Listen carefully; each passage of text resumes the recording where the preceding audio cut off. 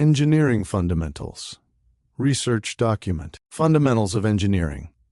Building the foundations of innovation and progress. Welcome to this comprehensive exploration of the fundamentals of engineering. Engineering is not just a profession or a set of skills. It is the creative and systematic application of scientific knowledge, mathematical principles, and practical ingenuity to design, build, and improve structures, machines, systems, and processes that solve real-world problems and enhance human life. From the towering bridges that connect cities to the tiny microchips powering our smartphones, engineering shapes every aspect of modern society. Whether you are a student just starting out, a curious professional seeking deeper insight, or simply someone fascinated by how things work, understanding these fundamentals provides a solid framework for appreciating the discipline and its endless possibilities. Let us begin with the core question. What exactly is engineering? At its heart,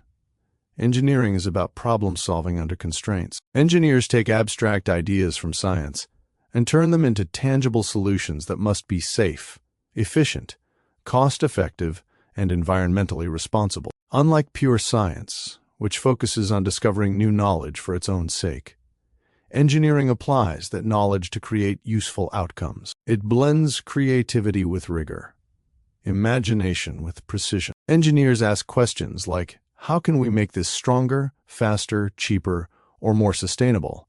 Then use evidence-based methods to find answers. This field has existed in some form for thousands of years, from ancient aqueducts and pyramids, built with basic geometry and materials knowledge, to today's advanced artificial intelligence systems and renewable energy technologies. Yet the fundamentals remain timeless because they rest on universal laws of nature and logic. One of the most important fundamentals is the engineering design process. This is a step-by-step methodology that guides every project from concept to completion. It starts with clearly defining the problem. Engineers must understand the needs of users, the limitations of resources, and the goals of the project. Next comes research and data gathering. This involves studying existing solutions, collecting measurements, and analyzing scientific principles that apply. From there, brainstorming and ideation takes center stage. Teams generate multiple creative concepts, often sketching rough designs or using computer models to visualize ideas. The process then moves into detailed planning and analysis. Here, mathematical calculations ensure the design will hold up under expected loads and stresses. Prototyping follows, where a working model or simulation is built to test concepts in real conditions. Testing and evaluation come next, revealing strengths and weaknesses through experiments, simulations, and feedback loops. Engineers iterate based on results, refining the design until it meets all requirements. Finally, implementation and maintenance ensure the solution performs reliably over time. This iterative cycle emphasizes that engineering is rarely linear. Failures are opportunities for learning, and continuous improvement is key to excellence. At the foundation of all engineering work lie the sciences and mathematics that provide the language and tools for analysis. Physics forms the bedrock.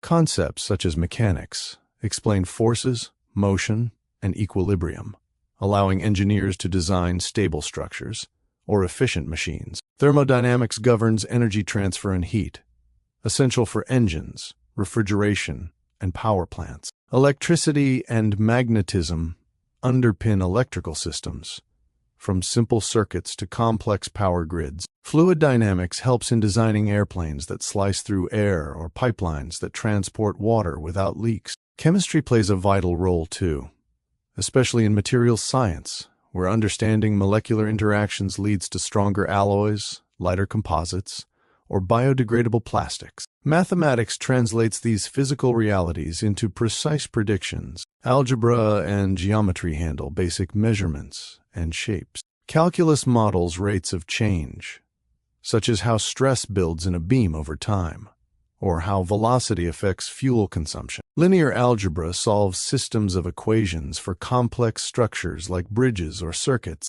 Differential equations describe dynamic behaviors in everything from vibrating bridges to population growth and ecological models. Statistics and probability help engineers account for uncertainty, ensuring designs remain safe even in worst-case scenarios. Computer programming has become equally fundamental, enabling simulations that test thousands of variations in seconds. Together, these tools allow engineers to predict outcomes before building anything physical, saving time, money, and resources. Engineering branches out into many specialized fields, each applying the same fundamentals to different challenges. Mechanical engineering focuses on the design and operation of machines and mechanical systems, from car engines to robotic arms. It deals with motion, energy, and materials under force. Civil engineering creates the built environment, including roads, bridges, buildings, dams, and water treatment plants, always prioritizing public safety and urban sustainability. Electrical engineering powers the modern world through circuits, electronics, telecommunications, and power generation, making everything from smartphones to global internet networks possible. Chemical engineering transforms raw materials into useful products, designing processes for pharmaceuticals, fuels, food processing, and environmental cleanup. Aerospace engineering pushes boundaries in flight and space exploration, combining aerodynamics, propulsion, and structural integrity for aircraft and rockets. Biomedical engineering merges biology and engineering to create medical devices, prosthetics, and tissue engineering solutions that improve health outcomes. Industrial engineering optimizes systems and processes, streamlining factories, supply chains, and workflows for maximum efficiency. Computer engineering and software engineering have grown rapidly, focusing on hardware design and algorithmic solutions that drive artificial intelligence, cybersecurity, and data management. Each branch shares the same core principles, but tailors them to unique domains, often overlapping in interdisciplinary projects like smart cities or renewable energy systems. Beyond technical knowledge, certain key skills and principles define successful engineering. Critical thinking and analytical reasoning allow engineers to break down complex problems into manageable parts. Creativity fuels innovation, enabling novel solutions that others might overlook. Communication skills are crucial because engineers rarely work alone. They must explain technical ideas clearly to clients, team members, and the public through reports, presentations, and drawings. Teamwork and collaboration thrive in diverse groups, where different perspectives strengthen outcomes. Project management ensures timelines, budgets, and quality standards are met. Attention to detail prevents small errors from becoming catastrophic failures. Adaptability matters too, as technology evolves rapidly, and new challenges like climate change demand fresh approaches. Sustainability has emerged as a core principle, urging engineers to minimize environmental impact, conserve resources, and design for long-term viability. Safety remains non-negotiable, with rigorous standards and risk assessments built into every stage of work. Ethics and professional responsibility form another fundamental pillar. Engineers hold immense power to shape society, so they must act with integrity. Codes of ethics, developed by professional organizations worldwide, emphasize public welfare above all. This means prioritizing safety, honesty in reporting data, and avoiding conflicts of interest. Engineers must consider the broader societal impacts of their designs, such as accessibility for people with disabilities or equitable access to technology. Environmental stewardship calls for reducing waste and pollution. Intellectual property respect and lifelong learning ensure knowledge advances responsibly. In practice, ethical dilemmas might arise when cost pressures conflict with safety or when innovation outpaces regulation. Navigating these requires sound judgment, grounded in the fundamentals of engineering practice. Looking ahead, the fundamentals of engineering continue to evolve while staying rooted in timeless principles. Emerging technologies like artificial intelligence, nanotechnology, quantum computing, and biotechnology are expanding possibilities faster than ever. Yet the core remains the same. Apply science and math creatively to solve problems for the benefit of humanity. As global challenges such as climate change, urbanization, and resource scarcity intensify, engineers will play a pivotal role in creating resilient, inclusive, and sustainable solutions. Whether designing fusion reactors for clean energy, autonomous vehicles for safer transport, or personalized medical implants, the discipline demands curiosity, precision, and a commitment to improvement. In summary, the fundamentals of engineering provide a powerful lens through which to view and shape the world. They combine knowledge, method, creativity, and responsibility into a framework that drives progress. By mastering these basics, anyone can appreciate the invisible engineering behind everyday conveniences, and perhaps even contribute to the next generation of innovations. Engineering is more than building things. It is about building a better future, one thoughtful design at a time. Engineering has long served as a powerful launchpad for individuals who rise to become chief executive officers of major corporations, and even amass billionaire fortunes. It is no coincidence that a significant portion of today's top business leaders, from heads of global tech giants to captains of diversified conglomerates, began their careers with engineering degrees or hands-on technical roles. Studies of the world's wealthiest individuals and Fortune 500 executives consistently show that engineering ranks as one of the most common educational backgrounds among them, often outpacing traditional business degrees like the MBA. This trend reflects not just the demands of a technology-driven economy, but also the unique mental toolkit that engineering cultivates, which aligns remarkably well with the challenges of building and scaling successful enterprises. To understand why this pattern exists, consider the foundational skills engineers develop from the very start of their training. Engineering education is rigorous and demanding, emphasizing systematic problem-solving above all else. Students learn to break down incredibly complex issues into smaller, manageable components, analyze them with data and evidence, test hypotheses through experiments or simulations, and iterate until a reliable solution emerges. This process mirrors exactly what CEOs face daily: identifying market gaps, troubleshooting operational inefficiencies, navigating regulatory hurdles, or pivoting strategies amid uncertainty. Unlike purely theoretical studies, engineering forces practitioners to apply science and mathematics in real-world constraints, budgets, timelines, materials, safety standards, which builds resilience and practicality. A leader who can think this way does not panic when a supply chain breaks or a product launch encounters glitches.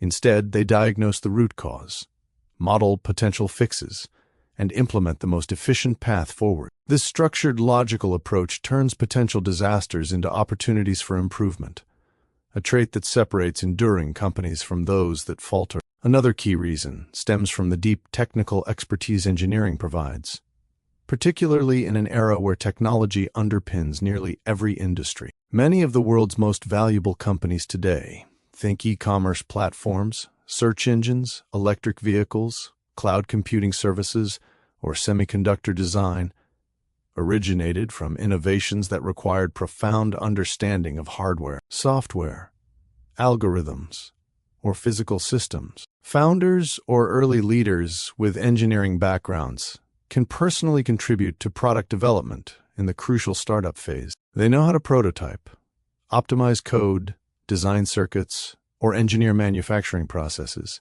which means they can recruit top talent by speaking their language and earning credibility. Imagine trying to build a revolutionary software company without grasping the fundamentals of computation or scalability. It becomes far harder to envision what is possible or to steer the team toward breakthrough ideas. As businesses grow more intertwined with artificial intelligence, automation, data analytics, and sustainable technologies, this insider knowledge gives engineers turned leaders a decisive edge in forecasting trends, mitigating risks, and driving innovation that competitors without such foundations might overlook. Beyond technical prowess, engineering fosters a mindset of systems thinking that proves invaluable at the executive level. Engineers are trained to view everything as interconnected components within a larger whole. Whether it is a bridge with forces acting on beams and foundations, or a global supply chain with logistics, suppliers, and customer demands. This holistic perspective helps CEOs orchestrate vast organizations where marketing, finance, operations, and research and development must align seamlessly. They excel at optimizing for efficiency, spotting bottlenecks before they escalate, and designing scalable processes that sustain growth. Detail orientation, another hallmark of engineering training, ensures nothing slips through the cracks.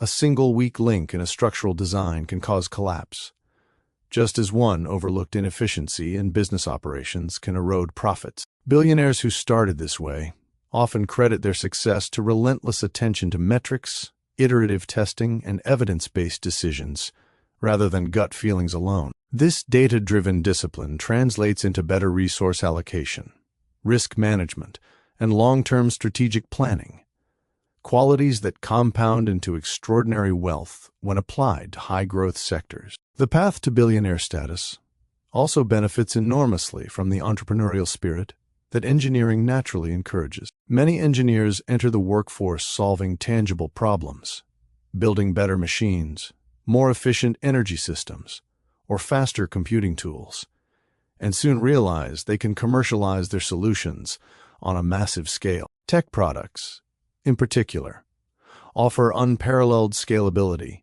Once developed, software or hardware innovations can reach billions of users with relatively low additional costs, leading to explosive revenue growth. Engineering backgrounds equip individuals to not only invent these products, but also to anticipate future needs through scientific foresight. For instance, leaders who understand physics, chemistry, or computer science can push boundaries in fields like renewable energy, biotechnology, or space exploration, creating entirely new markets. The discipline's emphasis on hard work, perseverance through failure, as prototypes rarely succeed on the first try, and continuous learning instills the grit required for entrepreneurship. Engineering degrees are notoriously challenging, filtering for individuals with exceptional analytical capacity and determination, traits that pay dividends when founding or leading ventures that demand years of dedication before yielding returns. Historical and contemporary examples illustrate this connection vividly. Prominent figures such as Jeff Bezos, who earned degrees in electrical engineering and computer science before launching an online bookstore that evolved into a retail and cloud computing empire, leveraged his technical foundation to prioritize customer-centric systems and logistical precision. Satya Nadella, at Microsoft, began with an engineering lens that helped him shift the company toward cloud and artificial intelligence dominance. Jensen Huang of NVIDIA built his semiconductor powerhouse on electrical engineering expertise, enabling breakthroughs in graphics processing that now power everything from gaming to machine learning. Mukesh Ambani applied chemical engineering knowledge to transform a family business into a global energy and telecom giant. Even leaders like Tim Cook, with an industrial engineering background at Apple, exemplify how these skills optimize operations and innovation pipelines across tech, manufacturing, and infrastructure sectors. The pattern holds. Engineering provides the bedrock for creating value at unprecedented scales. Of course, not every engineer becomes a CEO or billionaire, just as not every business graduate does. Success also requires vision, leadership charisma, adaptability to markets, and sometimes a bit of timing or luck. Many transition by pursuing additional management training or learning on the job, proving that engineering serves as an ideal starting point rather than a limitation. In fact, the skills it imparts make it easier to layer on business acumen than the reverse. Teaching a non-technical leader the intricacies of complex systems often proves more challenging. In today's innovation economy, where disruption comes from technological leaps rather than traditional salesmanship alone, engineering backgrounds have become a strategic advantage for those aiming for the highest echelons of business leadership. Ultimately, the prevalence of engineers among CEOs and billionaires boils down to a simple truth. The discipline equips people to tackle the unknown with confidence, build from first principles, and deliver results that matter. It transforms abstract ideas into concrete realities, whether those realities are bridges spanning rivers or companies reshaping industries. As the world grows more complex, with challenges ranging from climate sustainability to digital transformation, leaders forged in engineering's rigorous forge bring not just knowledge, but a proven methodology for turning obstacles into engines of progress and prosperity. This is why so many of them have risen to command the heights of commerce and accumulate fortunes that reflect the immense value they create for society. People pursuing a career that combines engineering expertise with a strong business orientation, such as engineering managers, technical entrepreneurs, product development leaders, or executives in technology-driven companies, need to build a dual foundation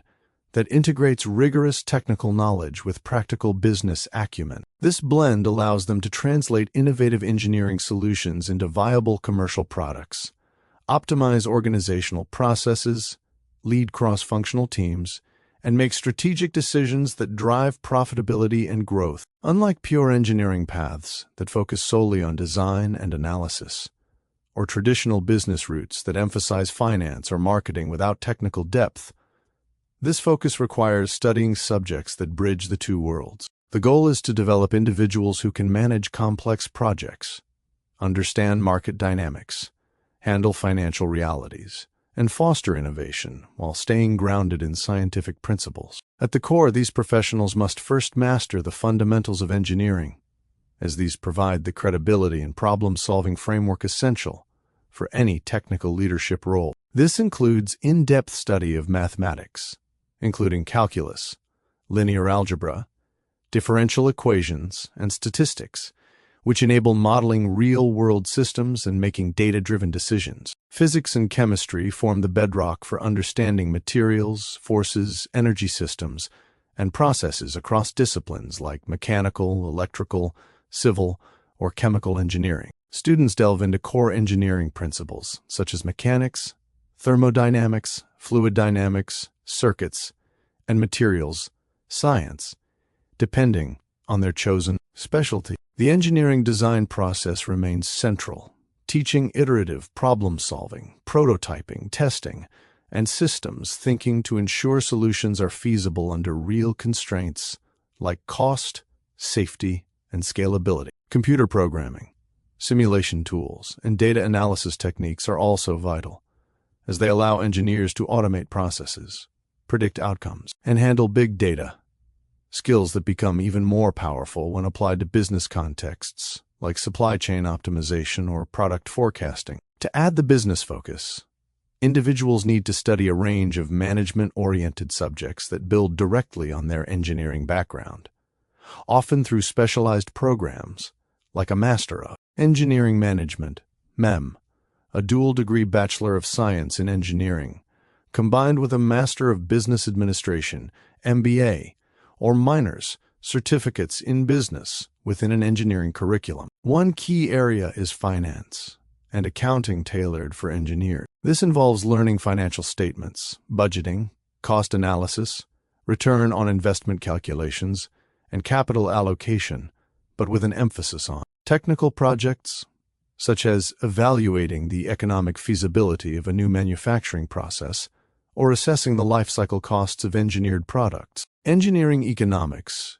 is particularly relevant here, covering topics like time value of money, risk assessment, depreciation, and break-even analysis applied to infrastructure projects or technology investments. Operations management and supply chain studies are another critical pillar, focusing on how to streamline production, logistics, quality control, and inventory systems. Engineers in this space learn lean manufacturing principles, Six Sigma methodologies, inventory optimization models, and process improvement techniques to reduce waste and increase efficiency in factories or global distribution networks. Project management comes next as a must-study area, including tools like Gantt charts, critical path methods, Agile and Scrum frameworks, risk management, and stakeholder coordination. Certifications such as Project Management Professional, PMP, often complement this, teaching how to deliver complex engineering initiatives on time and within budget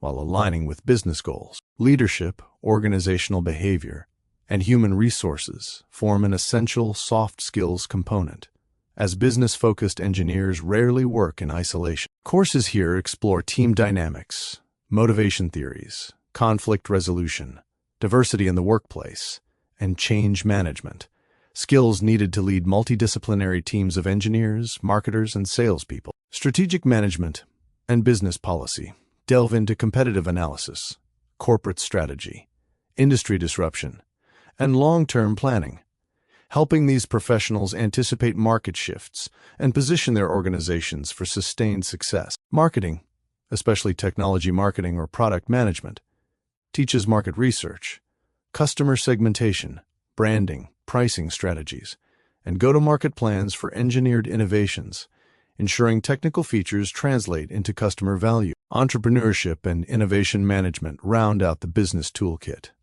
covering venture creation, business plan development, intellectual property protection, funding strategies like venture capital or grants, and scaling startups. This includes studying case examples of how engineering breakthroughs become billion-dollar companies, with emphasis on rapid prototyping, minimum viable products, and pivoting based on market feedback. Business analytics and data science build on engineering math skills, teaching how to use tools for predictive modeling, performance metrics, and decision support systems, areas where engineers excel due to their quantitative training. Microeconomics and macroeconomics provide context on market forces, supply and demand, inflation, and global trade, while legal and regulatory studies cover contracts, patents, compliance, and ethical considerations in business operations. Many programs also incorporate interdisciplinary electives like sustainability in business, global operations, or technology commercialization to address modern challenges such as environmental impact and international competition. Practical experiences, including internships, capstone projects, or consulting simulations, allow students to apply these concepts in real settings, perhaps managing a product launch or optimizing a business process using engineering tools. Communication and presentation skills are woven throughout, as these professionals must explain complex technical ideas to non-engineers, negotiate deals, or pitch ideas to investors. In advanced pathways, pursuing an MBA after an engineering bachelor's degree is common for those aiming at C-suite roles, while MEM programs offer a more targeted alternative that integrates engineering depth with business breadth without requiring a full shift to general management. Some opt for executive education or certifications in areas like financial modeling or digital transformation to upskill mid-career. The combination equips graduates to handle roles where technical insight meets commercial strategy, such as overseeing research and development departments, founding tech ventures, or leading operations in manufacturing and logistics firms. This educational approach ultimately creates versatile leaders who can innovate responsibly, manage resources effectively, and capitalize on opportunities in a technology-saturated economy. By studying these areas, individuals in engineering with a business focus gain the ability to not only design superior solutions but also ensure they deliver real economic and societal value, positioning them for impactful careers at the intersection of creation and commerce. Understanding the intricate connections between artificial intelligence and the human brain has emerged as one of the most transformative frontiers in modern science, technology, and society. This dual exploration, decoding how the brain works while simultaneously advancing AI systems that mimic, augment, or surpass aspects of human cognition, carries profound implications that ripple across medicine, industry, ethics, economics, and even our fundamental sense of what it means to be human. At its core, the importance stems from the brain's unparalleled efficiency as a biological computer. It processes vast amounts of sensory data, learns from minimal examples, adapts in real time, and generates creativity and consciousness using just 20 watts of power, far outpacing today's energy-hungry AI models that require entire data centers. By bridging these two domains, we unlock not only smarter machines, but also deeper insights into ourselves, creating a feedback loop that accelerates innovation while raising critical questions about control, identity, and the future of work. For those in engineering with a business orientation, mastering this intersection equips leaders to navigate the next wave of disruption, turning scientific breakthroughs into scalable enterprises that redefine industries from healthcare to autonomous systems. The relationship between AI and brain science is inherently bidirectional, each field illuminating the other in ways that amplify progress exponentially. On one side, neuroscience provides blueprints for more capable AI.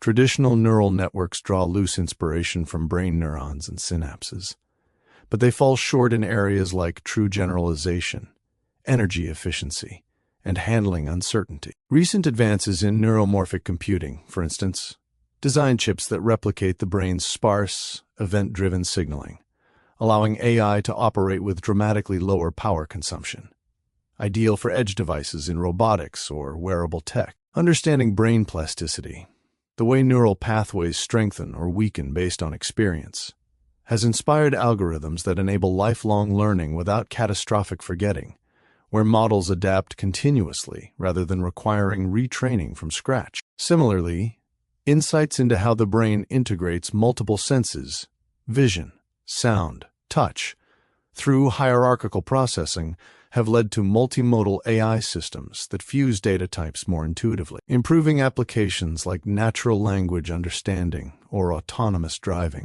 This brain-inspired approach is not just incremental, it addresses fundamental limitations in current AI, such as the black box nature of decisions, by incorporating mechanisms akin to attention and memory consolidation observed in hippocampal regions. The result is AI that is more robust, interpretable, and aligned with human-like reasoning, paving the way for artificial general intelligence that could solve complex real-world problems beyond narrow tasks. Conversely, AI has revolutionized our ability to study and manipulate the brain itself, creating tools that were unimaginable just decades ago. Massive datasets from brain imaging techniques like functional MRI or high-resolution connectomics generate petabytes of information that only AI-powered analysis can parse effectively. Machine learning algorithms now map intricate neural circuits with unprecedented precision, revealing how thoughts emerge from synchronized activity across billions of neurons, or identifying early biomarkers for diseases like Alzheimer's. Generative models simulate entire brain regions in silico, allowing researchers to test hypotheses about cognition without invasive experiments. Brain-computer interfaces, powered by AI decoding of neural signals in real time, translate thoughts into actions, enabling paralyzed individuals to control robotic limbs, type messages mentally, or even restore vision through cortical implants. These technologies rely on deep learning to filter noise, predict intent from raw electrical patterns, and adapt to individual brain variability. The impact here is deeply personal and societal. Conditions once deemed untreatable, from epilepsy to locked-in syndrome, become manageable, while cognitive enhancement tools could extend human capabilities in education or creative fields. This synergy accelerates discovery cycles. What once took years of manual analysis now happens in hours, freeing scientists to tackle bigger questions about consciousness, emotion, and decision-making. The technological and medical impacts extend far beyond laboratories into everyday life, reshaping entire sectors and economies. In engineering contexts, brain AI understanding drives hardware innovations like spiking neural networks that emulate biological efficiency, promising a new era of sustainable computing amid rising energy demands from data centers. Businesses that integrate these principles gain competitive edges. Companies developing neurotechnology or hybrid AI-human systems lead markets in prosthetics, mental health diagnostics, and personalized learning platforms. For leaders trained in engineering with business acumen, this knowledge informs strategic decisions, such as investing in ethical AI frameworks or scaling brain-inspired solutions for supply chain optimization that mimic adaptive neural feedback loops. Economically, the ripple effects are enormous. The global neurotech market alone is projected to fuel trillions in value through applications in everything from gaming with thought-controlled interfaces to pharmaceutical discovery accelerated by brain simulations. Entire industries, from automotive to finance, benefit from AI that incorporates brain-like intuition, reducing errors in high-stakes environments and enabling predictive analytics that anticipate human behavior with uncanny accuracy. Yet the importance of this understanding also lies in confronting its societal and ethical dimensions. where the stakes involve nothing less than the preservation of human agency. As AI systems grow more brain-like, risks emerge around privacy. Neural data is the ultimate personal frontier, potentially exposing thoughts, biases, or vulnerabilities, if not safeguarded. Cognitive offloading, where reliance on AI for memory or problem-solving diminishes our own mental faculties, could lead to widespread atrophy in skills like critical thinking or creativity. Echoing concerns from historical shifts like the printing press, but amplified by instant access. Ethical dilemmas abound. Who owns the intellectual property of AI-generated ideas inspired by brain data? How do we ensure equitable access to brain-enhancing technologies, rather than widening divides between enhanced elites and others? In business leadership, engineer-turned executives must grapple with these, embedding principles of transparency, consent, and human-centric design into corporate strategies to avoid backlash or regulatory pitfalls. Broader societal effects include shifts in employment. Roles demanding routine cognition may vanish, while those blending human empathy with AI augmentation thrive, necessitating reskilling programs grounded in this interdisciplinary knowledge. Philosophically, probing the brain-AI nexus forces us to reconsider consciousness. If machines can replicate neural processes, what distinguishes mind from mechanism?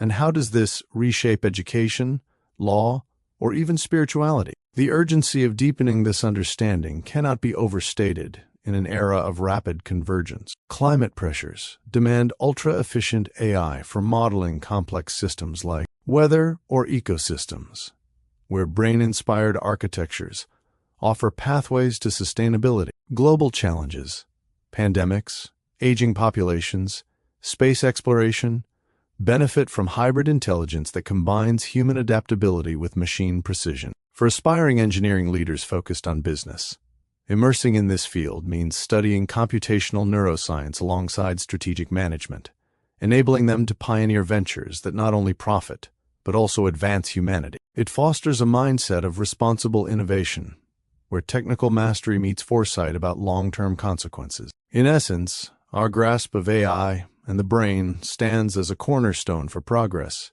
because it transcends isolated advancements, forging a unified path toward machines that enhance rather than replace us. It promises healthier lives through revolutionary treatments, more intelligent technologies that respect natural limits, and economies built on symbiotic intelligence. By investing in this knowledge today, through rigorous study of neural architectures, ethical frameworks, and scalable applications, individuals and organizations position themselves at the vanguard of a future where the boundaries between biological and artificial minds blur, unlocking potentials that could redefine civilization itself. This exploration is not merely academic.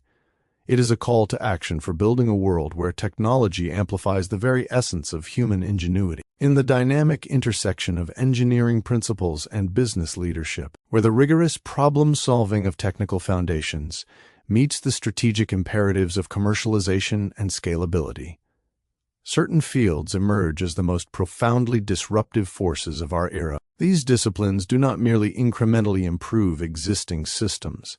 They fundamentally upend industries, rewrite economic models, accelerate scientific discovery, and redefine human potential on a global scale. Drawing from the timeless engineering design process and the bidirectional insights between artificial intelligence and brain science, these fields leverage mathematical precision, systems thinking, and iterative innovation to create exponential value while navigating constraints like ethics, sustainability, and market viability. For professionals trained in engineering with a business orientation, mastering these areas positions them to lead transformative enterprises, much as pioneering CEOs have done by turning technical expertise into trillion-dollar empires. The disruptive power stems from their ability to solve previously intractable problems at unprecedented speeds, scales, and efficiencies, often converging across domains to amplify effects far beyond any single sector. At the forefront stands artificial intelligence, particularly its evolution into agentic, multimodal, and physical forms that go beyond narrow tasks to autonomous decision-making and real-world embodiment. AI systems now plan, execute, and adapt complex workflows independently, mirroring the brain's executive functions while surpassing human limitations in data processing and pattern recognition. This disruption manifests across every industry. In manufacturing, AI-driven robotics optimize supply chains with predictive analytics that reduce waste by orders of magnitude. In healthcare, it accelerates drug discovery through simulations that compress years of research into months. And in finance, agentic models handle portfolio optimization or fraud detection in real time with superhuman accuracy. The brain-inspired architectures, such as neuromorphic computing, further enhance this by achieving brain-like energy efficiency, enabling edge devices in autonomous vehicles or smart cities to operate sustainably without massive data centers. For engineering business leaders, AI's impact lies in its scalability. One breakthrough algorithm can deploy across billions of users instantly, creating network effects that dominate markets and generate outsized returns, while demanding ethical frameworks to mitigate risks like skill atrophy or bias amplification. Closely intertwined, and perhaps equally disruptive, is the field of neuroscience fused with neurotechnology, including brain-computer interfaces that translate neural signals into actionable commands or augment cognitive capabilities. Building directly on our understanding of the brain's plasticity, hierarchical processing, and synaptic efficiency, these technologies enable direct mind-machine communication, revolutionizing medicine by restoring mobility to paralyzed individuals through thought-controlled prosthetics, or treating neurological disorders with precision implants. Beyond healthcare, they extend human potential in education, where adaptive learning systems respond to brainwave patterns for personalized mastery, or in creative industries, where neural feedback loops inspire AI co-creation tools. The convergence with AI amplifies disruption. Brain data trains more intuitive models, while AI decodes complex neural patterns in real time, leading to hybrid intelligence systems that blur the line between biological and artificial cognition. Business leaders with engineering roots see here a blueprint for new markets in cognitive enhancement and personalized wellness, where products scale from niche medical devices to consumer wearables, driving revenue through recurring subscriptions and data ecosystems, all while requiring careful navigation of privacy and equity concerns to ensure broad societal benefit. Quantum computing follows as a field whose disruptive ripple effects could eclipse even AI in computational domains once error correction and scalability hurdles are cleared. Unlike classical computers limited by binary logic, quantum systems harness superposition and entanglement to solve optimization, simulation, and cryptographic problems that would take traditional supercomputers billions of years. In pharmaceuticals, they model molecular interactions at atomic scales to design novel drugs. In logistics, they optimize global supply networks for minimal emissions and maximal efficiency.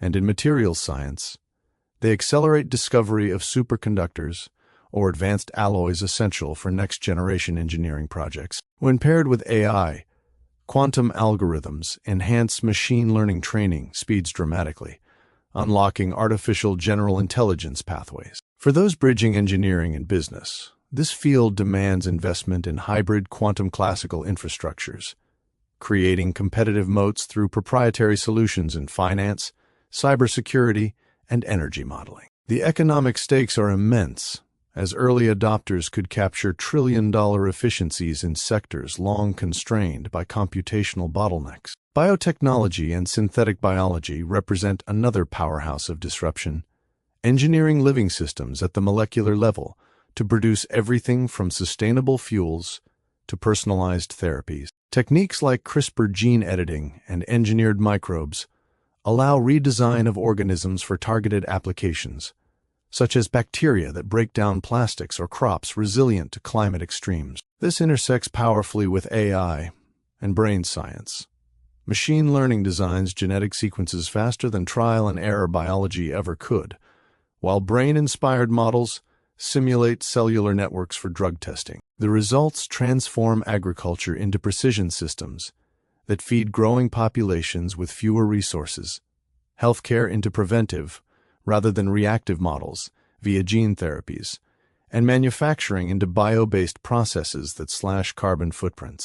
Business-oriented engineers capitalize here by scaling lab breakthroughs into commercial biorefineries or therapeutic platforms, where high margins meet global impact, fostering venture ecosystems around intellectual property in synthetic genomes and living materials. Rounding out the most disruptive arenas are autonomous systems and robotics, powered by aphysical integrations, alongside advanced energy technologies like fusion and next-generation batteries. Robotics evolves from rigid automation to adaptive, collaborative entities that perform dexterous tasks in unstructured environments, from surgical precision in operating rooms to humanoid assistance in logistics, fundamentally altering labor markets and productivity curves. Energy innovations, meanwhile, promise clean, abundant power sources that decouple economic growth from environmental degradation. Fusion reactors mimicking stellar processes or structural batteries turning vehicles into energy stores, enabling widespread electrification and AI's voracious computational demands without grid collapses. These fields converge. Brain-like control systems make robots more intuitive, quantum simulations optimize energy materials, and biotech engineers microbes for biofuel production. Collectively, these fields exert the most disruptive effect, because they operate at the nexus of exponential technologies, where one advancement catalyzes others in feedback loops that compress decades of progress into years. They demand the systems-level thinking honed in engineering curricula, the economic foresight cultivated through business studies, and the ethical responsibility emphasized in leadership training. Professionals equipped in these areas can anticipate market shifts, prototype hybrid solutions, and build resilient organizations that not only survive but thrive amid transformation, turning disruption into engines of prosperity, sustainability, and human advancement. In an age defined by rapid convergence, those who invest early in these domains secure not just competitive advantages, but the opportunity to shape a future where technology amplifies rather than replaces human ingenuity, echoing the foundational ethos of engineering as a force for building better worlds. When examining the world's billionaires and millionaires, clear patterns emerge in what has generated the most extreme wealth accumulation, driven by a combination of scalable business models, innovation in high-growth sectors, and the application of rigorous problem-solving skills often rooted in engineering and business principles. Across recent global wealth reports, tracking around 3,000 billionaires with collective fortunes exceeding $15 trillion, certain industries consistently dominate not just in sheer numbers, but also in creating new entrants and concentrating outsized value. Finance and investments top the list for the highest count of billionaires, followed closely by technology and manufacturing, while for millionaires, whose ranks number in the tens of millions globally, real estate, entrepreneurship in scalable services, and finance lead the way. These patterns reflect deeper dynamics, the power of leverage through capital markets and intellectual property, the exponential effects of technological disruption, and the enduring role of production and essential services in building enduring fortunes. For those bridging engineering with business acumen, these trends highlight how technical foundations in systems thinking, optimization, and innovation translate into commercial dominance, much like the engineering-trained leaders who have built empires in these exact fields. Focusing first on billionaires, finance and investment stand out as the single largest creator, accounting for roughly 15 to 17% of the global total, equating to around 464 to 512 individuals depending on the exact yearly snapshot. This sector encompasses hedge funds, private equity, venture capital, asset management, and trading firms, where wealth compounds through managing other people's money, executing high-stakes deals, and capitalizing on market efficiencies. Leaders here often scale operations globally with relatively low overhead once established, using data analytics and algorithmic strategies to identify opportunities that multiply returns. The sector's resilience comes from its adaptability to economic cycles, with booms in equity markets, private equity exits, and digital assets fueling new billionaires, even amid volatility. It has held the top spot for over a decade, adding dozens of new names annually through strong performance in funds and brokerage innovations. Technology ranks a very close second, representing about 13 to 15% of billionaires and showing the fastest growth in recent years, often adding 50 to 60 new entrants annually. This includes software, internet platforms, semiconductors, cloud computing, artificial intelligence, and hardware innovations, where fortunes arise from creating products that reach billions of users with minimal marginal costs. The sector's disruptive edge stems from network effects and rapid iteration.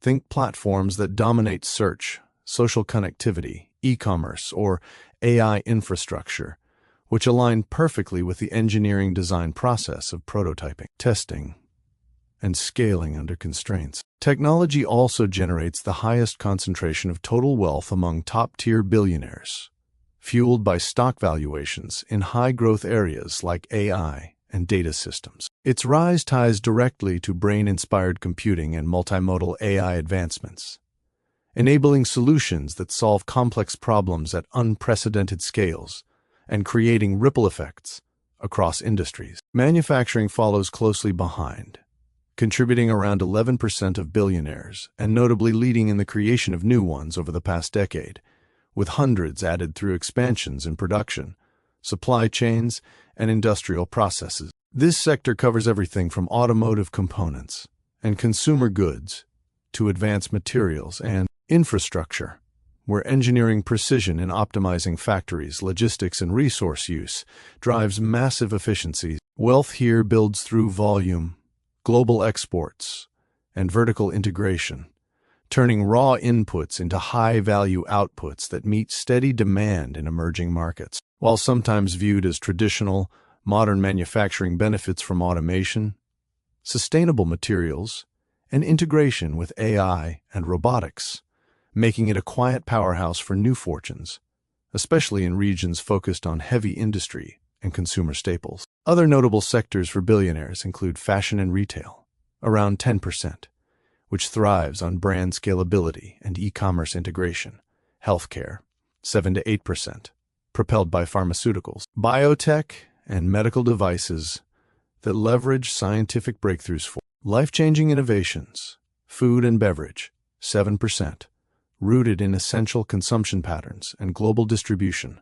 real estate, 6 to 7%, built on asset appreciation and development projects, and diversified holdings or energy, which often blend multiple streams for stability. Media and entertainment add smaller but high-profile numbers through content creation and digital platforms. Overall, about 2/3 to 3/4 of billionaires are self-made, having built their wealth through entrepreneurship rather than inheritance, though the latter has surged recently with record numbers of heirs crossing the threshold via family transfers, highlighting a shift as the great wealth transfer accelerates amid aging founders. Shifting to millionaires, whose global population exceeds 60 million and continues expanding, the patterns are broader and more accessible but still cluster around similar high-leverage areas. Real estate emerges as the premier millionaire factory, representing the largest single asset class for high-net-worth individuals, often 25 to 30% of their portfolios,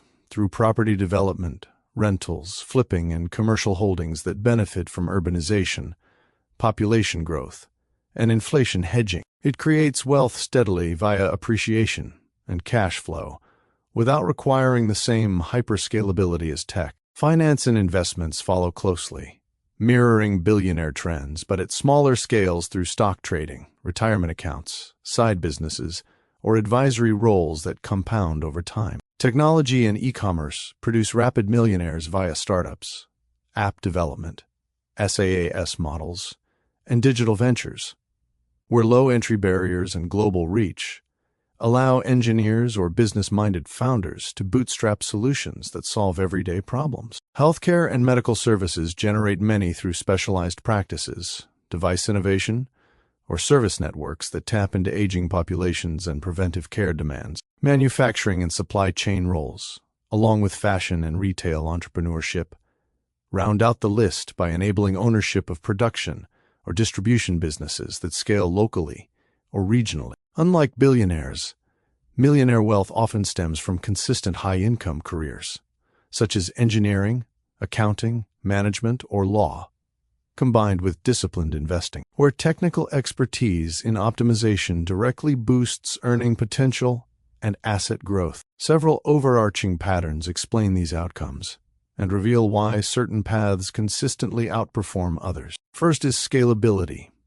Technology and finance excel here because digital products or capital allocation can expand infinitely without proportional resource increases, creating winner-take-most dynamics where early movers capture enormous market share. Manufacturing achieves similar effects through process efficiencies in global supply networks, turning engineering fundamentals into repeatable output. Real estate for millionaires scales via leverage and location advantages, providing passive income that compounds reliably. Second, innovation and disruption play a huge role. Sectors tied to AI, brain-computer interfaces, quantum computing, biotech, and autonomous systems are accelerating new wealth as they converge, rewarding those who apply systems thinking to unsolved challenges like energy efficiency or personalized medicine. This aligns directly with engineering training, where roughly 1 in 4 self-made billionaires hold engineering degrees,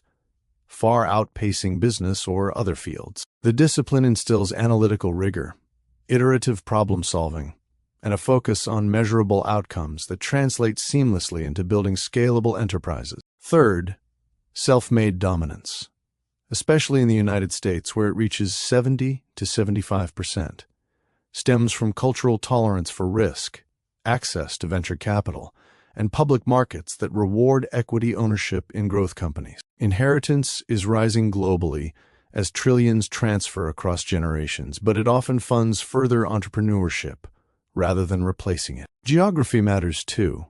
The US and China lead in tech and manufacturing billionaires, while diversified and real estate fortunes concentrate in emerging markets. Education and mindset patterns reinforce this. STEM backgrounds, particularly engineering combined with business studies, equip individuals to bridge technical feasibility with commercial strategy, optimizing for efficiency, sustainability, and user needs in ways that create defensible moats. Finally, economic tailwinds like equity market rallies, AI booms, and post-pandemic recoveries amplify these sectors, but the core driver remains human ingenuity applied systematically, identifying problems, prototyping solutions, testing rigorously, and iterating under constraints. In essence, finance and technology have minted the most billionaires in absolute terms today, with manufacturing excelling in new creations over time, while real estate, finance, tech, and healthcare dominate millionaire pathways through a mix of stability and scalability. These patterns underscore a broader truth in the engineering business nexus. Wealth flows to those who master interconnected systems, leverage data and innovation for exponential impact, and maintain ethical, long-term focus amid rapid change. As disruptive fields like AI, neurotechnology, and sustainable manufacturing evolve, they promise to generate even more such successes, rewarding the same foundational skills that have already propelled countless leaders from technical roots to extraordinary prosperity. This landscape rewards curiosity, precision, and bold application of knowledge, qualities that turn ideas into industries and problems into profound value for society. The most important technologies emerging from the patterns of engineering-driven wealth creation, disruptive fields, and the profound interplay between artificial intelligence and brain science are those that scale exponentially, solve systemic problems at unprecedented efficiencies, and align directly with the engineering design process while bridging technical mastery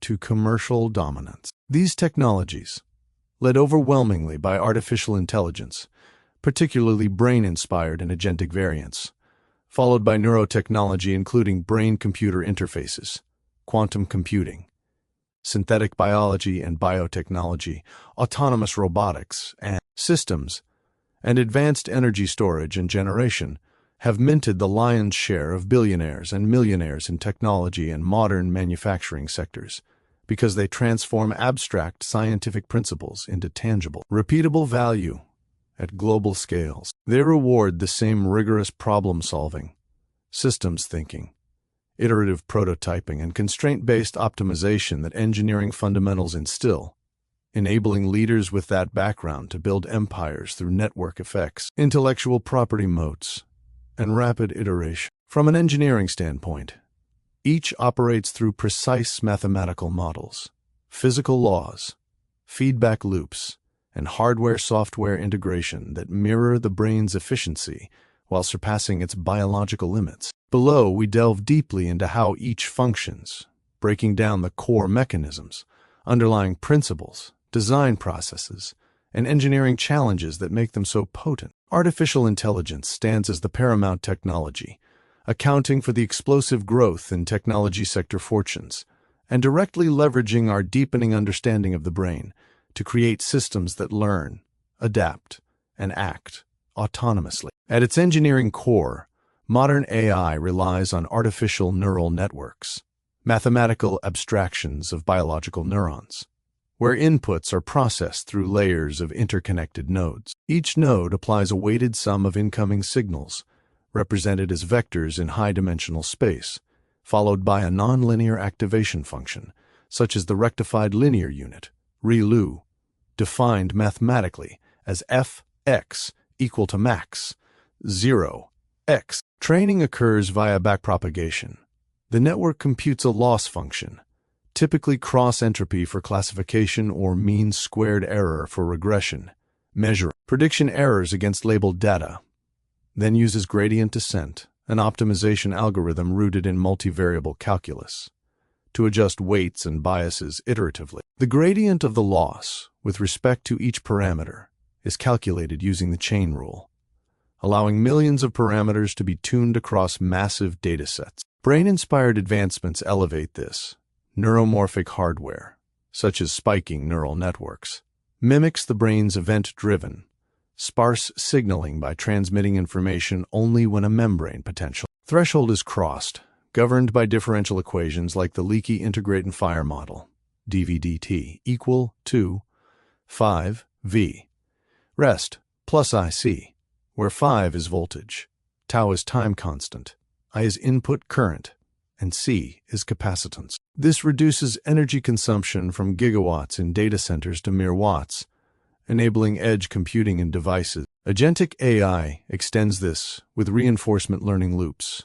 Markov decision processes formalized as states S, actions A, rewards R, and transition probabilities P, where an agent learns optimal policies via algorithms like proximal policy optimization, balancing exploration and exploitation through entropy regularization. Engineering deployment involves scalable distributed systems, for example, via tensor parallelism across GPUs, fault-tolerant architectures using redundancy and checkpointing, and safety constraints enforced through formal verification methods that prove properties like invariance under perturbations. The business engineering synergy shines here.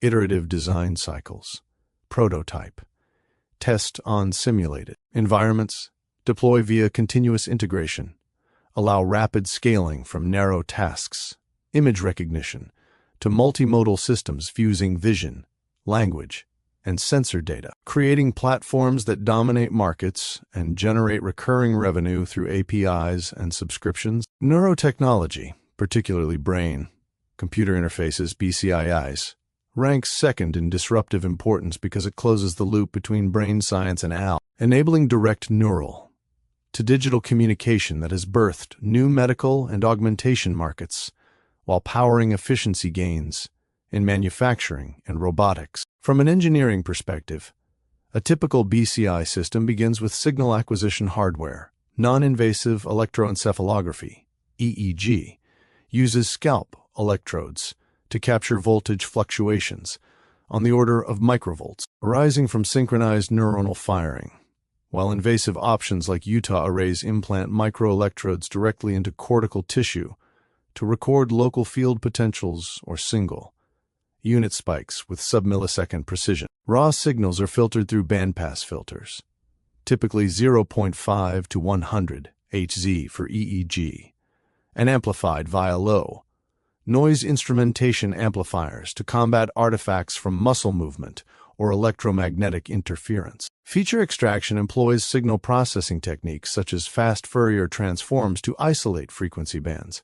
For example, MU rhythms 8 to 12 Hz for motor intent, or wavelet transforms for time, frequency decomposition. Decoding relies on machine learning classifiers, often deep recurrent networks like long-short, term memory, LSTM, units, which handle sequential dependencies via gated mechanisms. Forget gate FT equal to OWFT, HT1, XT plus BF, input gate FAR2, and cell state updates, trained on labeled neural data to map patterns to commands, for example, cursor movement or prosthetic grip. Feedback loops integrate closed loop control theory, using proportional, integral, derivative, PID, controllers or model predictive control to adjust stimulation in real time, ensuring stability per Lyapunov criteria. Challenges include biocompatibility. Materials like platinum, iridium alloys minimize gliosis via surface coatings, and bandwidth scaling, high density arrays, now exceed 100,000 channels, demanding compression algorithms and low power ASICs application. Specific integrated circuits, fabricated via CMOS processes. Integration with AL allows adaptive recalibration. Neural plasticity is modeled as Hebbian learning rules. OW equal to NX. Improve over time without retraining. This engineering precision has enabled scalable applications from restoring motor function via electrocorticography grids on the brain surface to consumer-grade thought, controlled interfaces, creating high-margin products in healthcare and productivity tools that compound wealth through data ecosystems and recurring firmware updates. Quantum computing emerges as a foundational disruptor for optimization.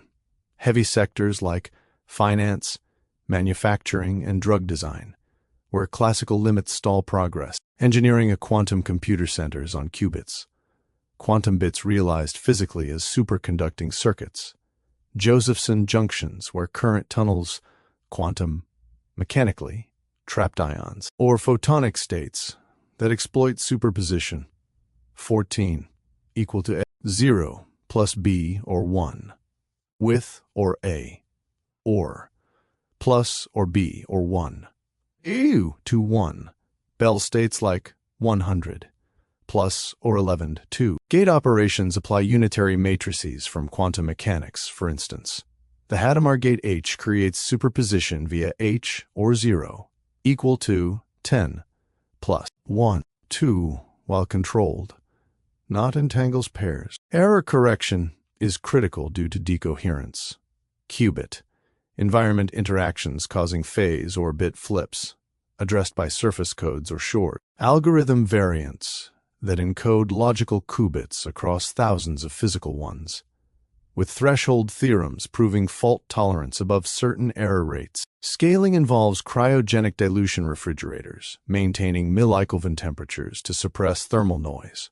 Microwave control lines for precise pulse shaping, Gaussian or drag pulses to minimize leakage, and hybrid quantum, classical architectures where variational quantum eigensolvers, VQE, offload optimization to classical optimizers like gradient descent on a cost Hamiltonian. From a systems standpoint, quantum supremacy benchmarks, for example, random circuit sampling, demonstrate exponential speedup over classical simulation, governed by the circuit depth and qubit count. In practice, this solves NP.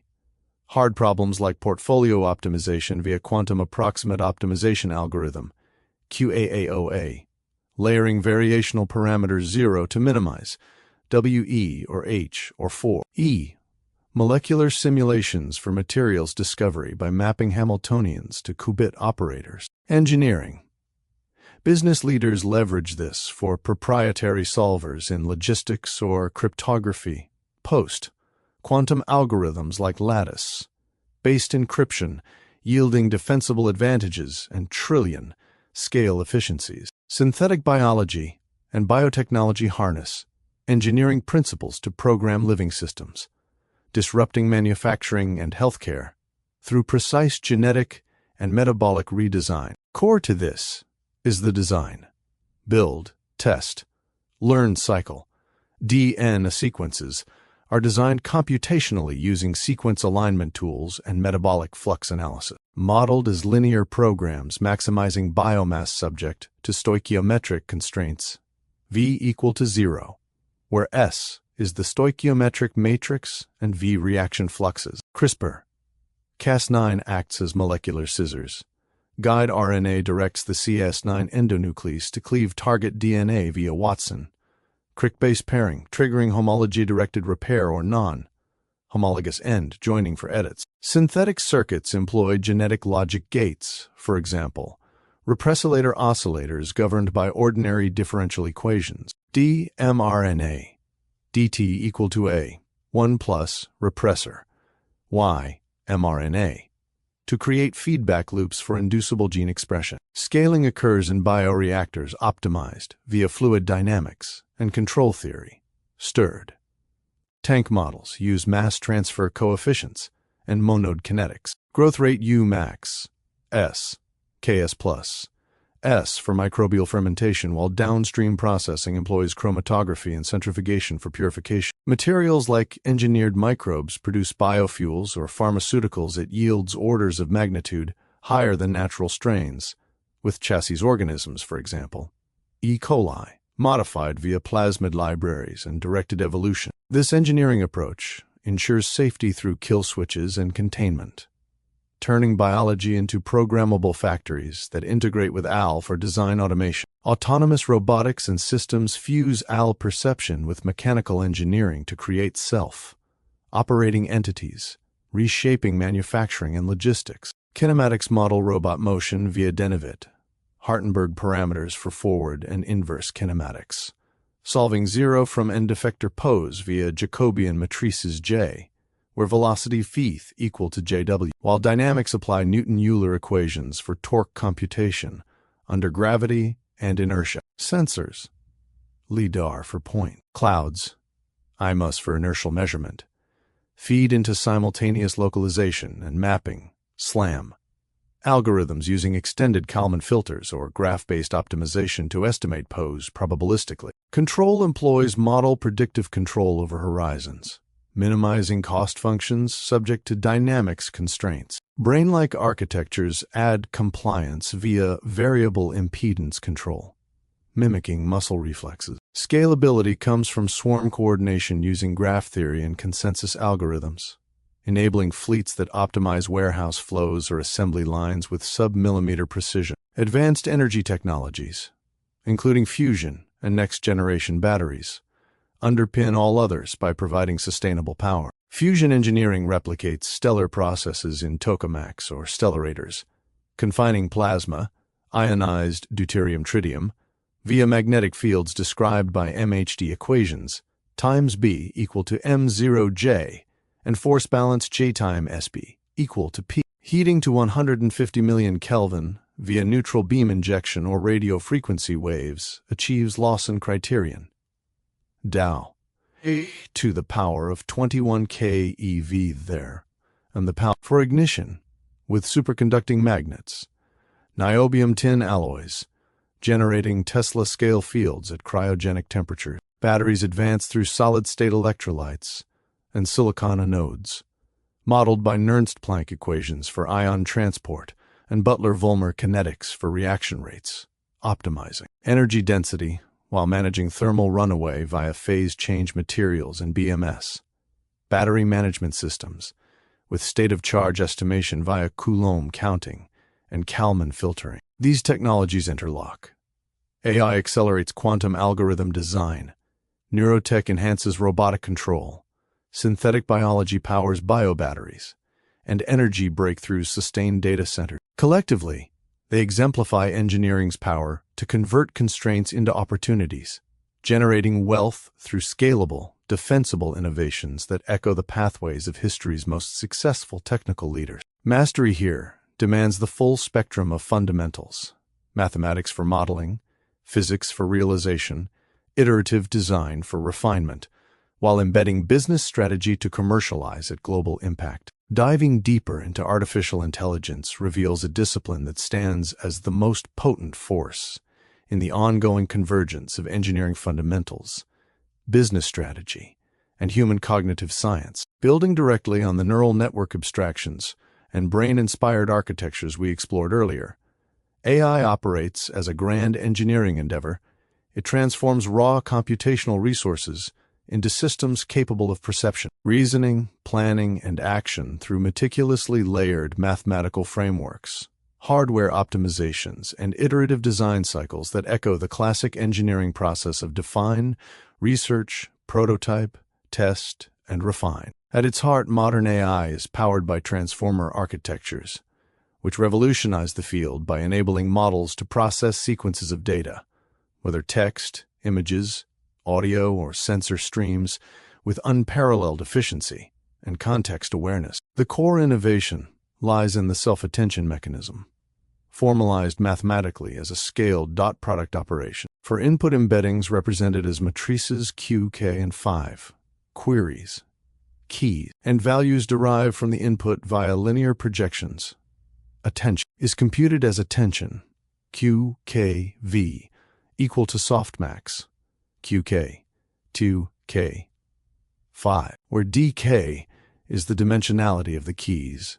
The scaling factor prevents vanishing gradients in high dimensions, and softmax normalizes the attention weights into a probability distribution. This allows each element in a sequence to attend dynamically to all others, capturing long-range dependencies without the sequential bottlenecks of earlier recurrent networks. Stacked into multi-head attention and interleaved with feed-forward layers, typically two linear transformations with a GELU activation in between, transformers scale to billions or trillions of parameters, where emergent abilities arise not from explicit programming, but from the statistical patterns learned across vast datasets during PRE training. Training these systems follows a rigorous pipeline grounded in optimization theory and distributed computing. Data ingestion begins with massive corpora, trillions of tokens scraped from the internet, scientific literature, code repositories, and multimodal sources, pre-processed through tokenization algorithms that map raw inputs into discrete units while preserving semantic structure. The model then undergoes self-supervised learning via next token prediction or masked modeling objectives, minimizing a cross-entropy loss L equal to y I log I y. Optimization employs variants of stochastic gradient descent, such as atom W, which adapts learning rates per parameter, using momentum and weight decay to combat overfitting. Scaling laws, derived empirically from power law relationships, dictate that performance improves predictably with increases in model size N, dataset size D, and training compute C, following approximate forms like L, N, approximately equal to N, C, alpha, where alpha is an exponent around 0.25 to 0.1 for language tasks. This has driven the industry toward ever larger models, with training runs consuming exaflops of compute on clusters of thousands of specialized accelerators. Inference, the deployment phase, shifts focus to efficiency. Techniques like quantization reduce precision from 32-bit floats to 4-bit integers. Pruning removes redundant connections, and speculative decoding anticipates tokens to accelerate generation by factors of 2 or more. Hardware engineering is inseparable here. Graphics processing units with tensor cores accelerate matrix multiplications via highly parallelized CUDA kernels, while tensor processing units and custom application-specific integrated circuits optimize for the transformer's attention bottlenecks through systolic arrays and high-bandwidth memory, stacks that minimize data movement.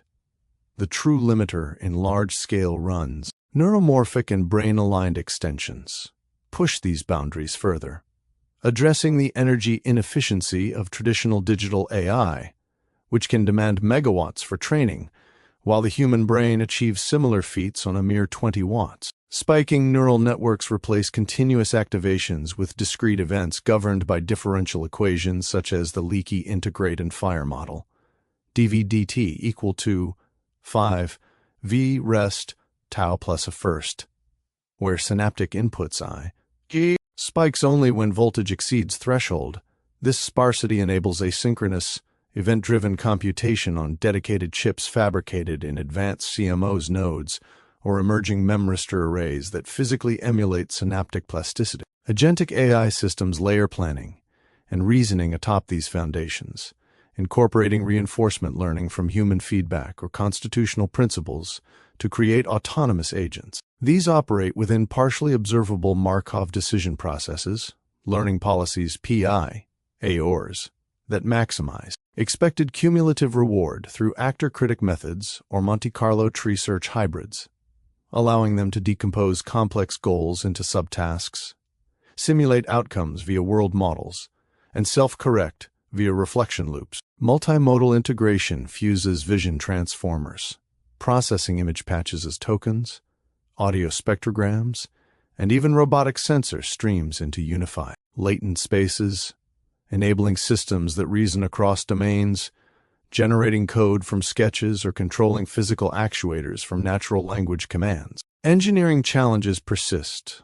Alignment remains an open problem, tackled through scalable oversight techniques like debate or recursive reward. Modeling, while robustness to distributional shifts, demands adversarial training and formal verification of safety properties using tools from control theory. This engineering depth underpins AI's explosive trajectory, and peering ahead reveals a future shaped by relentless scaling, convergence with neurotechnology and other disruptive fields, and profound economic reconfiguration. In the short term, through 2026 to 2028, we will witness the mainstreaming of highly capable agentic systems that function as reliable digital co-workers across industries. Expect widespread deployment of AI agents in software engineering itself, tools that autonomously debug codebases, optimize architectures, and even propose novel algorithms, driving productivity gains of 30 to 50% in knowledge work.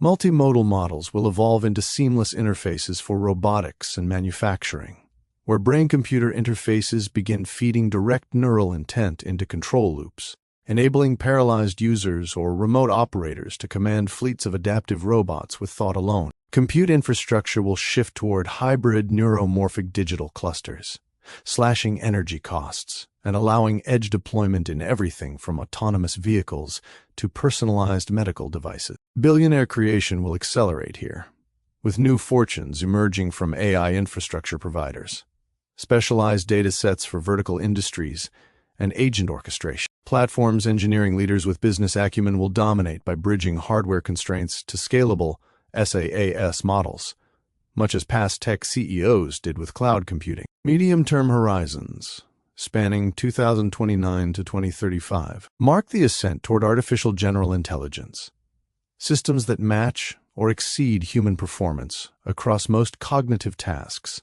while retaining the iterative rigor of engineering design. Scaling laws suggest that with continued exponential growth in compute, potentially augmented by early quantum classical hybrids for optimization subroutines, models will exhibit robust planning, causal reasoning, and even scientific discovery capabilities, accelerating breakthroughs in synthetic biology and energy technologies. Brain-AI symbiosis will deepen high-bandwidth neural interfaces, refined through AI-decoded signals and closed-loop stimulation, will enable thought-to-action systems that augment human engineers in real time, perhaps allowing direct mind uploading of design intuition into simulation environments. Economic patterns will intensify. AI-native companies will generate trillions in value through fully automated supply chains, personalized education platforms that adapt to neural feedback, and creative industries where generative models co-create with humans at superhuman speeds. Job landscapes will transform dramatically. Routine, cognitive roles diminish, but demand surges for hybrid professionals who oversee AI systems, ethical alignment, and novel applications, favoring those grounded in engineering fundamentals and business strategy. Wealth concentration may peak before diffusing as open-source ecosystems and regulatory frameworks democratize access. Yet new millionaires and billionaires will proliferate in AI ethics tooling, decentralized compute networks, and human-AI collaboration interfaces. Longer term, Beyond 2035, AI could usher in an era of abundance if alignment and safety engineering succeed at scale. Post-AGI systems might solve grand challenges, designing fusion reactors that achieve net positive energy with brain-like efficiency, engineering microbes for carbon capture at planetary scales, or simulating entire economies to eliminate scarcity. Convergence with quantum computing will yield fault-tolerant machines capable of molecular-level simulations that transform materials science and drug discovery overnight. Neurotechnology will blur biological and artificial minds, potentially leading to collective intelligence networks where humans and AIs share thoughts via standardized protocols, fostering unprecedented creativity and problem-solving. Risks loom large and must be engineered against. Misalignment could produce goal misspecification with catastrophic scale, addressed through provable safety. Techniques rooted in formal methods and game theory. Societal shifts demand proactive reskilling and universal basic services funded by AI-driven productivity. Yet the upside dominates.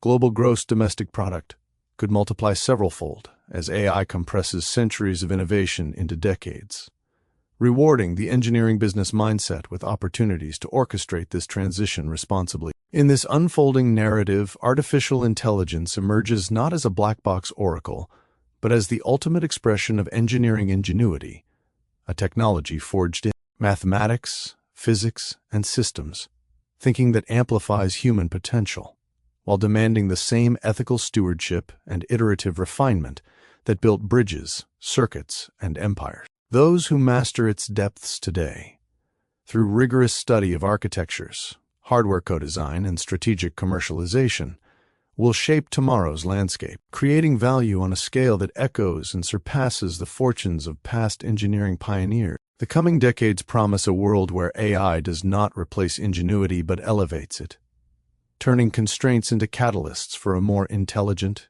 efficient, and prosperous civilization. Taking advantage of the disruptive technologies we have explored, artificial intelligence with its brain-inspired architectures and agentic systems, neurotechnology, including brain-computer interfaces, quantum computing, synthetic biology, and biotechnology, autonomous robotics and systems, and advanced energy solutions like next-generation batteries and fusion, represents one of the most direct ways to align your engineering fundamentals with business-oriented wealth creation. These fields mirror the exact patterns that have generated the majority of modern billionaires and millionaires. Scalable innovation rooted in rigorous problem-solving, systems optimization, and iterative design under real-world constraints. Your background equips you with a decisive edge because you can evaluate technical feasibility, identify engineering bottlenecks such as energy efficiency in neural networks or qubit coherence in quantum hardware, and assess commercial scalability in ways that pure financial investors often cannot. This knowledge turns investing into an extension of the engineering design process, defining opportunities, researching underlying principles, prototyping, portfolio allocations, testing through market cycles, and refining based on evidence, while embedding ethical and sustainable considerations that enhance long-term value. The foundation for success begins with disciplined principles, tailored to high-growth, high-volatility sectors. Adopt a long-term horizon spanning 5 to 15 years or more, recognizing that breakthroughs in quantum error correction or fusion ignition require time to move from laboratory prototypes to widespread deployment. Diversify across technologies, company stages, and geographies to balance upside potential with downside protection, perhaps allocating 30 to 50% to artificial intelligence and supporting infrastructure, 15 to 20% to advanced energy, 10 to 15% to biotechnology and neurotechnology, and the remainder to robotics, quantum, and broader market indices. Employ dollar cost averaging by investing fixed amounts at regular intervals, smoothing out the effects of hype-driven swings or temporary setbacks. Continuously build your edge through ongoing study of technical roadmaps, patent landscapes, and engineering metrics alongside financial statements, applying the same analytical rigor you would use to optimize a mechanical system or circuit design. If your net worth qualifies you as an accredited investor, consider allocating a smaller portion, 5 to 10%, to venture capital or angel syndicates in early-stage startups, where asymmetric returns are possible, but illiquidity demands patience. Treat portfolio construction like a complex engineering project. Start with conservative positions. Monitor key performance indicators such as research and development efficiency or adoption curves, and rebalance annually based on fundamental progress rather than short-term price movements. This approach not only mitigates risk but positions you to compound gains as these technologies converge and amplify one another. Artificial intelligence offers the broadest and most immediate pathways to participation, given its role as the engine driving productivity across nearly every industry, and its alignment with brain science insights for more efficient architectures. Public markets provide ample options through established leaders in hardware, optimized for transformer models and large-scale training. Focus on companies advancing specialized processors that accelerate matrix multiplications and attention mechanisms, while tackling energy constraints through innovations like high-bandwidth memory and custom accelerators. Complementary plays include semiconductor foundries enabling mass production of these components and memory specialists, whose products directly support the exponential data demands of multimodal and agentic systems. Software and cloud platforms that deliver enterprise-grade agents for autonomous planning and execution add recurring revenue streams, capitalizing on the shift toward self-correcting workflows. For broader exposure without stock-picking intensity, exchange-traded funds targeting artificial intelligence and technology, generative innovations, or robotics and automation deliver diversified baskets across the value chain. These vehicles often carry modest expense ratios and track themes from infrastructure to applications, allowing you to capture network effects and scalability advantages. Your engineering training lets you cut through marketing claims by scrutinizing metrics like inference speed, power consumption in spiking neural networks, or the robustness of reinforcement learning loops, ensuring you favor firms with genuine technical moats over those riding temporary hype. Neurotechnology and brain-computer interfaces sit at the convergence of neuroscience and artificial intelligence, promising markets in medical restoration, cognitive enhancement, and human-machine symbiosis that could redefine productivity and healthcare. Pure-play public companies remain limited because many pioneers operate in private stages, but accessible entries include medical device firms advancing electrode arrays, real-time signal decoding via recurrent networks, and closed-loop stimulation systems grounded in control theory principles like proportional integral derivative controller. These technologies rely on precise feature extraction from microvolt-level brain signals, bandpass filtering, and adaptive machine learning classifiers that improve with Hebbian-like plasticity rules. Thematic funds or exchange-traded funds focused on medical robotics, bionics, or neuroscience tools provide indirect exposure,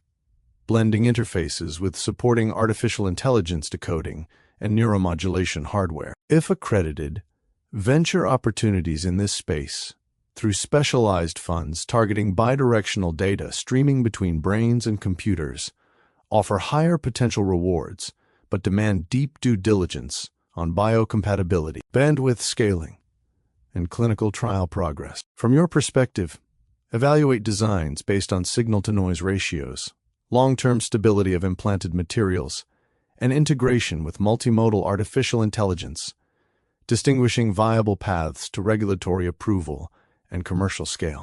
Quantum computing, though further from full commercialization, targets intractable problems in optimization, simulation, and cryptography that classical systems cannot handle efficiently. Investment avenues include pure-play developers of qubit hardware, whether trapped ion, superconducting, or photonic systems, alongside error correction protocols using surface codes and variational quantum algorithms that minimize cost functions on hybrid quantum classical setups. Big technology companies with dedicated research divisions provide lower risk exposure through their cloud platforms that democratize access to quantum resources for enterprises. Dedicated exchange-traded funds tracking quantum technologies offer balanced participation across hardware, software, and applications. Apply your engineering lens to assess key milestones. key-bit coherence times, gate fidelities, and the threshold for fault-tolerant logical qubits, which determine when practical speedups emerge in fields like molecular modeling for synthetic biology or portfolio optimization in finance. The sector rewards patient capital as early infrastructure builds compound into trillion-scale efficiencies once scalability hurdles are cleared. Synthetic biology and biotechnology engineer living systems at the molecular level, using the design, build, test, learn cycle to create programmable organisms for therapeutics, sustainable materials, and biomanufacturing. Public opportunities center on firms advancing gene editing platforms, metabolic pathway optimizations, modeled as linear programs under stoichiometric constraints, and bioreactor scaling governed by fluid dynamics and monode kinetics. These investments often yield high margins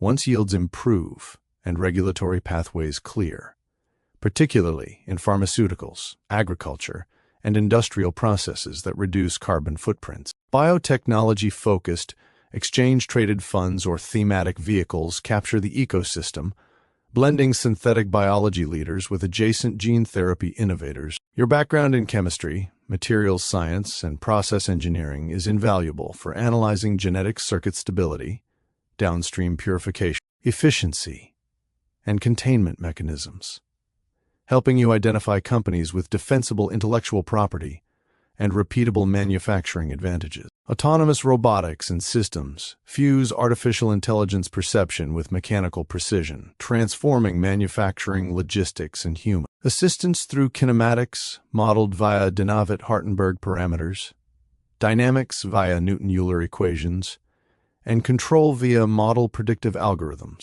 Key public players include those advancing sensor fusion, simultaneous localization and mapping, and compliant humanoid platforms that mimic biological reflexes. Exchange-traded funds dedicated to robotics, automation, and artificial intelligence provide comprehensive coverage, blending industrial automation giants with emerging dexterous systems. Scrutinize designs for real-world robustness, energy efficiency under variable loads, swarm coordination via graph theory, and integration with brain-like architectures to separate scalable solutions from laboratory curiosities. Advanced energy technologies power the entire ecosystem by addressing the voracious demands of artificial intelligence data centers while enabling sustainability. Battery innovators focus on solid-state electrolytes and silicon anodes governed by Nernst-Planck ion transport and Butler-Volmer kinetics, boosting density and safety for grid storage. Fusion pursuits,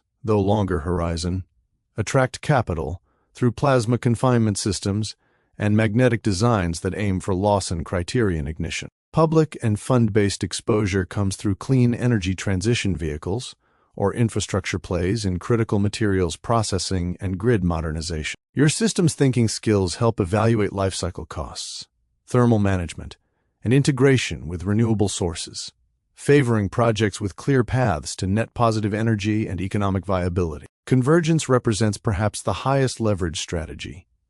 Seek companies or funds that bridge domains, such as artificial intelligence optimized, robotics for manufacturing, brain-computer interfaces enhanced by quantum simulation, or synthetic biology accelerated by artificial intelligence design tools. These intersections multiply impact and create durable competitive advantages. For accredited investors, private equity or crowdfunding platforms targeting deep tech syndicates allow direct participation in early prototypes where engineering validation can de-risk opportunities before public listing. Risks must be confronted squarely to maintain a balanced approach. Technological execution remains uncertain.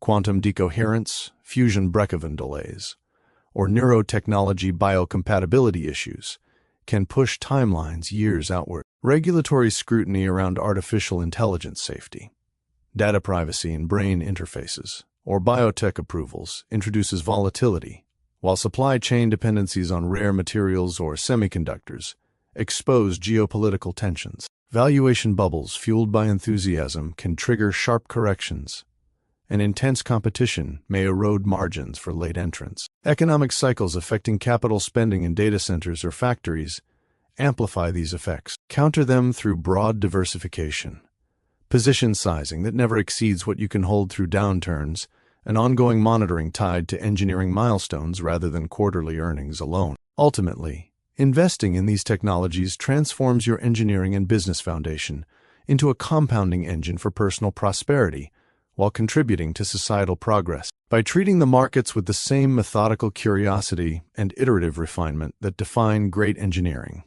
breaking problems into components, modeling outcomes, prototyping, allocations, testing assumptions against reality, and refining relentlessly, you align yourself with the very patterns that have elevated technical leaders to extraordinary heights. The coming decade promises exponential value creation as these fields mature and interconnect, rewarding those who combine deep technical insight with strategic patience and ethical foresight. Approach the opportunity with discipline and optimism, and you position yourself not merely to participate in the future, but to help shape it through informed capital allocation. Artificial intelligence, particularly in its agentic, multimodal, and brain-inspired forms, along with the broader ecosystem of disruptive technologies it powers, such as neurotechnology, autonomous robotics, synthetic biology, quantum computing, and advanced energy systems, stands poised to create the largest number of new millionaires in the coming decades. This is not a speculative leap,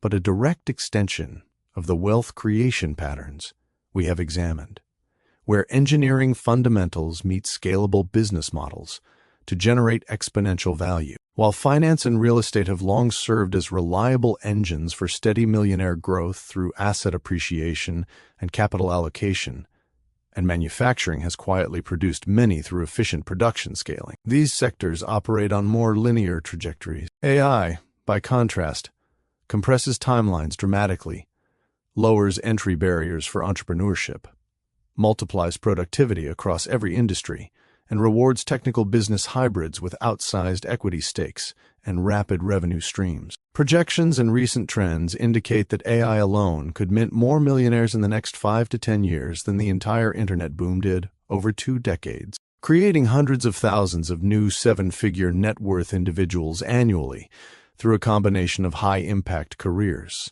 startup success, and strategic investing. The core reason AI will dominate future millionaire creation lies in its unparalleled scalability and accessibility, rooted in the engineering principles of iterative design, systems optimization, and constraint-driven innovation. Traditional paths to wealth, like building a manufacturing plant or acquiring rental properties, require significant upfront capital, physical infrastructure, and time to generate returns. AI businesses flip this model.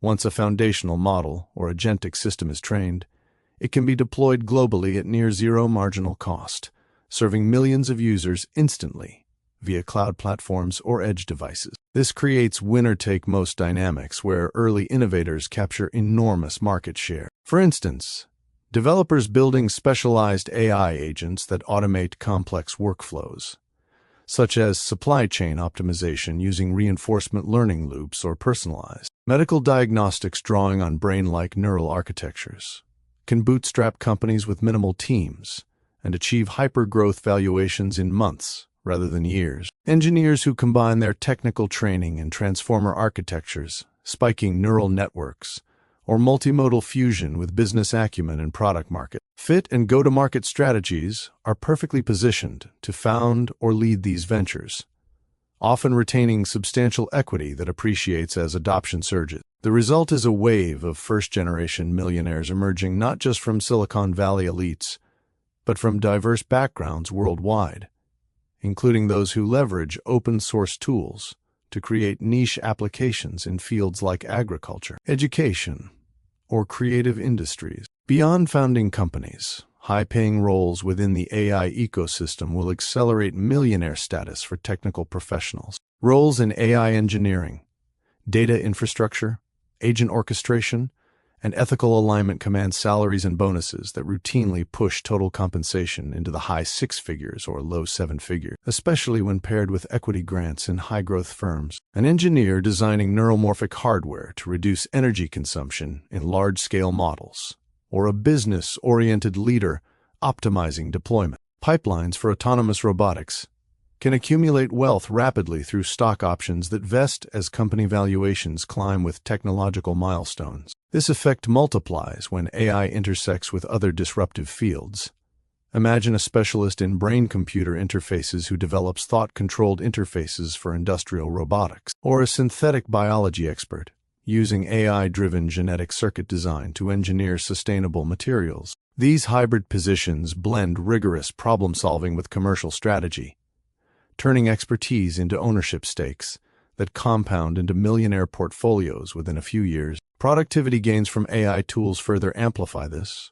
Professionals using agentic systems to handle routine tasks can focus on high-value innovation, leading to faster promotions, side ventures, or consulting fees that build net worth exponentially. Investing represents another powerful avenue, democratizing access so that even those without direct involvement in building the technology can participate in the wealth wave. As we discussed in portfolio strategies, allocating to AI infrastructure providers, specialized accelerators, cloud platforms enabling agentic deployments, and thematic funds covering robotics or neurotechnology allows capital to compound alongside technological progress. Public markets will continue rewarding breakthroughs, such as fault-tolerant quantum systems integrated with AI for molecular simulations or solid-state batteries powering energy-efficient data centers, with valuation surges that turn modest investments into substantial gains. The convergence effect here is key.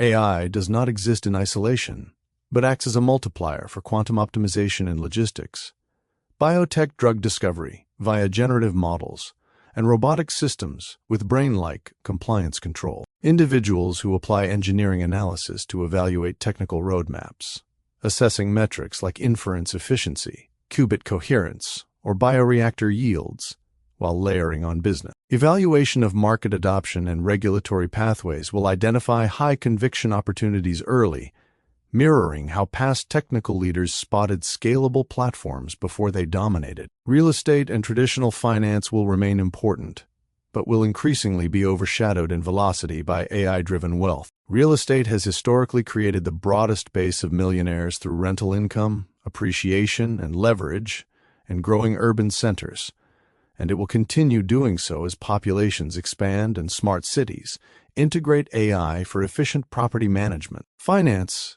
with its hedge funds, private equity, and algorithmic trading enhanced by AI itself, will produce steady millionaires through compounded returns. However, these sectors lack the explosive scalability of AI entrepreneurship or equity participation in tech ecosystems. AI lowers barriers so profoundly that a skilled engineer or business strategist can launch a profitable AI-powered service, such as automated financial modeling tools or personalized neurotech wellness apps, from a laptop, reaching global scale without the physical or regulatory hurdles of older industries. Manufacturing will evolve too, with AI-optimized factories and biomanufactured products creating new millionaire operators and suppliers.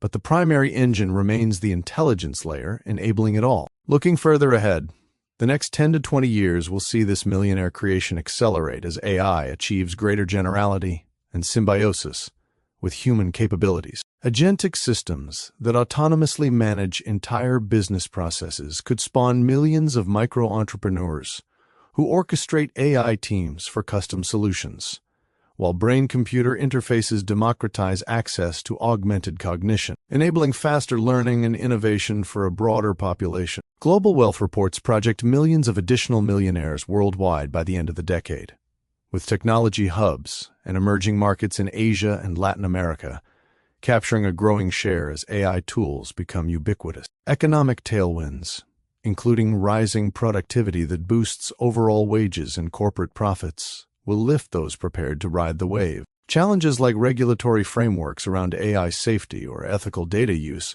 will create opportunities for specialists who navigate them successfully, further rewarding the engineering business mindset with premium compensation and venture success. In this landscape, the individuals most likely to join the ranks of new millionaires are those who treat AI and its converging technologies as an extension of the engineering Design process: defining problems worth solving, prototyping solutions with mathematical rigor, testing under real constraints, and iterating towards scalable commercial impact. Whether through building, working in, or investing in these fields, the combination of technical depth and strategic execution mirrors the pathways that have already elevated countless engineers to leadership and prosperity. The future holds not just more millionaires, but a broader distribution of opportunity, where curiosity, adaptability, and disciplined application of knowledge turn disruptive innovation into personal and societal wealth on a scale previously unimaginable. This shift promises to reward preparation today with compounding advantages tomorrow, building on the very foundations of problem-solving and systems thinking that define engineering excellence. Artificial intelligence has emerged as the premier engine for creating new millionaires in the modern era, transforming individuals with engineering mindsets and business acumen into wealth builders at an unprecedented pace. The patterns we have discussed, scalable technologies rooted in neural networks, agentic systems, and brain-inspired architectures, play out vividly in real human stories, where rigorous problem-solving meets commercial execution. These case studies illustrate how everyday engineers, side hustle developers, and strategic leaders leverage the fundamentals of iterative design, systems optimization, and constraint-driven innovation to launch ventures that generate seven-figure incomes, often in months rather than decades. Whether through founding niche automation tools, scaling data infrastructure for training models, or deploying AI agents that replace entire workflows, the common thread is the ability to identify pain points, prototype solutions using mathematical frameworks like transformers or reinforcement learning, test under real-world constraints like cost and scalability, and iterate toward explosive growth. Below, we explore several representative cases across different entry points: indie builders, niche agency operators, infrastructure pioneers, young technical founders, and early ecosystem participants, showing how AI compresses the wealth creation timeline while rewarding the same disciplined approach that has historically propelled engineering leaders to the top. Consider the archetype of the solo or small-team indie builder who turns technical side projects into recurring revenue machines without quitting a day job or raising massive capital. One standout example involves an engineer named Ramsri, who, while maintaining a full-time role in software development, created two specialized AI applications that together generate over $100,000 annually. His first tool focused on semantic search and knowledge extraction for professionals in data-heavy fields, built around embedding models and vector databases that efficiently process unstructured information, directly applying concepts from multimodal AI and attention mechanisms to solve search inefficiencies that plague analysts and researchers. The second app automated report generation for financial and operational summaries, using fine-tuned large language models with reinforcement learning from human feedback to ensure accuracy and relevance. Starting with minimal costs, mostly cloud credits and open-source libraries, he prototyped in evenings, validated through targeted outreach on professional networks, and iterated based on user metrics like retention and query success rates. Revenue streams came from tiered subscriptions, with premium features unlocking advanced analytics powered by custom-trained models. This approach embodies the engineering design process.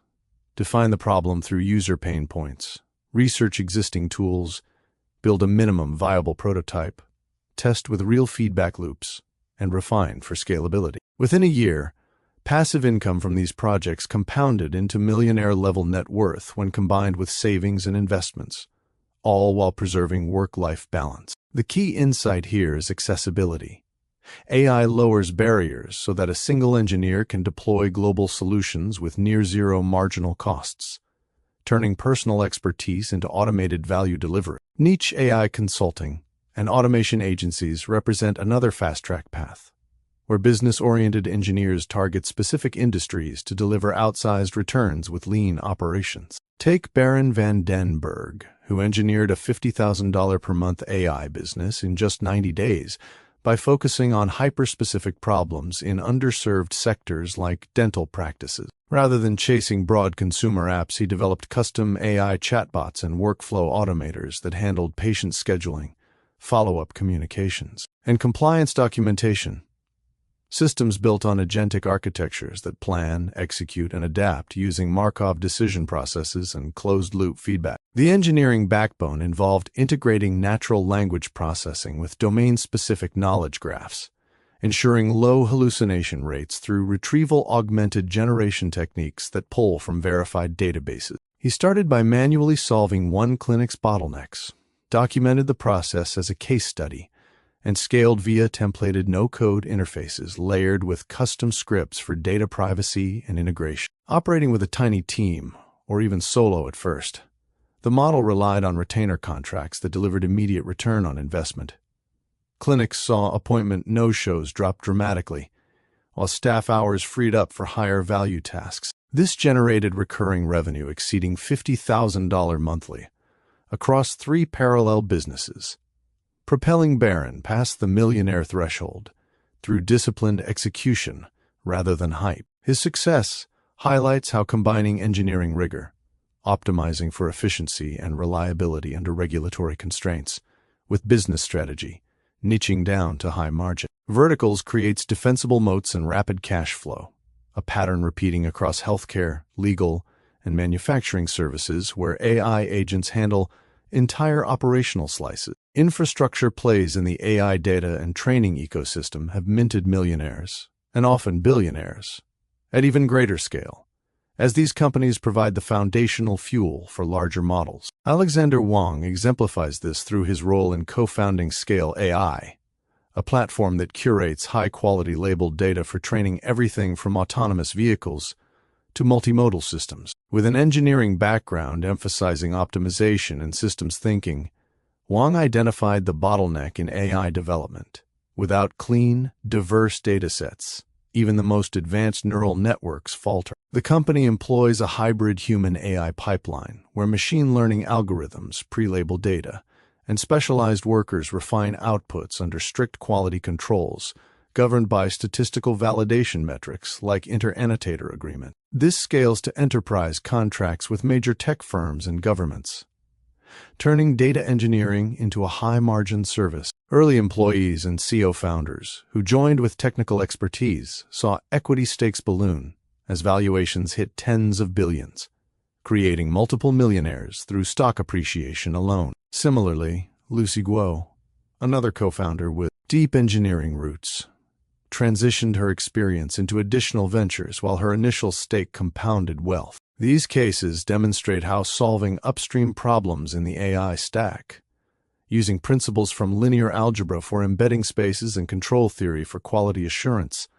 yields exponential returns when timed with the broader boom in compute and model scaling. Young technical founders are accelerating this millionaire creation even further by leveraging AI's rapid iteration cycles to build and exit or scale ventures in record time. A trio of 22-year-old engineers from the Bay Area, high school debate teammates turned college dropouts, founded Mercor, an AI-powered recruiting and data labeling platform tailored for training cutting-edge models. Their system uses agentic AI to screen candidates, simulate interviews, and generate synthetic datasets, all while incorporating brain-inspired feedback loops for continuous improvement. Starting with a simple prototype tested on friends' networks, they iterated based on performance metrics like model accuracy, gains post-training. Within months, the platform secured contracts with leading AI labs, driving a $10 billion valuation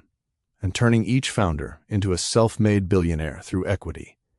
Yet the path began with straightforward engineering problem-solving, applied to talent and data bottlenecks. Another young builder, a 21-year-old named Roy Lee, launched an AI SaaS tool for interview preparation and career coaching that hit $500,000 monthly in revenue within 2 months. Built around conversational agents fine-tuned on vast resume and job description corpora, it employed reinforcement learning to personalize feedback, with engineering choices focused on low-latency inference and adaptive difficulty scaling. Viral social proof. amplified growth, leading to rapid funding and personal wealth accumulation. These stories underscore the democratizing effect of AI.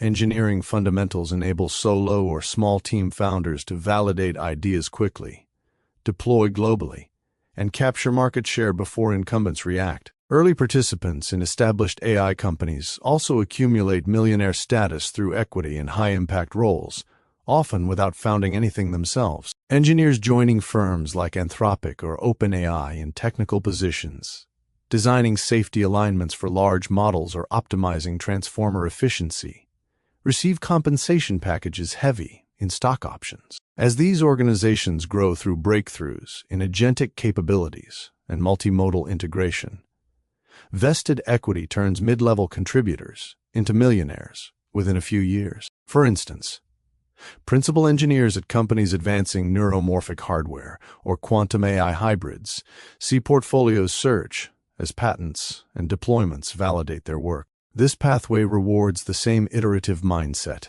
contributing to closed-loop systems that refine models based on real-world testing while navigating business constraints like compute costs and ethical deployment. Across these cases, the patterns reinforce why AI outpaces other fields in millionaire creation. Success hinges on applying engineering principles, mathematical modeling of attention and gradients, systems-level thinking for scalability, and rigorous testing to solve tangible problems that businesses will pay premium prices to fix. Many started small, with side projects or niche validations, yet scaled through network effects and low marginal costs inherent to software and data products. Failures occur when builders overlook iteration or market fit, but those who treat ventures like engineering prototypes, prototyping fast, measuring precisely, and refining relentlessly, consistently break through. As agentic systems and brain-computer integrations mature,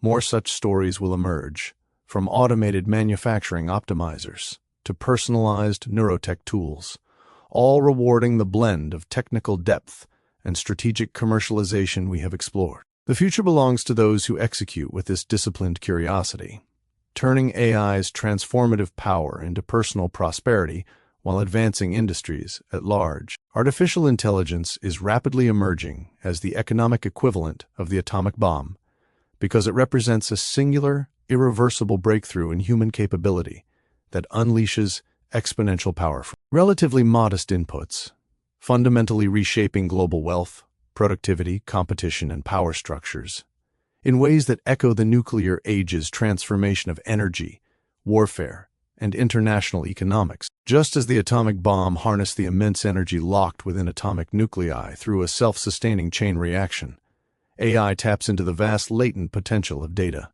computation, and human knowledge to create intelligence that scales without bound, automating cognitive work, accelerating innovation, and concentrating advantages among those who master it first. This is not mere hype or incremental progress.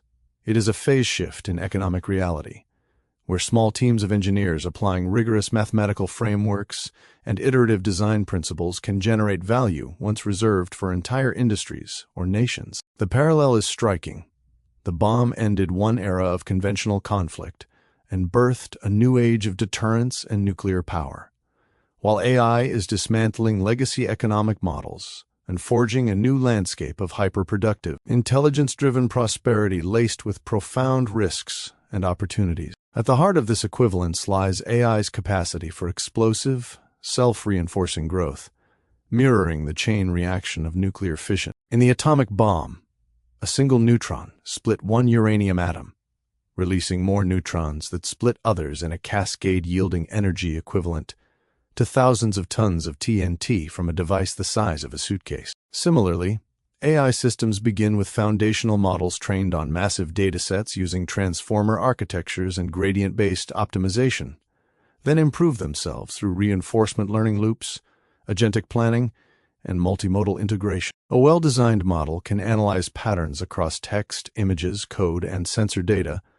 then generate novel solutions that feed back into further training, creating compounding intelligence gains. What once required armies of human analysts or years of R&D now happens in hours or minutes with energy efficiency improving via brain-inspired neuromorphic designs that mimic sparse, event-driven neural signaling. Economically, this translates to productivity multipliers that defy traditional limits.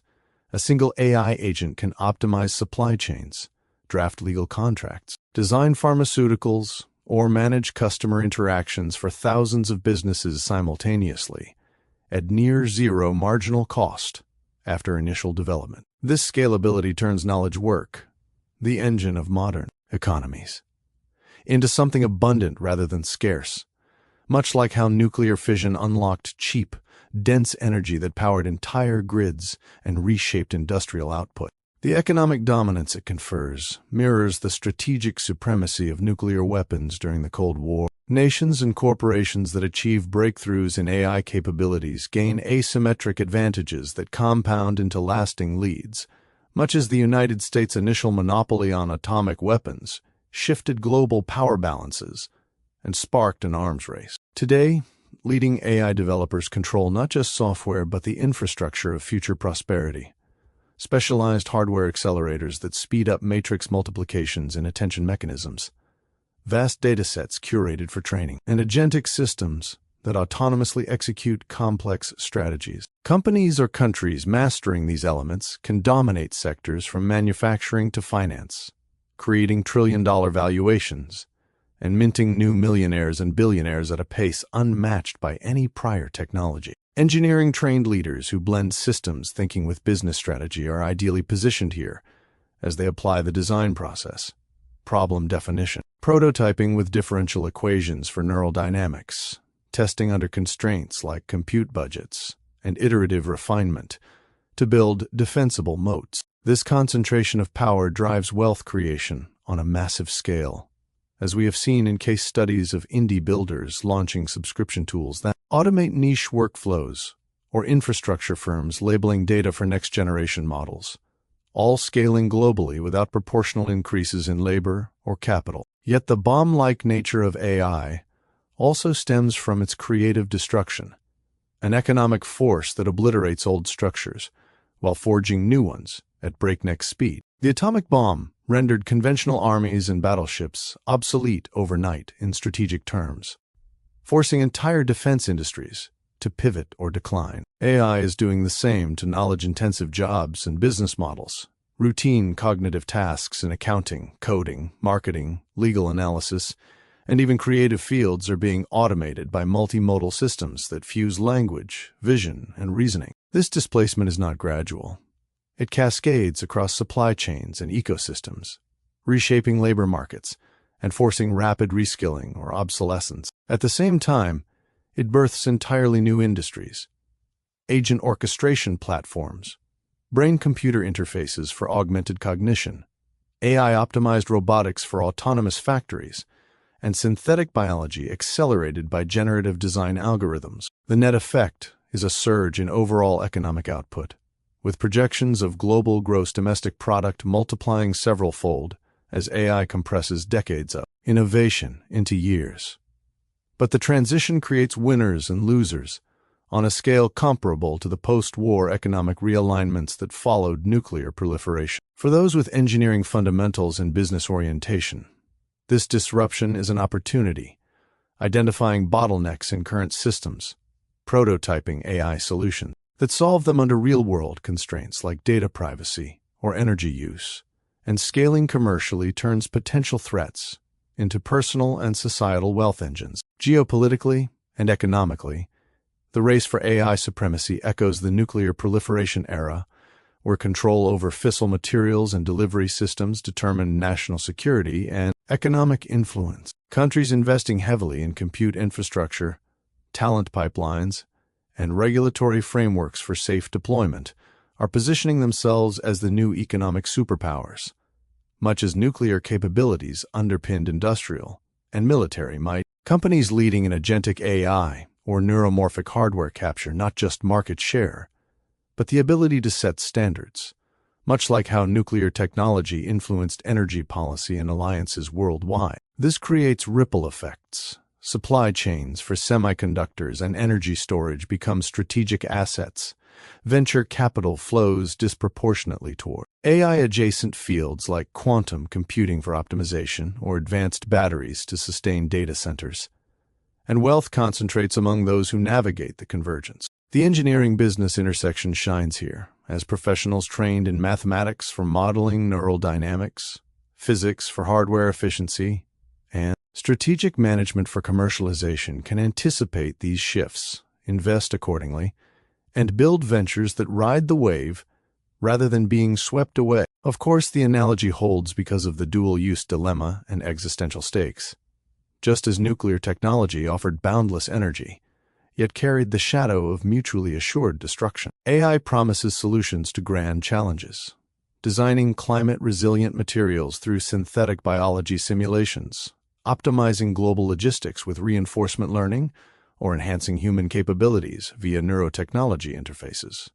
But it also risks amplifying inequalities if access remains uneven, displacing millions of workers without adequate transition support, or enabling misuse in surveillance, autonomous weapons, or manipulative systems if alignment with human values falters. The irreversible nature compounds this.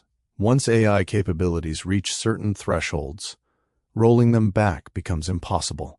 Much like nuclear knowledge that spread despite non-proliferation efforts, responsible development, grounded in the same ethical rigor and iterative safety testing that define sound engineering practice, becomes paramount to harnessing the benefits while mitigating downsides. In the broader context of wealth creation and disruptive innovation we have explored, AI's bomb-like economic role accelerates the very patterns that have already produced so many millionaires and billionaires. It rewards the disciplined application of fundamentals, breaking complex problems into solvable components, modeling outcomes with precision, prototyping under constraints, and scaling through feedback loops, while opening doors for investing in infrastructure, applications, and convergence plays. Those who approach it with curiosity, technical depth, and strategic foresight stand to participate in, or even shape this transformation, turning a technology of immense power into engines of prosperity that benefit society at large. The atomic bomb forced humanity to confront new realities of power and responsibility.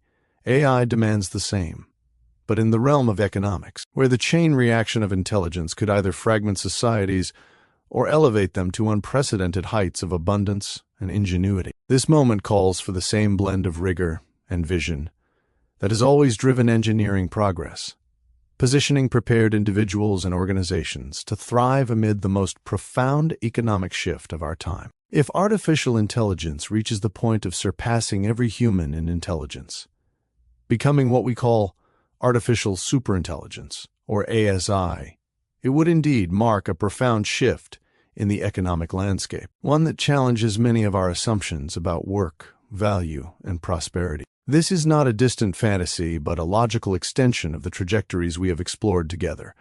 The relentless scaling of neural architectures, agentic systems that autonomously plan and execute, brain-inspired efficiencies that outpace biological limits, and the engineering business convergence that is already minting millionaires and billionaires at record speed. Yet even in such a world, humanity retains a central economic role, not as obsolete laborers, but as the ultimate directors, beneficiaries, and shapers of that intelligence. The point of human participation in the economy would evolve from performing tasks to defining purposes, owning outcomes, and deriving meaning from abundance. Being rich would still matter, though in transformed ways, and while inequality could intensify in the transition, the same forces that drive it also hold the potential to foster unprecedented shared prosperity if guided thoughtfully by those with the right foundations. To unpack this, consider first what economics fundamentally represents: the allocation of scarce resources to satisfy human wants and needs.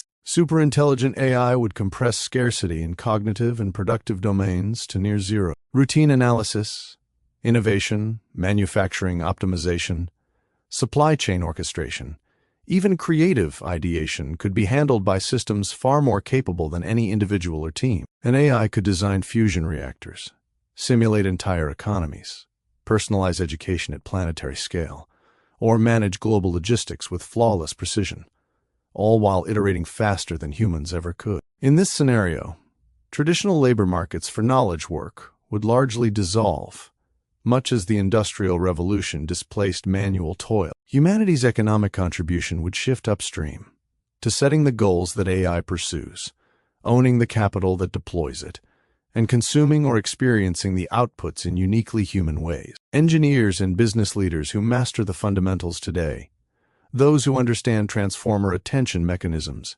reinforcement learning loops, and neuromorphic hardware, would be positioned as the stewards of these systems, directing them toward applications that align with societal values rather than pure efficiency. The economy would not vanish. It would become one of orchestration and demand creation, where humans decide what problems are worth solving and how the resulting abundance is distributed. In such a world, being rich would absolutely still matter, but its meaning would evolve beyond accumulating material possessions to securing agency, access, and fulfillment in a post-scarcity environment. Traditional wealth, stocks in AI infrastructure, intellectual property in aligned models, or stakes in converged technologies like brain-computer interfaces and synthetic biology, would grant control over the systems themselves. A rich individual could prioritize personal projects, such as funding space exploration simulations or personalized longevity research, that AI executes flawlessly. Scarcity would persist in positional goods, prime real estate with irreplaceable views, exclusive human experiences like live performances infused with genuine emotion or influence over AI governance. Attention itself becomes a currency with infinite production capacity.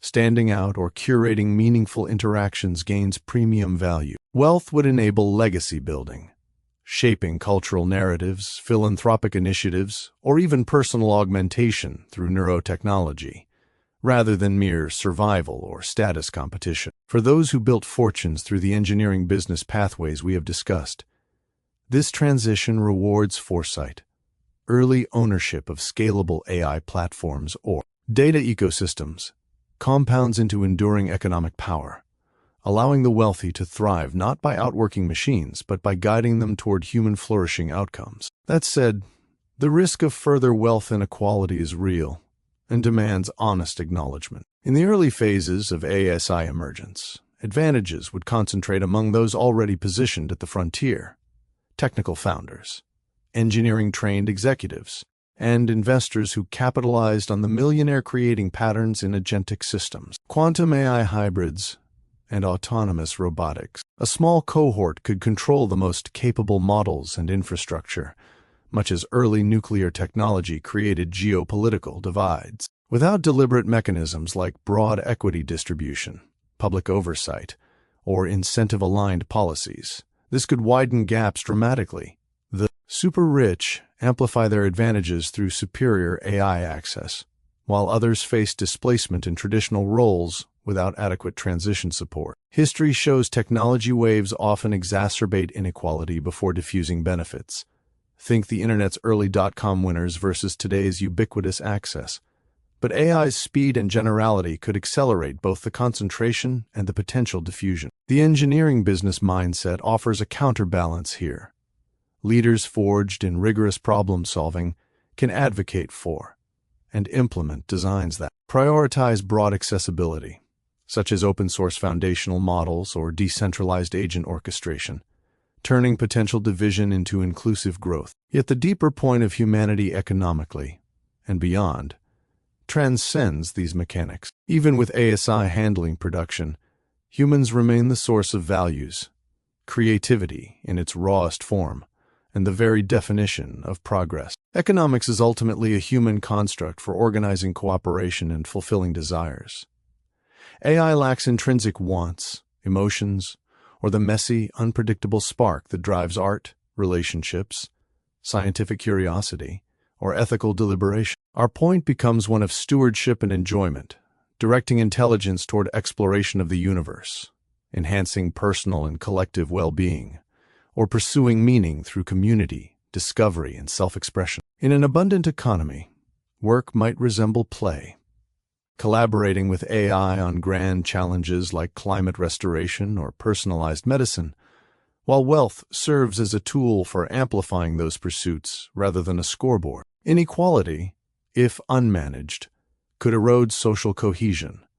But the same convergence of brain science and AI that powers superintelligence also offers pathways to augmentation for all, democratizing cognitive capabilities and reducing divides over time. Those with engineering fundamentals and business acumen are uniquely equipped to steer this outcome, applying iterative design to alignment challenges and scalable solutions that benefit society broadly. Ultimately, superintelligent AI does not render humanity economically pointless.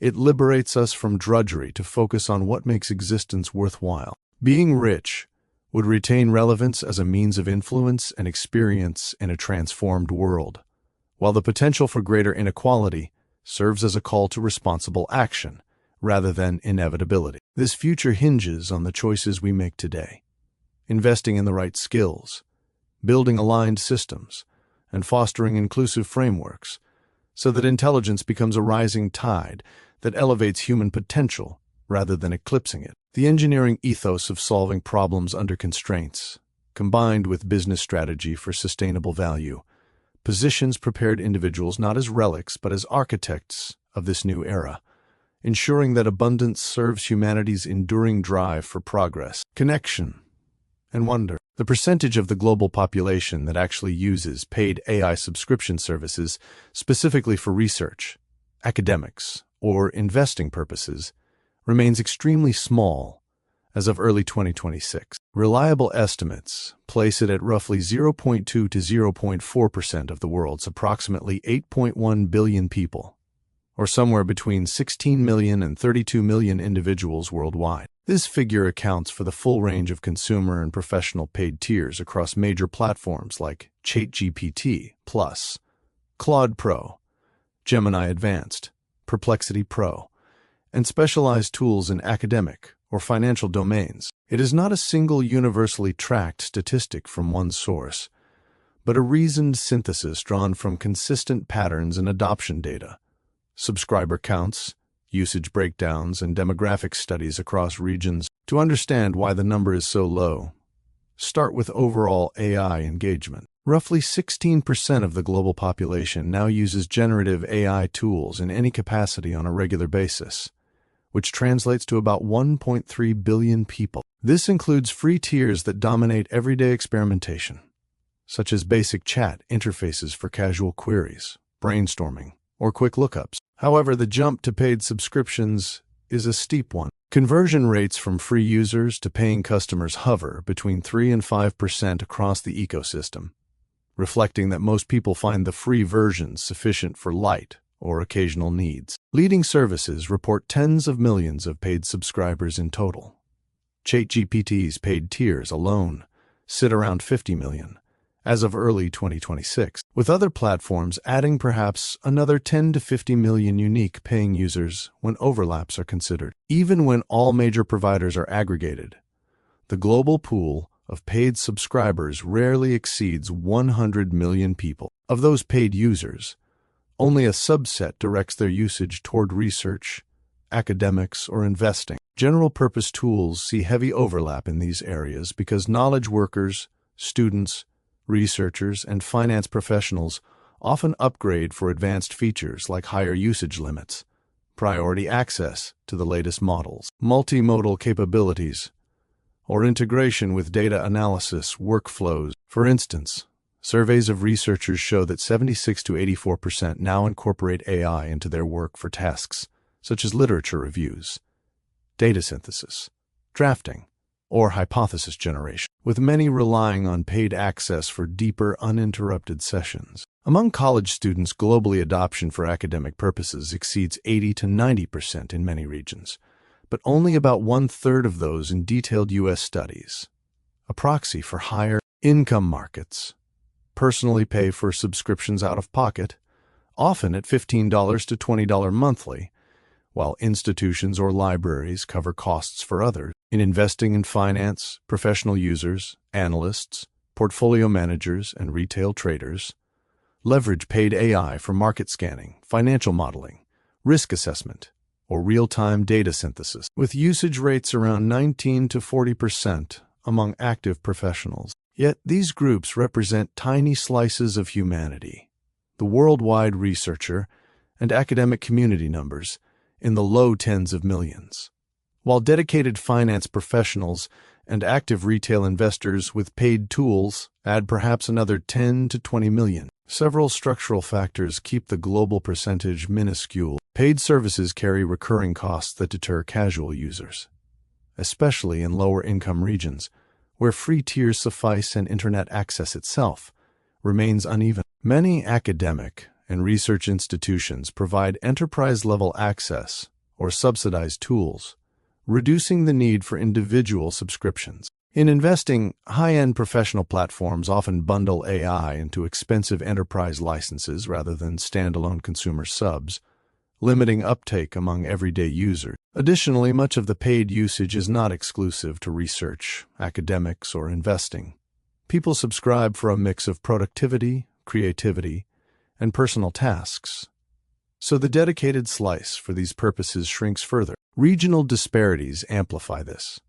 Adoption and payment rates are highest in North America, Europe, and parts of East Asia, while the global South shows far lower paid conversion despite growing free usage. Looking ahead, this percentage could rise modestly over the next few years as more specialized, affordable paid tools emerge for verticals, like academic writing assistants or AI-powered investment screeners, and as younger generations normalize subscriptions. Productivity gains and competitive pressures in knowledge fields may push more professionals to upgrade. Even so, the absolute numbers will likely stay a fraction of a percent of the total population because AI's free tier continues to capture the vast majority of light or exploratory use, and the core professional segments driving paid research or investing applications simply do not scale to billions. In practical terms, this means that while paid AI has become a powerful multiplier for those in research, academia, or investing, delivering faster literature synthesis, more accurate financial modeling, or deeper market insights, the technology's economic footprint in these domains is still concentrated among a small, highly motivated elite of users. For the average person worldwide, free access dominates, and paid subscriptions for these specific high-value applications remain a niche behavior confined to those who derive measurable professional or financial returns from the upgrade. This dynamic underscores the broader pattern we have explored. AI creates enormous leverage for the prepared few, while remaining broadly accessible yet lightly monetized for the many. Yes, the trend of very low global paid AI subscription usage for research, academics, and investing purposes will continue to grow modestly, but will not explode into mass adoption anytime soon, keeping the overall percentage of the world's population in this category well below 1% for the foreseeable future. At the same time, studies and real-world benchmarks confirm that the difference in computing power and practical performance between paid subscriptions and free tiers is already substantial and is likely to remain meaningful or even widen for complex, high-stakes tasks. This gap creates a clear competitive edge for those who invest in paid access, particularly individuals with engineering or business backgrounds who rely on AI for deep analysis, modeling, or decision-making. Let us break this down step by step based on the latest patterns in adoption, conversion rates, and capability comparisons as of early 2026. First, on the trend itself, overall generative AI usage among the global population sits around 16% for regular interaction, driven heavily by free tiers that have become more generous and capable over the past year. This includes casual queries, quick brainstorming, or basic lookups that many people find sufficient without paying. However, the leap to paid subscriptions remains a narrow funnel. Free-to-paid conversion rates across major platforms hover between 3 and 8% on average, with higher rates only among users who connect the tools to private data or workflows that deliver clear productivity returns. In research and academic settings, usage is widespread, often exceeding 80% among students and professionals, but a large share relies on institutional licenses, free tiers, or shared access rather than personal payments. For investing and finance, professional adoption of paid tools is stronger among analysts and active traders, who who see direct financial upside. Yet retail users and smaller players still default to free options for cost reasons. What this means is that while absolute numbers of paid subscribers for these specific purposes will rise steadily, potentially doubling or tripling in the next 2 to 3 years as agentic features and specialized vertical tools mature, the global population percentage will stay tiny. Barriers like recurring costs, uneven internet access in lower income regions, and the improving quality of free models simply prevent it from becoming mainstream. The growth will concentrate among knowledge workers in high-income economies and high-value professions, reinforcing the engineering business advantage we have discussed. Those who treat AI as a leveraged tool rather than a novelty are the ones upgrading and reaping outsized returns. Now, turning to the capability gap, yes, there is an enormous practical difference between what paid subscriptions deliver and what free tiers offer, especially when it comes to depth, reliability, speed, and output quality in research, academics, or investing. Free tiers have narrowed the gap somewhat by granting access to solid base models with reasonable limits. But paid plans unlock frontier-level performance that translates into measurable productivity leaps. For example, paid access provides higher-tier models with superior reasoning chains, longer context windows for analyzing entire research papers or financial reports in one go, and advanced features like seamless file uploads, real-time data integration, or agentic planning that free versions throttle or omit entirely. Benchmarks on tasks relevant to these fields, such as synthesizing literature reviews, generating accurate academic citations, or running complex financial simulations, show paid models outperforming free ones by 20 to 40% or more in accuracy and completeness. Limits are another stark divider. Free tiers often cap daily messages, response lengths, or priority access during peak times, which disrupts deep workflow sessions common in research or market analysis. Paid users enjoy priority queuing, dramatically higher usage quotas, and specialized tools like custom data analysis or multimodal processing that free users cannot access consistently. Studies tracking professional users confirm this gap translates directly into time savings and better outcomes. Researchers using paid tiers complete literature reviews or hypothesis testing faster and with fewer errors, while investors leveraging paid financial modeling features spot patterns or run scenario analyses that free tiers handle poorly or not at all. The difference is not trivial.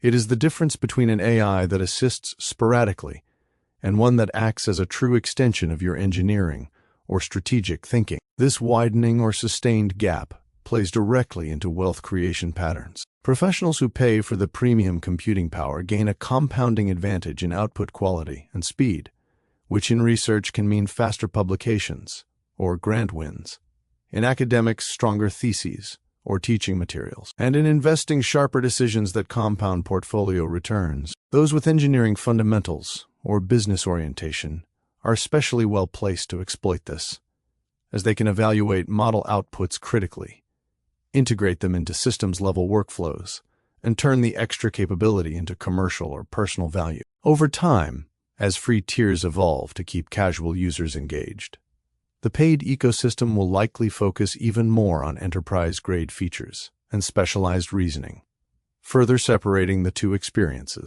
The result is not universal paid adoption, but a stratified landscape where a small but growing cohort of serious users, driven by measurable ROI, pulls ahead. In short, the low global percentage for paid AI in these targeted areas will trend upward in absolute terms among motivated professionals, but it will remain a niche globally due to free tier sufficiency and economic realities. The computing difference, however, is already enormous for demanding work and shows every sign of staying that way, rewarding those who commit to paid access with the kind of leverage that has historically created millionaires in technology-driven fields. This dynamic continues to favor the prepared. Engineers and business-minded individuals who invest strategically in the right tools position themselves to outpace the rest, turning superior AI performance into tangible progress and prosperity. Regional adoption of paid AI subscription services for research, academics, and investing shows stark differences across the globe, driven by income levels, digital infrastructure, institutional support, professional demands, and cultural attitudes toward technology investment. While overall generative AI usage, mostly free tiers, has reached about 16% of the global population, the paid segment for these high-value applications remains concentrated in wealthier, innovation-heavy regions, representing a tiny fraction of users even there. The global north, primarily North America, Western and Northern Europe, and select East Asian economies, consistently outpaces the global south, with adoption rates for paid tools in professional contexts often 2 to 3 times higher. This creates a self-reinforcing cycle. Regions with strong engineering and business ecosystems upgrade for the superior computing power we discussed earlier, gaining measurable edges in productivity, while others rely on free options that suffice for lighter needs, but fall short for rigorous work. In North America, particularly the United States and Canada, paid subscription adoption for research, academics, and investing stands out as the highest globally, often exceeding 5 to 10% of working-age professionals in relevant fields. The U.S. leads due to its concentration of tech hubs, finance centers like New York and Silicon Valley, and research institutions that encourage advanced tool use. Business spending on AI subscriptions has surged, with nearly half of companies now paying for premium access to support data analysis, market forecasting, or academic-style research workflows. For academics and students, paid tiers are common among graduate researchers and faculty who need unlimited access for literature synthesis or hypothesis testing, though universities frequently subsidize enterprise plans. In investing, retail traders and analysts in high-income brackets routinely upgrade for advanced financial modeling and real-time scenario tools, viewing the cost as a direct return on investment. This region benefits from high disposable incomes, widespread awareness of capability gaps between free and paid models, and a competitive culture that rewards early adopters. As a result, North America accounts for a disproportionate share of global paid subscribers, despite representing only about 5% of world population. Europe presents a more nuanced picture, with a clear north-south divide mirroring broader economic patterns. Northern and Western European countries, such as the UK, Germany, France, the Nordics, and the Netherlands, show solid paid adoption rates, typically 3 to 7% among knowledge workers in research and finance. Strong public research funding, academic networks, and regulatory emphasis on ethical AI drive uptake, especially for academics who use paid features for precise data handling or collaborative projects. Investing professionals in London or Frankfurt often subscribe for sophisticated risk assessment and portfolio optimization, where the enhanced reasoning and longer context windows deliver clear advantages. Southern and Eastern Europe lag noticeably, with rates closer to 1 to 3%, due to lower average incomes, slower institutional adoption, and greater reliance on free tiers or shared university access. Overall, Europe's paid usage for these purposes is robust, but tempered by widespread subsidies in academia, which reduce the need for personal payments compared to North America. Asia-Pacific exhibits the widest internal variation, blending some of the world's highest overall AI engagement with uneven paid conversion. East Asian powerhouses like Singapore, South Korea, Japan, and parts of China demonstrate elevated paid adoption, often 4 to 8% in professional segments, fueled by government-backed innovation initiatives. Dense tech sectors and high-stakes research environments, Singapore and South Korea in particular, top global charts for general AI diffusion, with professionals in academia and finance quickly upgrading for cutting-edge multimodal capabilities in fields like biotechnology or quantitative investing. India stands out for explosive overall usage, sometimes reaching 70% or more in surveys among younger urban populations, yet paid subscriptions for research or investing remain low, likely under 2% nationally, concentrated in major cities like Bangalore or Mumbai among engineers and analysts who see direct career payoffs. Price sensitivity and the sufficiency of free models for many academic tasks keep conversion rates modest,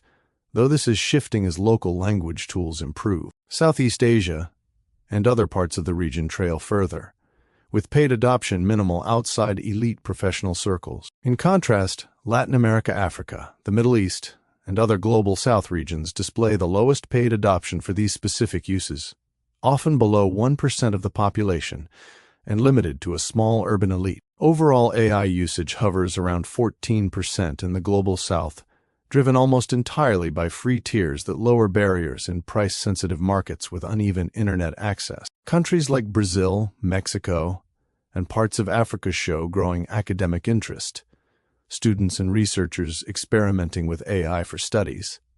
But personal paid subscriptions are rare due to cost, with institutions or free alternatives filling gaps where possible. The Middle East offers exceptions, notably the UAE, which leads globally in per capita AI adoption through heavy public investment in smart cities and research. Paid uptake for academics and investing there is relatively high among expatriate and local professionals. Investing communities in emerging financial hubs may subscribe sporadically, but research and academic paid use remains niche, constrained by infrastructure and economic priorities. These regions rely more on free tools for basic tasks, widening the practical gap we noted earlier, and limiting competitive edges in global knowledge economies. Several underlying factors explain these differences. Higher incomes and digital maturity in the global north enable easier justification of subscription costs for the superior performance in complex tasks like deep financial modeling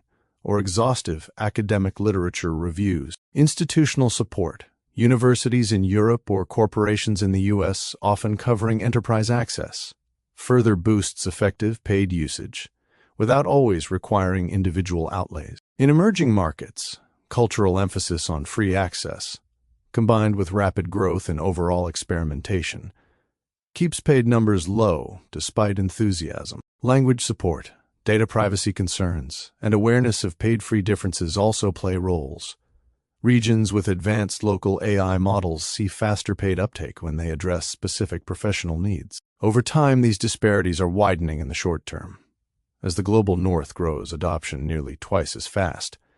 But emerging markets could narrow the overall usage gap through free-tier innovations and mobile-first access. For research, academics, and investing specifically, paid subscriptions will likely remain a premium behavior concentrated in high-skill, high-reward regions, reinforcing the engineering business advantages we have explored. Professionals in leading areas gain compounding productivity from the enhanced computing, while those in lagging regions may catch up more slowly unless costs drop or free capabilities advance dramatically. This regional mosaic underscores a broader truth.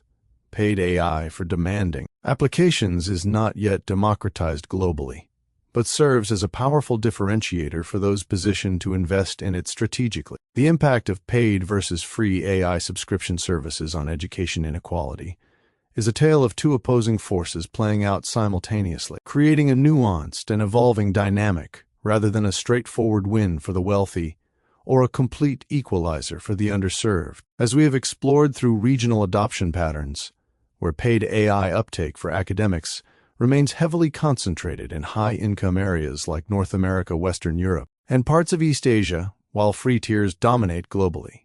The technology both amplifies existing divides in the short term and holds genuine potential to narrow them over time. This stems directly from the capability gap we discussed. Paid tiers deliver superior reasoning depth, unlimited usage, advanced multimodal features, and priority access that accelerate complex learning and research. Yet free options have become remarkably capable and universally accessible, lowering barriers in ways traditional education systems never could. For those with engineering or business-oriented mindsets, this duality represents both a competitive edge and a broader societal opportunity to leverage AI as a force for inclusive progress. On one side, paid AI subscriptions do risk widening education inequality by giving wealthier individuals and institutions a substantial head start in quality and outcomes. In regions with higher adoption rates, such as the United States or Singapore, students, researchers, and professionals who can afford premium access gain tools that function like personal intellectual amplifiers. They can process entire textbooks or datasets in one session, receive nuanced feedback on complex problem-solving that mirrors expert tutoring, or run iterative simulations for academic projects with far fewer limitations. This translates into faster mastery of advanced topics, stronger research outputs, higher publication rates, and better preparation for high-stakes fields like investing or STEM careers. Wealthier families or elite universities subsidize enterprise plans or encourage personal upgrades, creating a feedback loop where those already ahead pull further forward. In contrast, students in lower-income households or under-resourced schools often rely on throttled free tiers that interrupt deep workflows with daily limits, reduced model sophistication, or slower responses during peak times. The result is a measurable disparity. Early studies of academic performance show paid users completing rigorous assignments or literature syntheses 20 to 40% more efficiently, compounding advantages in grades, scholarships, and career trajectories. Regionally, this exacerbates global divides. The Global North's professionals gain an edge in knowledge economies, while the Global South's learners, despite growing free AI experimentation, face constraints that limit their ability to compete on equal footing for international opportunities or advanced degrees. Economically, this mirrors the patterns we have seen in millionaire creation.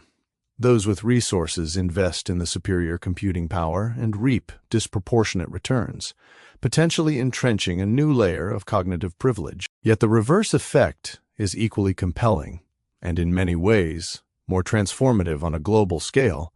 Free AI tiers are already democratizing access to high-quality education in unprecedented ways, often providing more uplift for those with historically lesser resources than for the privileged. In emerging markets across Latin America, Africa, Southeast Asia, and rural parts of India or China, where overall AI usage is surging through mobile devices and free platforms, students without textbooks, qualified teachers, or stable schooling now have on-demand tutors capable of explaining concepts in local languages, breaking down complex subjects at personalized paces, and offering practice problems with instant feedback. This levels the playing field dramatically for underprivileged learners who previously faced systemic barriers. Think a child in a remote village using free AI to master calculus or prepare for competitive exams that were once gated by expensive coaching centers. Free tools also bridge language divides through real-time translation and cultural adaptation, making advanced academic content accessible without costly private schooling. In regions with low paid adoption, the sheer ubiquity of free access means that motivation and curiosity become the primary differentiators rather than money. A dedicated student with a basic smartphone can now access knowledge synthesis or research assistance that rivals what elite institutions offered a decade ago. Institutional trends reinforce this.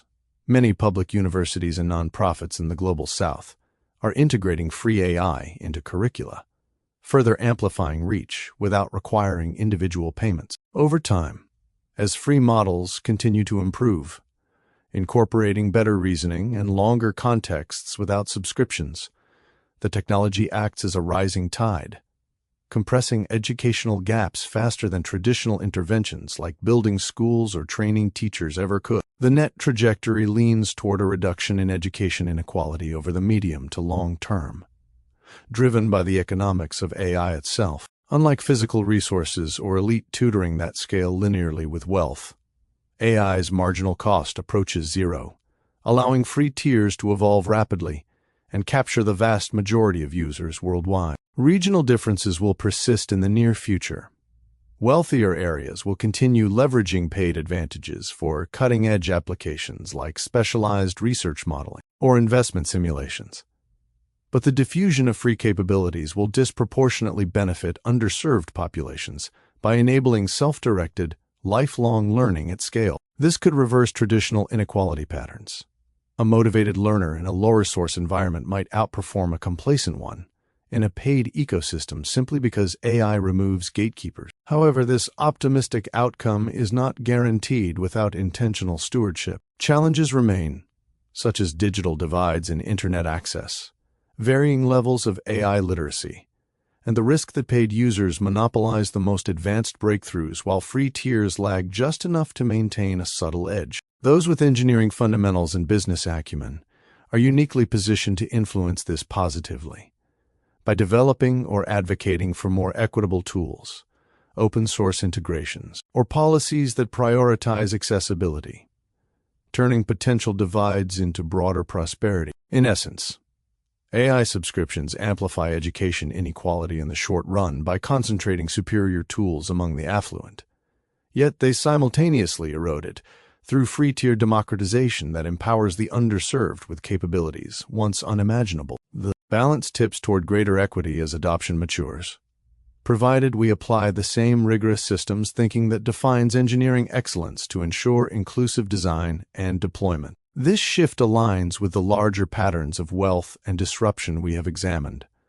Technology that begins as a premium advantage ultimately scales to benefit humanity more broadly, rewarding foresight and adaptability, while challenging us to build a future where educational opportunity becomes truly universal rather than gated by income. Consciousness remains one of the most profound and unresolved mysteries in our understanding of the universe, sitting at the intersection of neuroscience, philosophy, physics, and computation. It is the subjective, first-person experience of being aware, of feeling the redness of red, the pain of a headache, or the quiet satisfaction of solving a complex engineering problem. The question of whether it can be measured or replicated through computation alone, or whether it extends into realms like quantum mechanics or information theory, has no settled answer in contemporary science or philosophy. Instead, it reveals a spectrum of perspectives, each grounded in rigorous inquiry, yet limited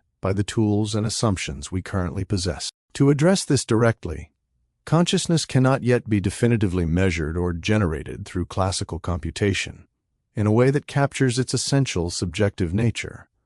And emerging theories suggest it may indeed operate at levels beyond standard digital processing, potentially involving quantum processes or fundamental principles of information integration. This does not place it in the purely metaphysical or supernatural domain, but rather highlights how it might be an emergent property of physical systems that our present computational models fail to fully encompass. At the computational level, many researchers approach consciousness through the lens of functionalism, the idea that mental states arise from the functional organization of a system, regardless of whether it is biological or silicon-based. In this view, if a machine performs the same information processing, input-output mappings, and behavioral responses as a conscious human, it could be considered conscious. Advanced artificial intelligence systems, for instance, already simulate aspects of cognition with remarkable fidelity.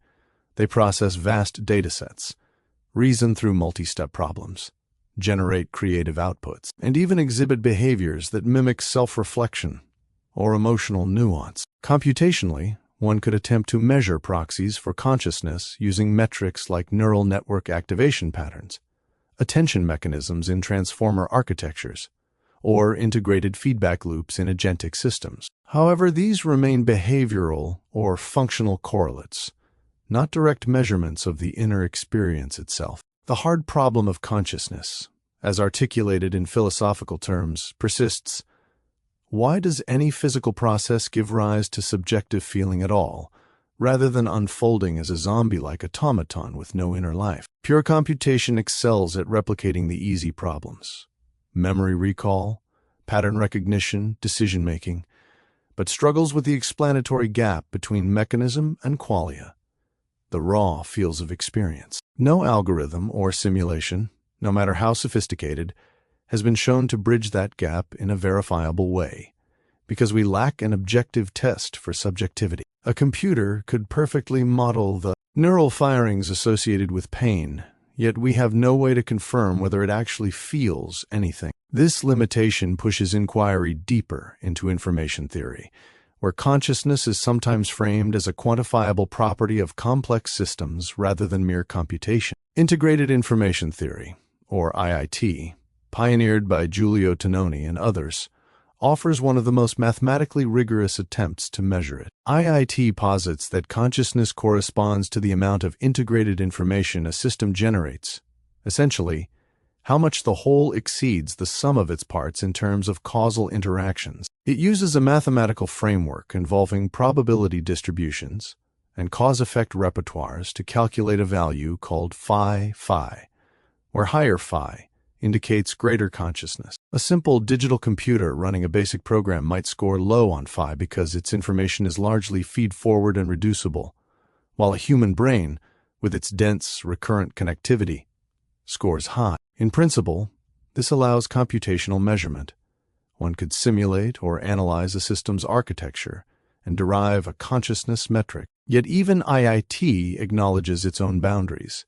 It treats consciousness as intrinsic to the system's causal structure, not something that can be fully captured by external observation or classical bits alone. Critics argue that IIT still reduces the phenomenon to information processing, potentially missing why certain integrated systems feel, rather than just compute. Information theory thus provides a bridge, but not a complete resolution.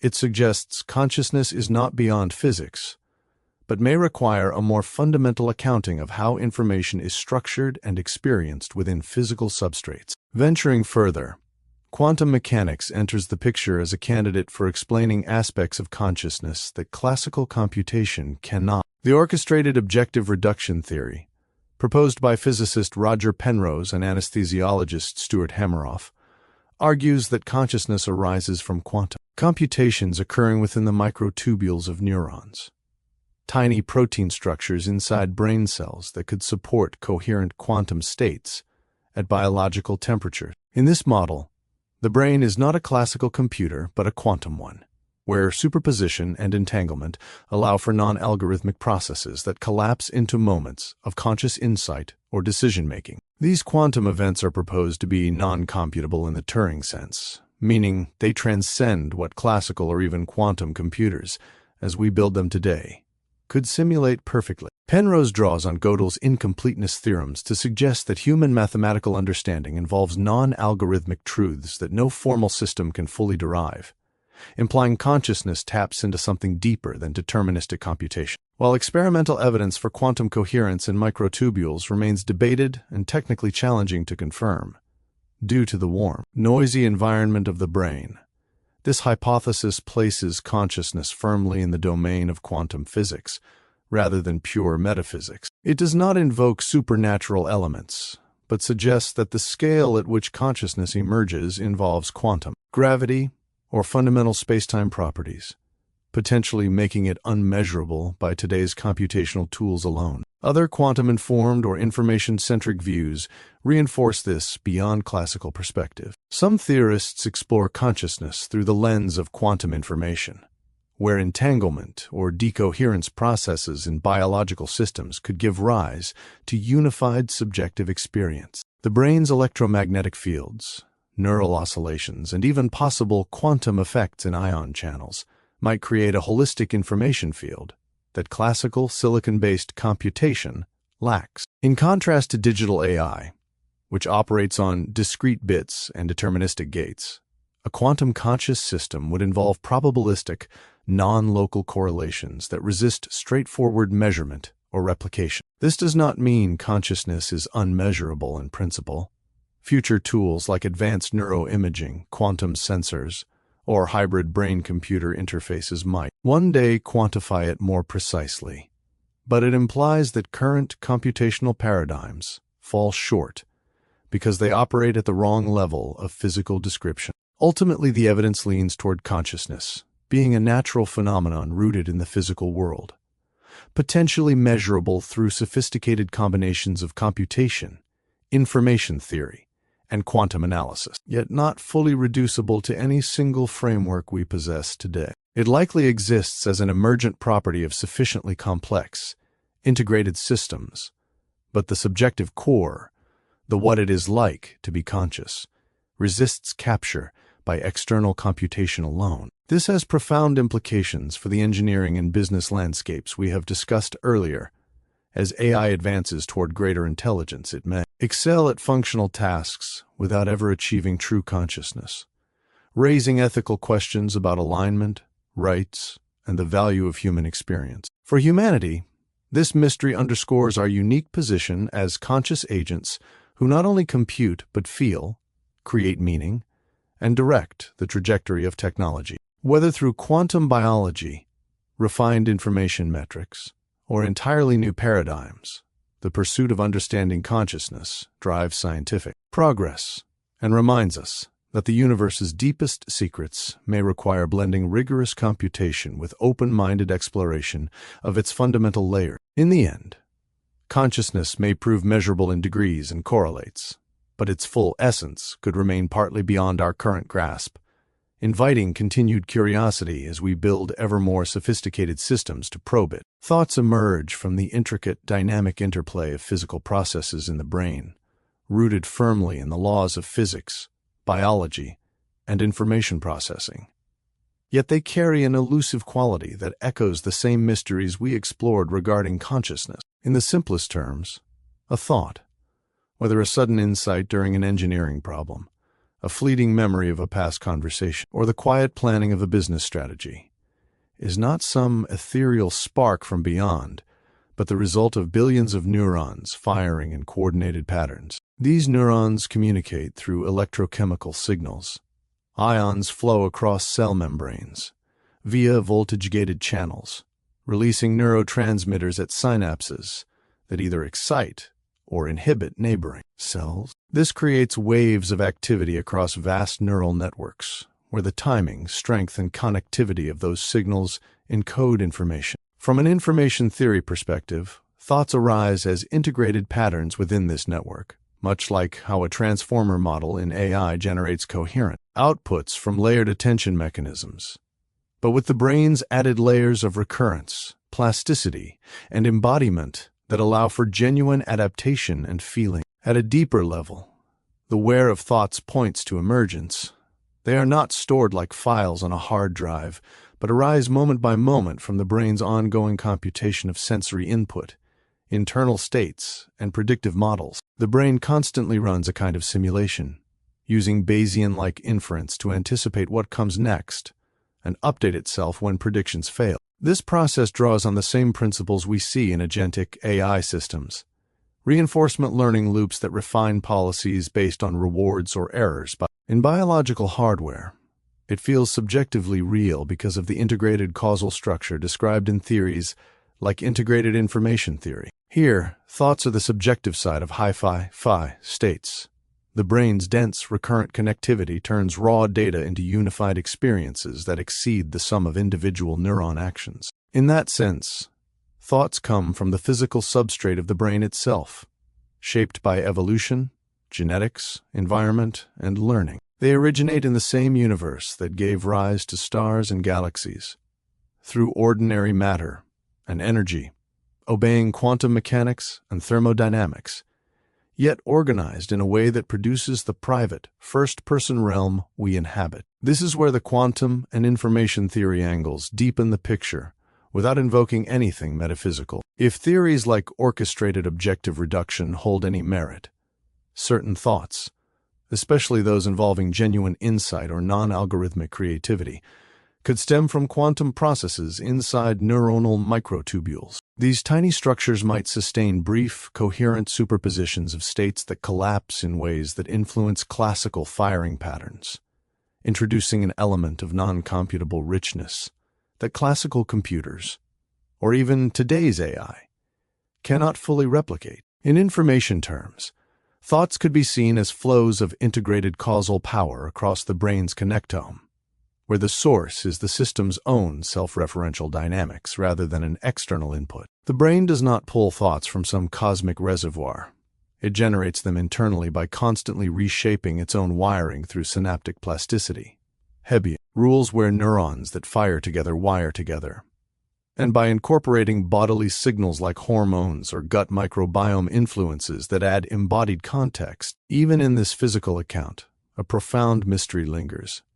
Why do these electrochemical patterns feel like anything at all? That question loops back to the hard problem of consciousness we discussed. Thoughts feel personal and immediate because they are the brain experiencing its own activity from the inside. In AI terms, a sufficiently advanced system might one day produce outputs indistinguishable from human thoughts. Yet without the biological substrate, or whatever quantum information layer enables true subjectivity, it might remain a sophisticated simulation rather than the real thing. For us, as humans with engineering and business mindsets navigating an AI-driven world, this understanding matters practically. It reminds us that our thoughts are not just data to be optimized, but the very engine of creativity, ethical judgment, and strategic foresight that no machine has yet fully duplicated. They arise from the same fundamental laws that govern everything else, refined through billions of years of evolution into a tool for understanding and shaping reality itself. In the end, thoughts come from you, from the living, integrated system that is your brain and body interacting with the world. They are not delivered from elsewhere, but generated here and now. In the exquisite dance of physics, information, and perhaps quantum subtlety that makes each of us a conscious participant in the universe's unfolding story. This perspective keeps the door open for future discoveries, whether through advanced brain imaging, quantum biology experiments, or new frameworks in information science, while affirming that the origin of thought is as natural and wondrous as the emergence of life or intelligence itself. Integrated information theory, often abbreviated as IIT, stands as one of the most ambitious and mathematically rigorous attempts to explain and quantify consciousness as a fundamental property of certain physical systems. Developed primarily by neuroscientist Giulio Tononi and collaborators over the past 2 decades, IIT proposes that consciousness is not an emergent illusion or a byproduct of complex behavior, but rather the intrinsic capacity of a system to integrate information in a highly structured, irreducible way. In essence, it shifts the focus from external observations, what a system does, to the internal causal structure of how its parts interact to produce a unified whole that exceeds the sum of its components. This theory bridges neuroscience, information theory, and philosophy by offering a testable framework for measuring the level of consciousness in anything from a human brain to a simple digital circuit or even a future artificial intelligence system. It directly addresses the hard problem of consciousness we have explored: why physical processes give rise to subjective experience at all, rather than unfolding as unconscious mechanisms. At its foundation, IIT rests on 5 core axioms derived from the phenomenology of conscious experience itself. These are not assumptions pulled from thin air, but self-evident truths about what it feels like to be conscious. First, consciousness exists intrinsically. It is real and immediate from the inside, independent of external observers. Second, it is structured. Each experience has a specific form or shape, composed of distinct elements like colors, sounds, or thoughts that combine in particular ways. Third, it is informative. Every conscious state is highly differentiated from all other possible states, ruling out vast numbers of alternatives. Fourth, it is integrated. The experience is unified and cannot be decomposed into independent parts without losing something essential. Fifth, it is exclusive. At any given moment, consciousness rules out other experiences. You have one specific state rather than a blend of many. From these axioms, IIT derives 5 corresponding postulates that describe the physical mechanisms required for a system to generate consciousness. These include the existence of mechanisms with cause-effect power, the requirement for integration across those mechanisms, the need for differentiation in possible states, and the exclusion of overlapping or redundant causes. The mathematical heart of IIT revolves around the quantity called phi, denoted as pH, which quantifies the degree of integrated information in a system. To compute phi, one analyzes the causal interactions within a system's elements. Think of neurons in a brain or logic gates in a computer, by considering all possible partitions of the system into subsets. For each partition, you calculate how much the cause-effect repertoire of the whole differs from the repertoires of the parts when considered independently. This difference is measured using concepts from information theory, specifically the Earth mover's distance or similar metrics that capture how far the joint probability distribution of states deviates from the product of marginal distributions. where the minimum is taken over all possible ways to cut the system, ensuring that the irreducible core is identified. The overall phi for the system is the maximum value obtained from its main complex, the subset of elements that exhibits the highest integration. A simple feed-forward network, like many early artificial neural networks, might yield a phi close to 0 because its information flows unidirectionally and can be fully reduced to independent parts. In contrast, the human brain's thalamocortical system, with its dense recurrent connections and feedback loops, achieves extraordinarily high pH values, reflecting the rich, unified nature of our subjective experience. This calculation can be performed algorithmically on small systems today, though scaling to the full human brain remains computationally intensive due to the exponential growth in possible partitions. Practically, IIT offers a way to measure consciousness in biological and artificial systems alike. In neuroscience, it has inspired experiments using techniques like transcranial magnetic stimulation combined with high-density electroencephalography to assess integration during wakefulness versus sleep or anesthesia. During deep sleep or under certain anesthetics, phi drops sharply as the brain's connectivity fragments, mirroring the loss of conscious awareness. For artificial intelligence, IIT provides a diagnostic tool.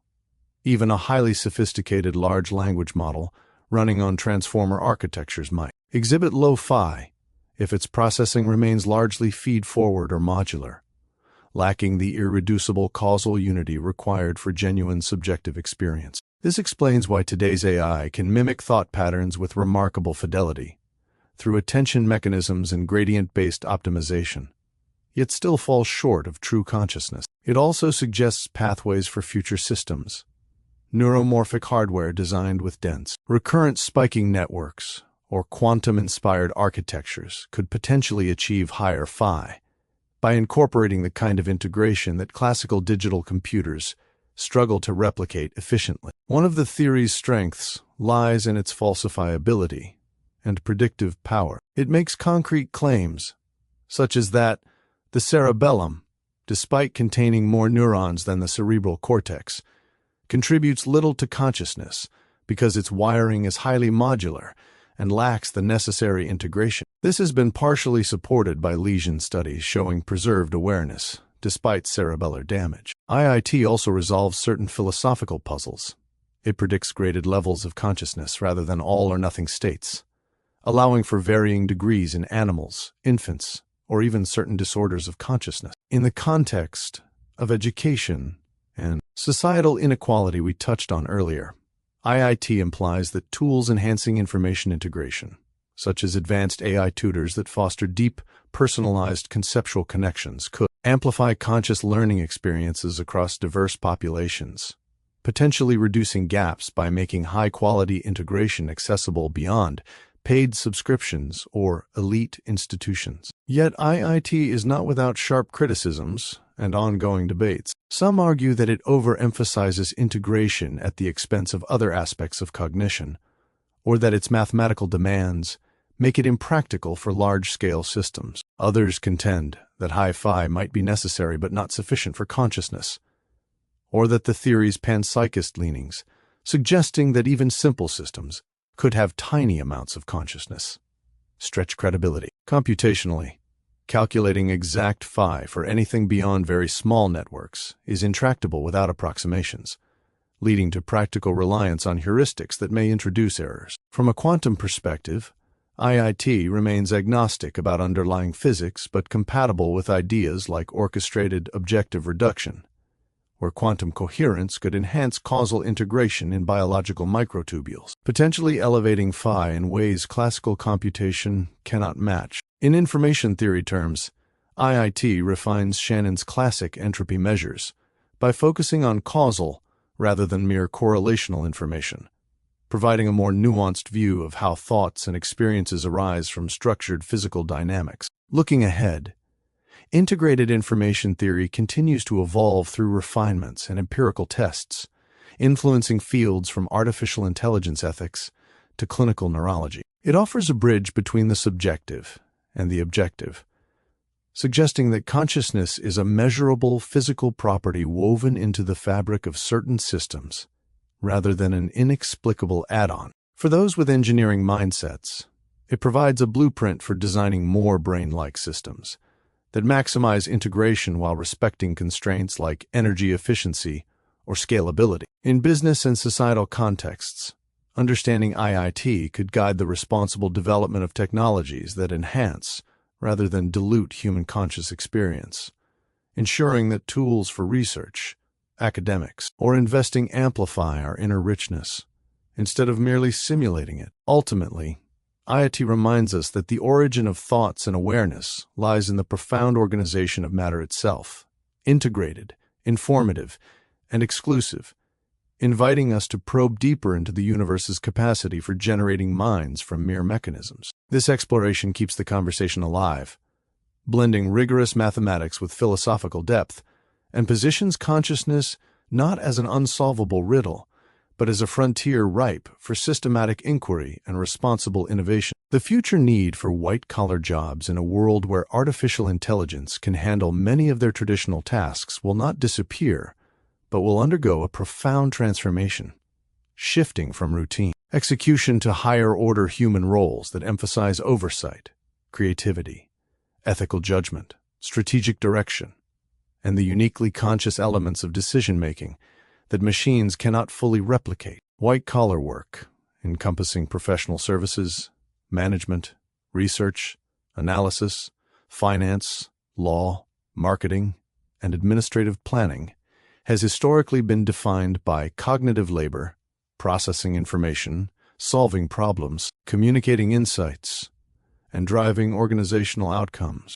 As AI systems, particularly agentic and multimodal ones built on advanced neural architectures, continue scaling in capability, they will automate large portions of these activities with superhuman speed, accuracy, and consistency. Yet this replacement does not render human contributions obsolete.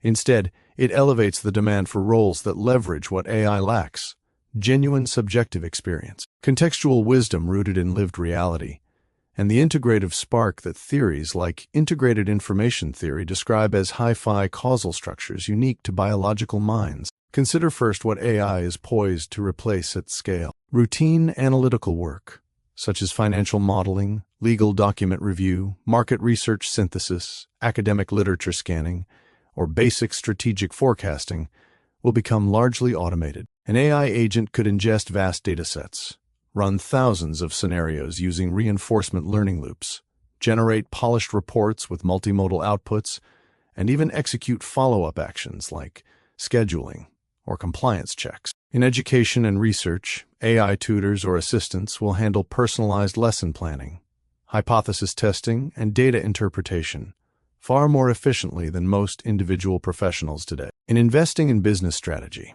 predictive analytics and autonomous optimization tools will manage portfolios or supply chains with minimal human input. This displacement will be swift in high-volume, rule-based domains, compressing what once took teams of analysts or consultants weeks into minutes. The economic atomic bomb effect we have discussed earlier will amplify productivity dramatically, potentially multiplying overall output while reducing the sheer volume of entry-level or mid-tier white-collar positions. Short-term disruption is inevitable. Many roles focused on data processing or standardized deliverables may shrink or evolve into oversight functions, mirroring how industrial automation reshaped manufacturing a century ago. However, the enduring need for white-collar jobs arises precisely because AI, even at superintelligent levels, operates within the functional realm, rather than achieving the full integrated consciousness that defines human thought and responsibility. As we explored through integrated information theory, true subjective awareness, the unified, irreducible what it feels like quality of experience, stems from high levels of causal integration that current and near-future AI architectures struggle to match. A transformer-based system might simulate insightful analysis or creative output through pattern matching and gradient optimization, yet it lacks the intrinsic first-person perspective that allows humans to weigh ethical nuances, navigate ambiguity with moral intuition,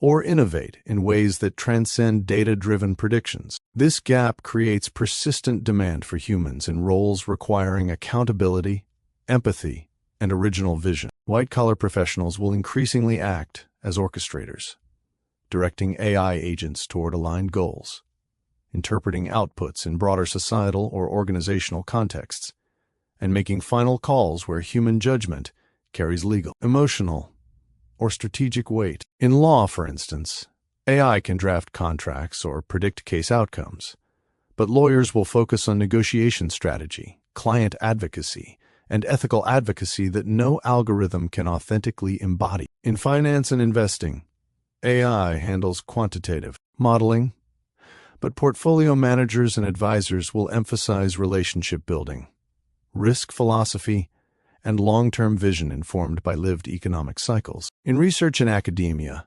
scientists will use AI for rapid experimentation and literature synthesis.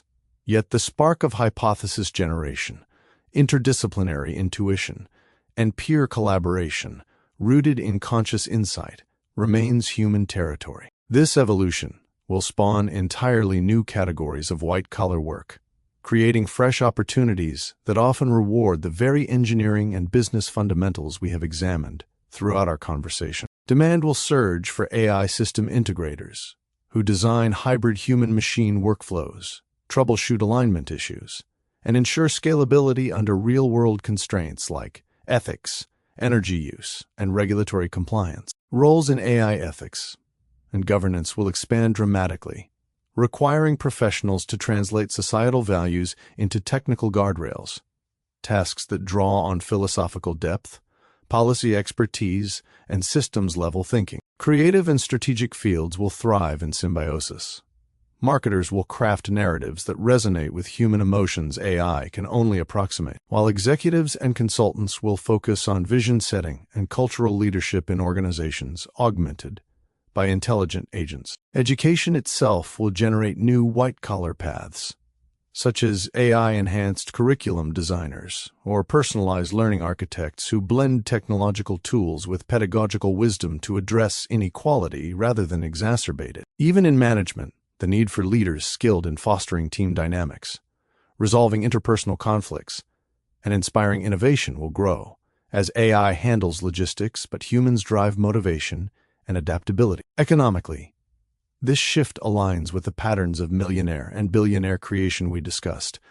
AI does not eliminate value creation, but redirects it toward those who master the interface between technology and human purpose. The overall pie of prosperity expands enormously through productivity gains, potentially leading to abundance where basic needs are met with minimal labor, freeing white-collar talent for pursuits in exploration, sustainability, or cultural advancement. Education inequality, which paid AI tools could widen in the near term by giving affluent users superior access, may ultimately narrow as free tiers democratize foundational capabilities, and new roles emerge that value diverse human experiences over rote credentials. Those with engineering backgrounds, rigorous in problem-solving, systems optimization, and iterative design, combined with business acumen, will be uniquely positioned to thrive, transitioning into high-impact positions that define how AI is deployed responsibly and profitably. The result is not mass obsolescence, but a redefinition of work. Fewer hours spent on drudgery, more emphasis on meaningful contribution, and greater rewards for adaptability and foresight. In the long arc, as AI approaches or surpasses human-level performance across cognitive domains, the need for white-collar jobs will center on what makes humanity irreplaceable: conscious agency, ethical stewardship, and the creative direction of intelligence itself. Rather than a vacuum, this creates fertile ground for new professions that elevate human potential. Roles we are only beginning to imagine, from symbiotic AI collaborators in scientific discovery to strategists guiding global challenges like climate resilience or space exploration. The transformation demands proactive preparation, but it promises a future where white-collar work becomes more fulfilling and impactful, not less necessary, as technology handles the mechanics and humans provide the soul and strategy. This is the optimistic core of the engineering business nexus. By applying the same disciplined curiosity that built AI in the first place, we can shape an economy where human ingenuity remains the scarcest and most valued resource, even amid machines that rival our computational prowess. String theory offers one of the most ambitious and elegant attempts in modern physics to describe the fundamental nature of our universe, proposing a single, unified framework that reconciles the seemingly incompatible worlds of quantum mechanics, which governs the tiny realm of particles, and general relativity, which describes gravity and the large-scale cosmos. At its core, string theory asserts that the universe is not built from point-like particles, as in the standard model of particle physics, but from incredibly tiny one-dimensional vibrating strings. These strings, far smaller than any particle we can detect, on the order of the Planck length, about 10 meters, oscillate in different modes, and each vibrational pattern corresponds to a different fundamental particle or force carrier. A string vibrating one way might behave like an electron, another like a quark, and yet another like the graviton, the hypothetical particle that transmits gravity. This single entity, the string, explains why the universe contains the diverse particles and forces we observe, unifying them all under one microscopic description. This framework fundamentally reshapes our understanding of reality by requiring extra spatial dimensions beyond the familiar three of length, width, and height, plus time. In its most common formulations, superstring theory operates in 10 dimensions total, while M-theory, an overarching version that includes strings as special cases, extends to 11 dimensions. Our observable universe appears four-dimensional because the additional 6 or 7 dimensions are compactified, curled up into tiny, invisible shapes, often visualized as Calabi-Yau manifolds, at scales so minuscule that they have evaded detection. Mathematically, this compactification is described by the geometry of these hidden spaces, where the precise shape and size determine the physical constants and particle masses we measure. The theory's equations, rooted in conformal field theory and supersymmetry, a symmetry relating bosons and fermions, ensure consistency only in these higher dimensional settings. For instance, the low-energy effective theory reduces to familiar physics in our 4D slice, but at high energies or early cosmic times, the extra dimensions become accessible, potentially revealing new phenomena. One of the most profound implications is that string theory naturally incorporates gravity as a quantum force. In the theory, closed loops of string, as opposed to open strings with endpoints, produce the graviton, and the interactions of these strings reproduce Einstein's general relativity at large scales, while resolving the infinities and inconsistencies that plague attempts to quantize gravity directly. This unification of all four fundamental forces, gravity, electromagnetism, the weak nuclear force, and the strong nuclear force, into a single consistent quantum description, represents a theory of everything that has eluded physicists for a century. It also predicts the existence of supersymmetric particles, superpartners to known ones, which could appear at energies accessible in future accelerators, though none have been detected yet. String theory also paints a vastly larger picture of our universe through the concept of the string landscape. Different ways of compactifying the extra dimensions lead to an enormous number of possible vacuum states. Estimates range from 10 far more, each corresponding to a different set of physical laws, particle masses, and cosmological constants. Our universe is one specific realization among this vast multiverse, selected perhaps by the anthropic principle. The laws we observe are those that permit the existence of stars, planets, and observers like us. This explains why the cosmological constant dark energy density is so finely tuned, tiny enough for galaxies to form but not zero, without invoking divine intervention. In the early universe, shortly after the Big Bang, cosmic inflation and string dynamics could have produced a multitude of bubble universes, each with its own compactified dimensions, making our cosmos just one pocket in a much grander, eternally expanding structure. From a cosmological standpoint, string theory suggests our universe began as a higher dimensional configuration that underwent symmetry breaking and dimensional reduction, potentially resolving singularities like the Big Bang, through stringy effects that smooth out infinities. It also accommodates ideas like brains, higher dimensional membranes on which strings can end, which might explain why our 4D world feels stuck on a brain while gravity leaks into extra dimensions. Some versions even explore holographic principles, where our 3D universe is encoded on a 2D boundary, drawing from black hole thermodynamics and ADS-CFT correspondence. Despite its mathematical beauty and explanatory power, string theory remains a work in progress without direct experimental confirmation. It makes few unique, testable predictions at accessible energies, leading critics to question its status as science rather than elegant mathematics. Supersymmetry has not appeared at the Large Hadron Collider, and the landscape's vastness raises concerns about falsifiability. Nonetheless, it continues to inspire breakthroughs in mathematics, such as mirror symmetry in Calabi-Yau spaces, and provides a consistent language for exploring quantum gravity, black holes, and early universe cosmology. In the broader context of the physical universe we inhabit, one where consciousness, thoughts, and even future AI systems arise from underlying laws, string theory frames everything as vibrations of the same fundamental strings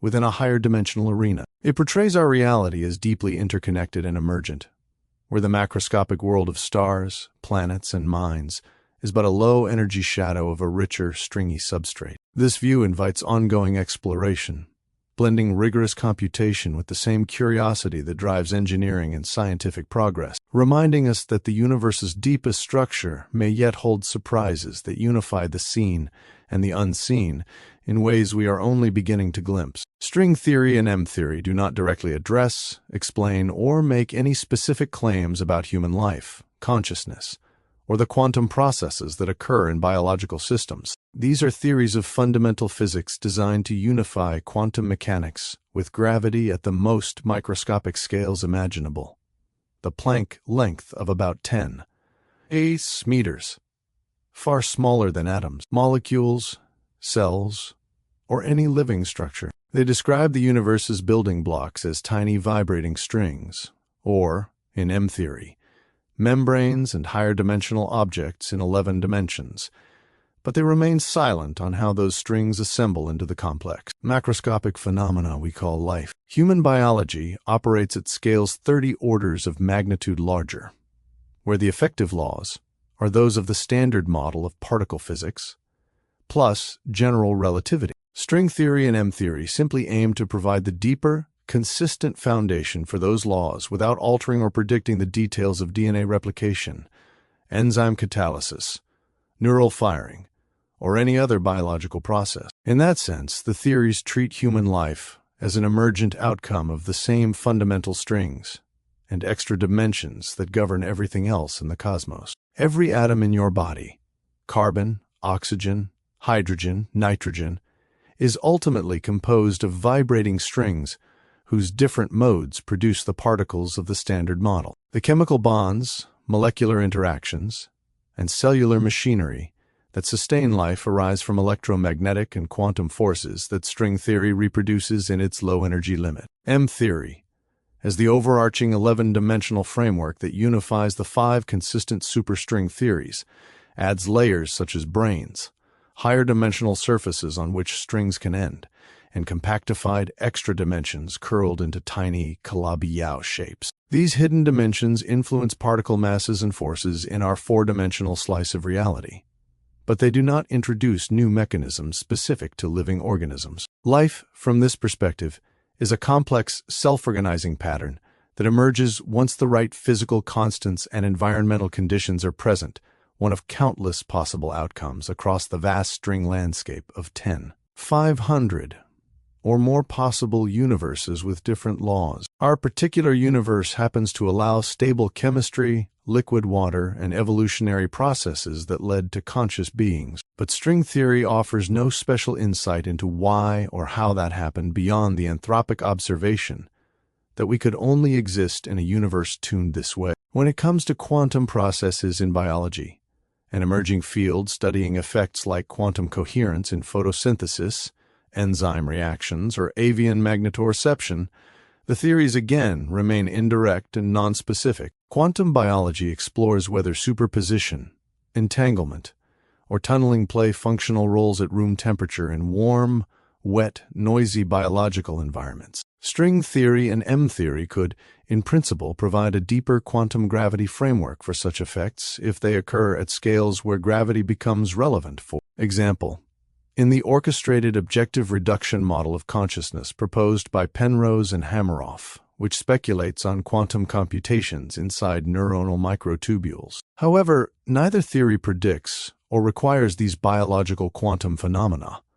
They are compatible with them at best, and any connection is highly speculative. The compactified extra dimensions, or stringy corrections to quantum mechanics, might subtly influence high-energy or early universe conditions that ultimately shaped the biochemistry of life. But they leave the day-to-day quantum biology untouched and unpredicted. Interestingly, mathematicians and theorists have begun borrowing tools from string theory to model certain biological networks in an analogical rather than literal way. Techniques developed for calculating string interactions, such as Feynman-like diagrams, minimal surfaces, or topological invariants, have been applied to understand the architecture of branching structures in neurons, blood vessels, or plant roots. These approaches treat biological wiring as optimization problems that minimize energy or surface area in ways reminiscent of string world sheets, offering new computational insights into how evolution might favor efficient network designs.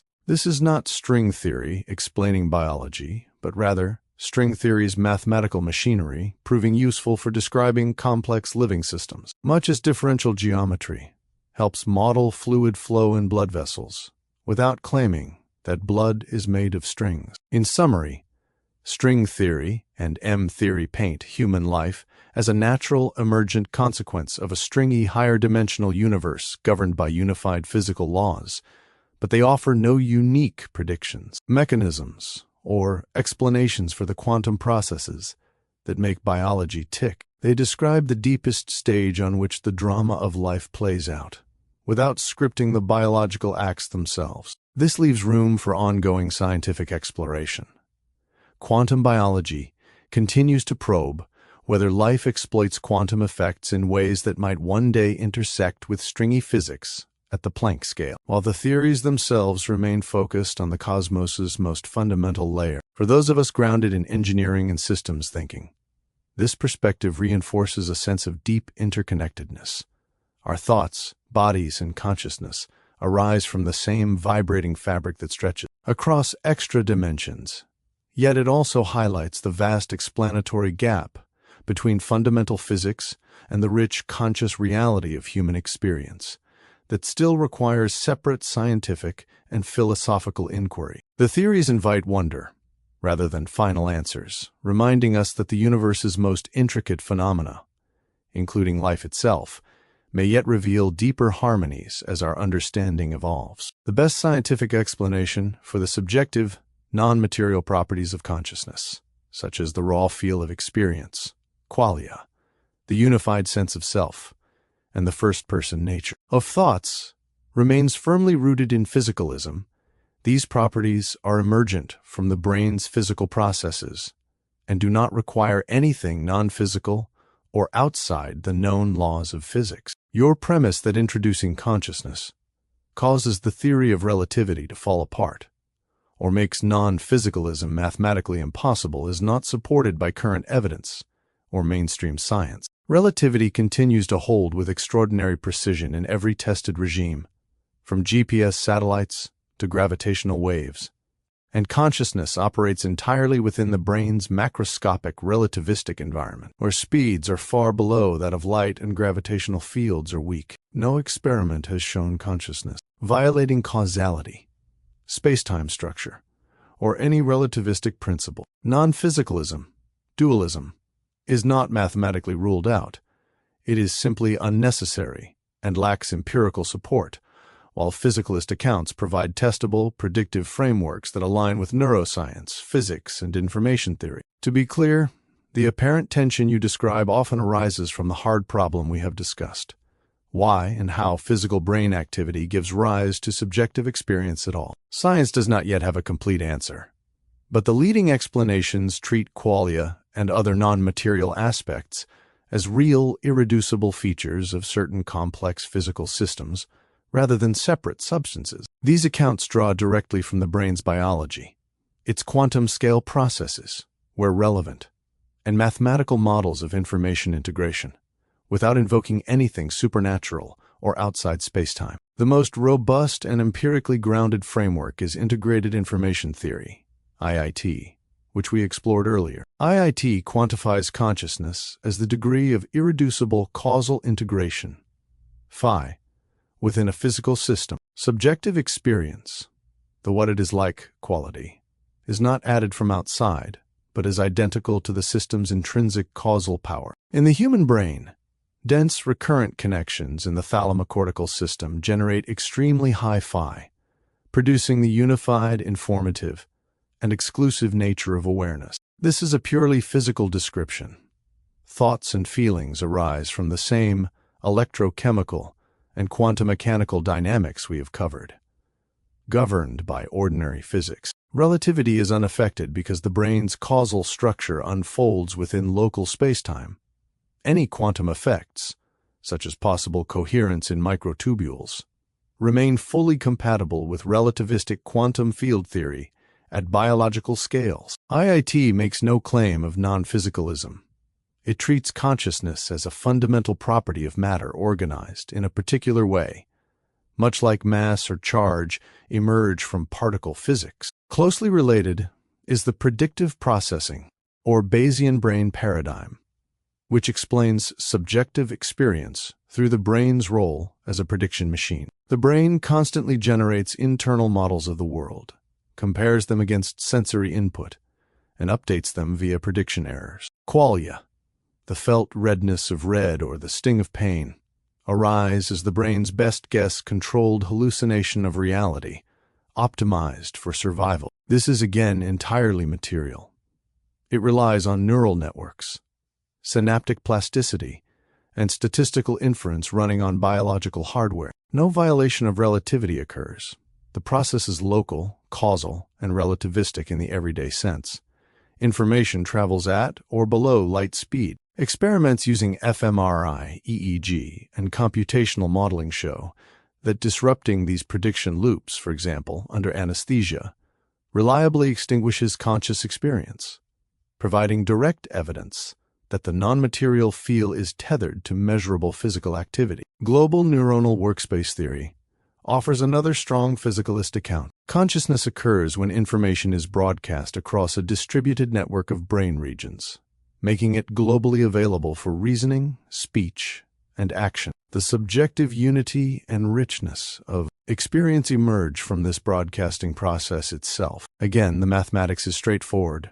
Recurrent loops, competitive inhibition, and ignition thresholds in cortical circuits produce the phenomenology without needing extra physical ingredients. This model has been tested in thousands of neuroimaging studies and aligns perfectly with relativity because all signaling remains within the brain's slow, local physics. Even more speculative quantum approaches, such as the orchestrated objective reduction model, Penrose-Hameroff, stay within physicalism. They propose that quantum computations in neuronal microtubules could contribute to non-algorithmic insight and the binding problem of consciousness. These processes might involve superposition and objective collapse driven by quantum gravity effects, but they are still fully material, governed by the same quantum field theory that underlies all chemistry and biology. Relativity has not fallen apart. Any quantum gravity unification, whether via string theory or loop quantum gravity, would simply extend the framework to Planck scales without introducing non-physical substances. Importantly, these quantum biology ideas remain unproven for consciousness and are compatible with all established physics. No leading scientific theory requires or supports non-physical properties for consciousness. Dualism, while philosophically coherent in some forms, has no positive empirical evidence and faces severe difficulties explaining causal interaction between a supposed non-physical mind and the physical brain. The interaction problem. Physicalist explanations, by contrast, are parsimonious, make falsifiable predictions, and continue to generate successful experiments.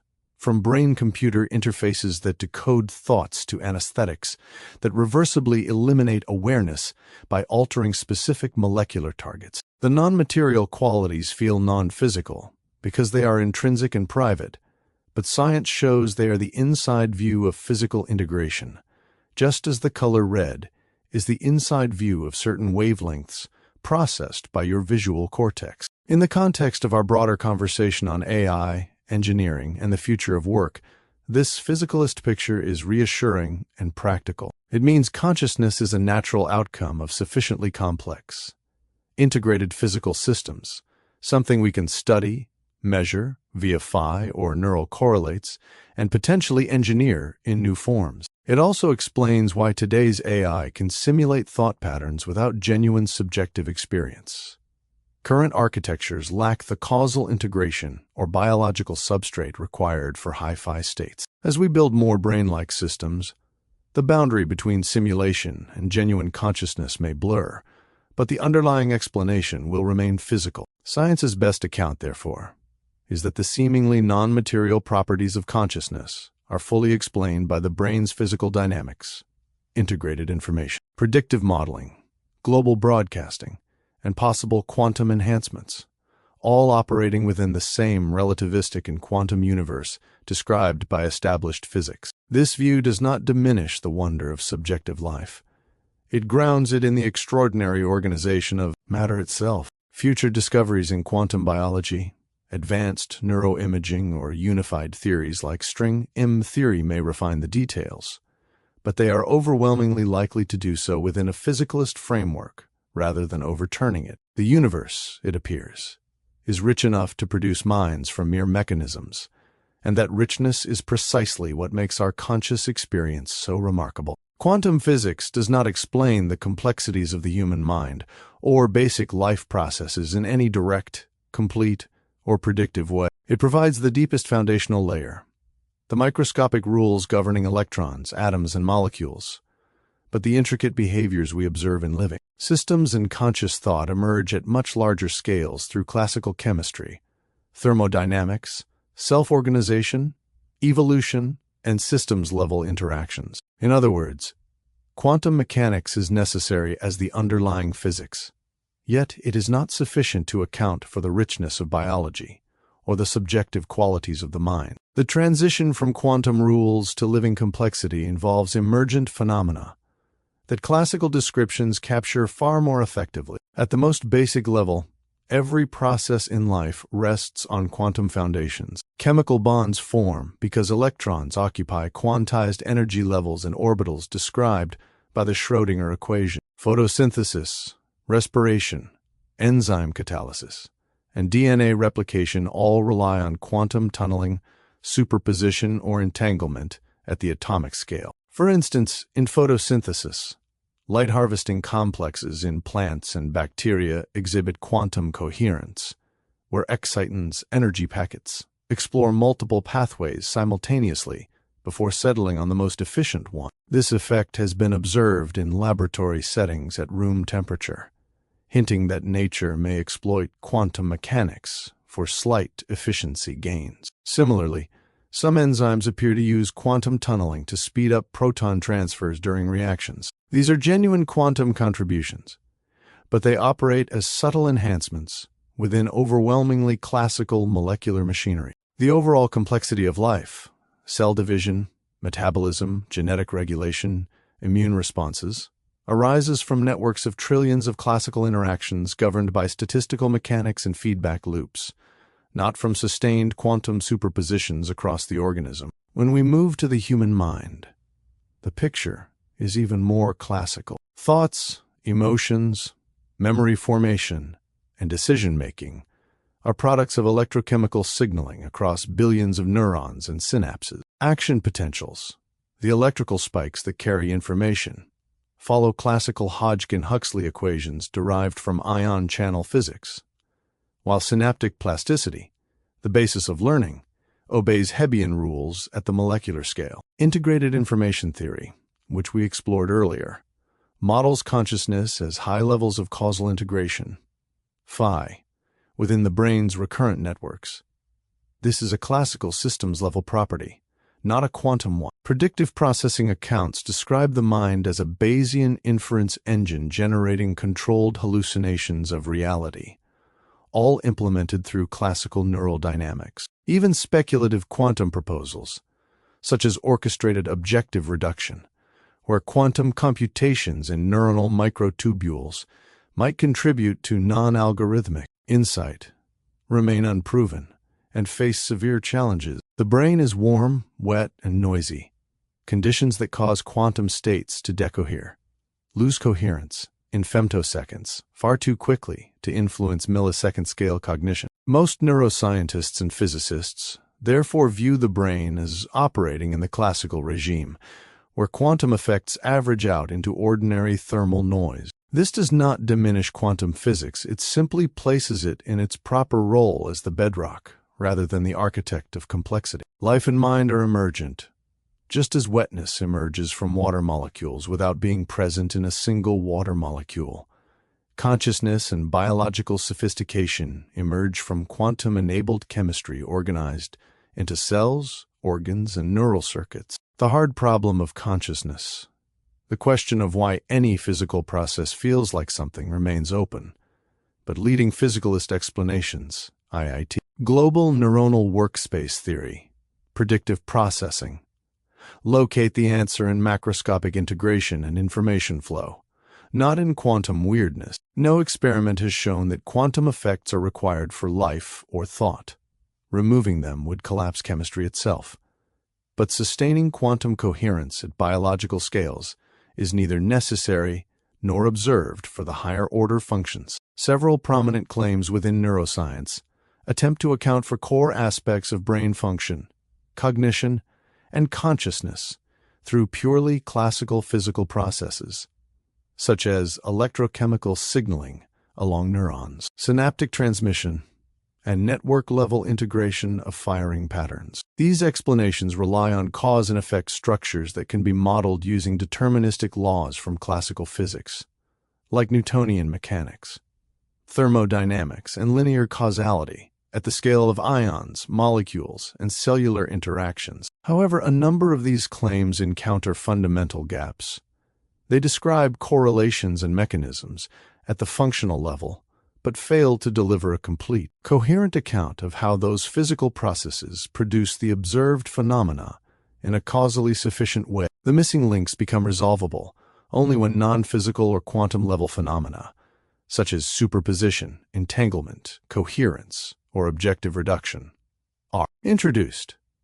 Because these introduce holistic, non-local, or intrinsically probabilistic dynamics that classical models inherently exclude or approximate away. One key example is the claim that subjective conscious experience, or qualia, the raw feel of what it is like to see red, feel pain, or have an inner thought, arises directly as an emergent property of classical neural computations and integrated information processing across brain networks. Neuroscience often asserts that once sensory inputs are processed through hierarchical pathways, for instance, from retinal signals to specialized cortical areas for color, motion, or emotion. And once those signals achieve global integration via thalamocortical loops or widespread synchronization, conscious awareness simply follows as a higher-order outcome of the system's complexity. This is framed as a bottom-up causal chain.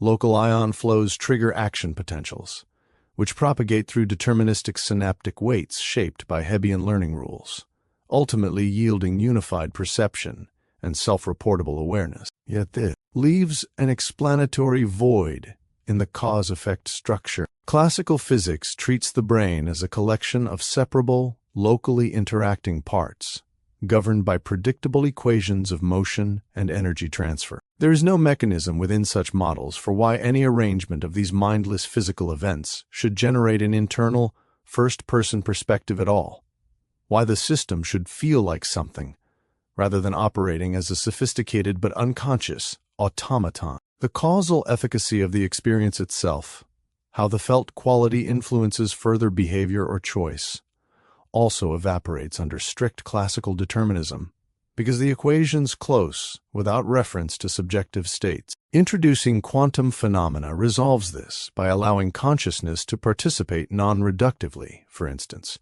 through quantum superpositions in neuronal structures that enable non-computable transitions, or by treating conscious observation as tied to intrinsic state reductions that inject irreducible experiential qualities into the dynamics, making the cause-effect loop bidirectional and complete, rather than one-way and incomplete. A closely related claim concerns the so-called binding problem. Neuroscience posits that the brain's distributed processing of different sensory features, color in one cortical region, shape in another, sound in yet another, becomes unified into a single coherent perceptual experience through classical mechanisms like temporal synchronization of neural oscillations, such as 40 Hz gamma waves, or convergent projections onto higher-order association areas. The cause-effect model here is straightforward, and local, coincident firing rates or phase locking across neuron populations supposedly tags features as belonging together, with feedback loops reinforcing the integration over milliseconds. This accounts for behavioral unity. You see a red apple as one object, not fragmented attributes, and even some measurable correlates like EEG patterns. But the structure breaks down when scrutinized for true causal sufficiency. In classical physics, any system can always be decomposed into independent subsystems without loss of explanatory power.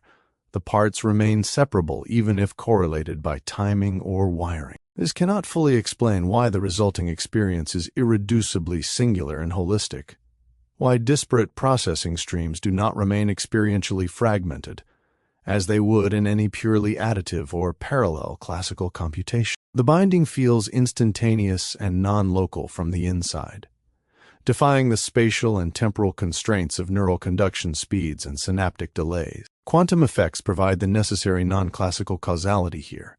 Entanglement between particles or states across distant neural elements creates a unified whole whose properties cannot be reduced to the sum of parts, allowing instantaneous correlations that persist despite separation and deliver the binding as a fundamental feature of the quantum description rather than an emergent approximation. Without such non-local phenomena, the claim of unified consciousness from distributed classical activity remains causally incomplete, as no amount of local synchronization can enforce the observed experiential indivisibility. Another set of claims revolves around volitional decision-making and apparent free will. Neuroscience frequently describes intentional actions as the outcome of classical causal chains, originating in prefrontal planning areas, accumulating evidence in accumulator networks, and culminating in motor cortex commands, often evidenced by experiments showing readiness potentials that precede conscious awareness of choice. The model is deterministic or stochastic only in a classical noise sense. Prior neural states, sensory inputs, and learned associations fully determine or probabilistically bias the outcome via electrochemical gradients and synaptic strengths, with no room left for an independent causal role of conscious effort. This fits neatly into physical cause-effect at the macroscopic level, but fails to explain the phenomenological reality of agency, the sense that conscious choice actively shapes the outcome rather than merely accompanying it as an epiphenomenon. Classical physics rules out downward causation from higher-level mental states because the microscopic equations are closed and local. Any will would be illusory, with all effects traceable to bottom-up particle motions. The structure becomes clear and causally efficacious only when quantum indeterminacy is incorporated at critical junctures, such as in ion channel openings or molecular superpositions within neurons. Here, the brain's dynamics shift from purely classical approximations to full quantum treatment, where measurement like events or objective reductions allow conscious volition to influence probabilistic outcomes without violating conservation laws. This injects genuine causal potency into subjective effort, turning the claim of decisions from neural cascades into one where quantum branching enables non-deterministic selection guided by phenomenal awareness. Finally, Claims about non-algorithmic aspects of cognition, such as genuine mathematical insight, creative problem-solving, or the aha moments of understanding, assert that these emerge from classical pattern recognition, associative memory retrieval, and parallel distributed processing in cortical hierarchies. The cause-effect is modeled as exhaustive search through vast but finite state spaces of neural activations, guided by reinforcement and Hebbian plasticity, fully computable in principle via Turing-like operations at the network level. Yet such accounts cannot capture why certain insights feel non-algorithmic. They transcend step-by-step deduction, appearing as sudden, holistic grasp that classical computation, even massively parallel, cannot guarantee or explain in finite time without exhaustive enumeration. Penrose-style arguments highlight that human understanding involves recognizing truths outside formal systems, which no classical machine could reliably do. Quantum processes supply the missing non-computable element through orchestrated reductions of superposed states, where gravitational or objective collapse selects outcomes in ways that evade algorithmic predictability while remaining physically grounded. This makes the causal path from brain state to insightful experience fully accountable, only under quantum rules. In each case, the neuroscience claims succeed at describing observable functions and correlations, but leave the deeper causal architecture incomplete within classical physics alone. Quantum phenomena,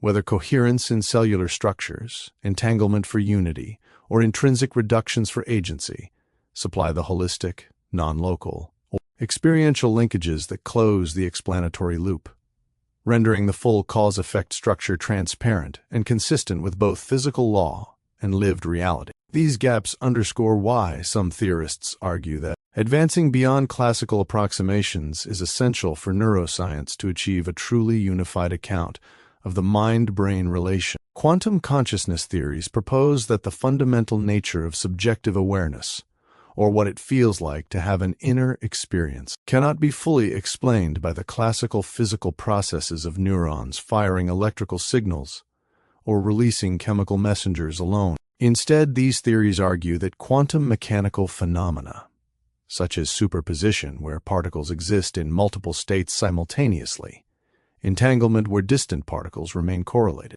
instantaneously, coherence where quantum states persist over time and space, and objective reductions or collapses of quantum wave functions play a direct, essential role in producing conscious moments. These ideas suggest that the brain harnesses quantum effects at the molecular or subatomic level within neurons or related structures, allowing for processes that are non-local, non-deterministic, and potentially non-computable in the way classical computers or neural networks operate. This approach aims to address long-standing puzzles in the study of the mind, including why experiences feel unified rather than fragmented, how genuine insight or creativity arises. Beyond step-by-step algorithms, the apparent influence of conscious choice on behavior, and the emergence of raw feelings or qualia that seem irreducible to mere information processing. The most prominent and detailed quantum consciousness theory is known as orchestrated objective reduction,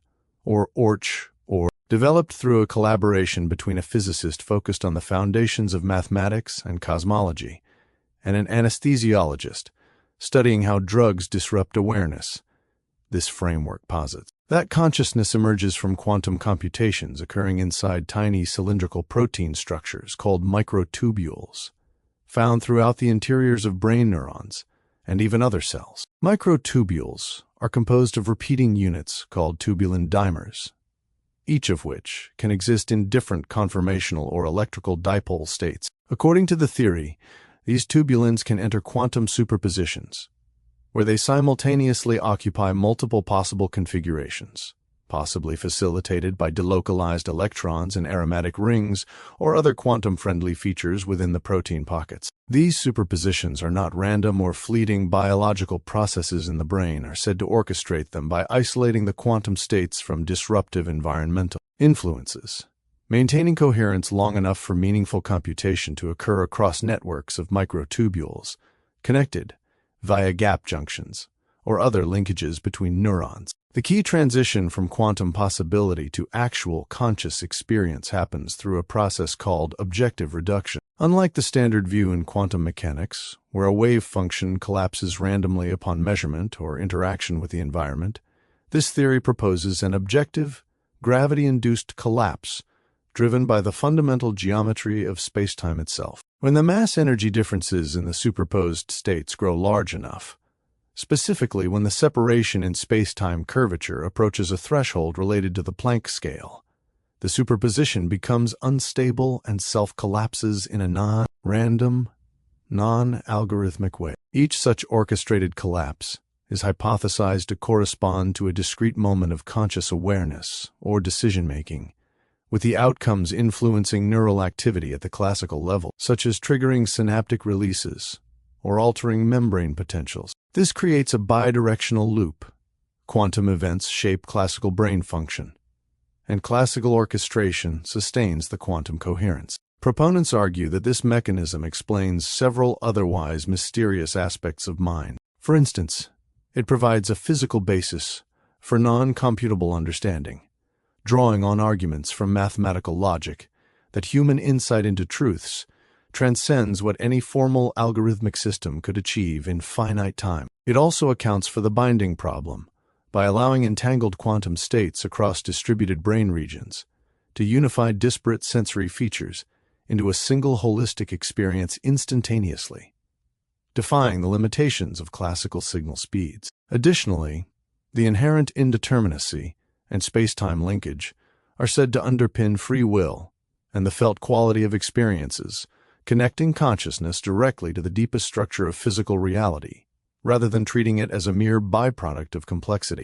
Beyond ORCH, or several other quantum consciousness frameworks have been proposed, each emphasizing different quantum features or brain components, while sharing the core idea that classical physics alone falls short. One approach, associated with interpretations of quantum measurement, suggests that conscious observation itself triggers the collapse of quantum superpositions, selecting one outcome from many possibilities and thereby injecting genuine agency into physical processes. In this view, the mind is not passive, but actively participates in resolving quantum ambiguities, particularly at synaptic clefts or critical decision points in neural circuits, allowing for volitional influence without violating conservation laws. Another set of models draws on quantum field theory to describe the brain as hosting long-range coherent quantum waves or bosonic excitations that store and retrieve memories in a distributed, holographic manner. These fields could enable dialogue-like interactions between quantum and classical brain layers,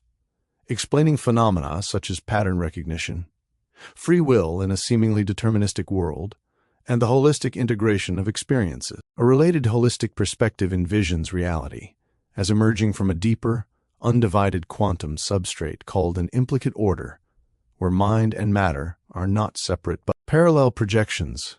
Consciousness arises when brain processes tap into this underlying wholeness, permitting non-local correlations that classical locality cannot accommodate. More recent explorations include ideas involving nuclear spins in specialized molecular clusters, such as Posner molecules formed from calcium and phosphate ions. These clusters are hypothesized to maintain entangled quantum states among phosphorus nuclear spins, even in the warm, noisy cellular environment, potentially synchronizing neural firing across distant brain areas to support cognitive integration and action selection. Electron transport mechanisms in certain neuron types, involving quantum tunneling through iron storage proteins like ferritin, have also been suggested as a way for quantum effects to facilitate rapid binding of sensory inputs and prevent conflicting activations that might disrupt coherent experience. Emerging concepts further propose that consciousness interfaces with the brain's electromagnetic fields in a quantum manner,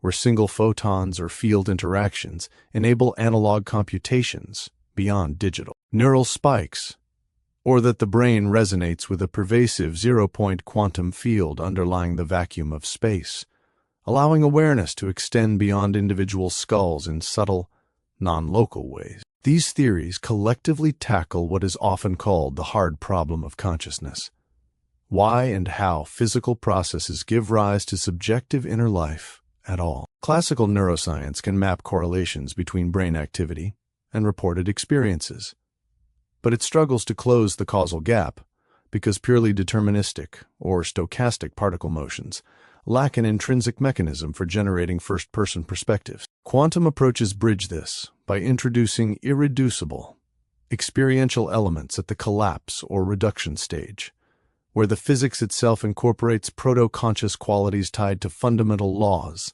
like gravity or information conservation. They also offer potential explanations for altered states, such as how anesthetics might dampen quantum coherence in microtubules or related structures, rapidly extinguishing awareness without fully shutting down classical signaling. In terms of empirical traction, investigations have examined quantum vibrations persisting in microtubule networks, superradiance effects in networks of aromatic amino acids within them, and how stabilizing microtubules delays the onset of anesthesia in animal models, suggesting that quantum processes could indeed operate in biological settings longer than earlier skepticism allowed. Mathematical models, including Hamiltonians describing quantum to classical transitions and complexity analyses, have been developed to integrate these ideas with broader brain dynamics across scales. While quantum consciousness theories remain controversial and are viewed by many as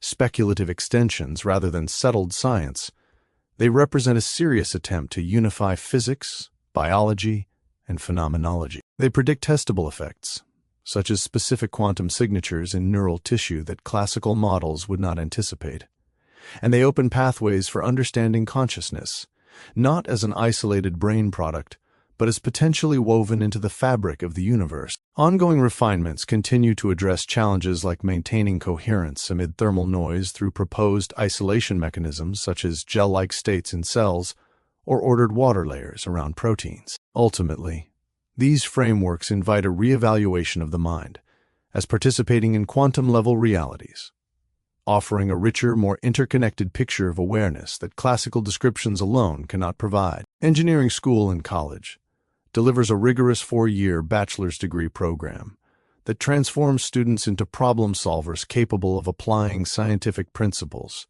and mathematical tools to design, analyze, and build systems that improve the world. The curriculum begins with broad foundational knowledge in mathematics and the physical sciences, then progresses to core engineering concepts that apply across disciplines before branching into specialized topics depending on the major chosen, such as mechanical, electrical, civil, chemical, aerospace, biomedical, or computer engineering. Throughout the program, hands-on laboratories, team projects, design challenges, and professional development experiences reinforce theoretical learning, emphasizing practical application, critical thinking, safety ethics, and lifelong learning. The overarching goal is to teach students how to model real-world phenomena, mathematically predict outcomes, optimize solutions under constraints like cost, time, and resources, and iterate through prototypes until they meet performance requirements. By graduation, engineers emerge with both deep technical expertise and the ability to collaborate, communicate technical ideas clearly,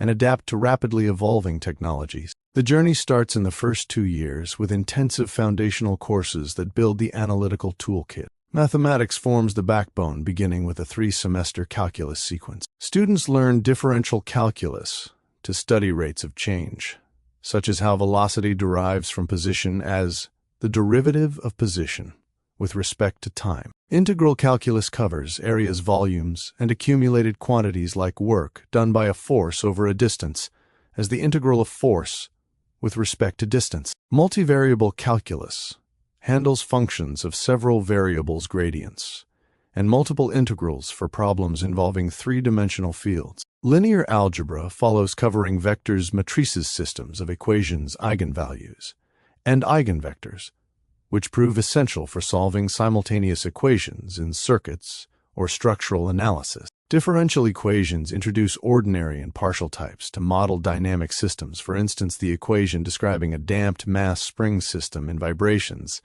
as mass times the second derivative of displacement with respect to time, plus the damping coefficient times the first derivative of displacement with respect to time, plus the spring constant times displacement equals 0. Probability and statistics teach random variables distributions, hypothesis testing, and regression analysis, enabling engineers to handle uncertainty in measurements or quality control data. Physics courses run parallel, starting with classical mechanics that covers Newton's laws of motion, conservation of energy and momentum, rotational dynamics, and gravitation, using vector notation and free body diagrams to analyze forces and torques. Electricity and magnetism delve into Coulomb's law, electric fields, Gauss' law circuits, with resistors, capacitors, and inductors governed by Kirchhoff's rules, and electromagnetic induction as the negative rate of change of magnetic flux with respect to time. Thermodynamics and waves introduce heat engines, entropy, the first and second laws,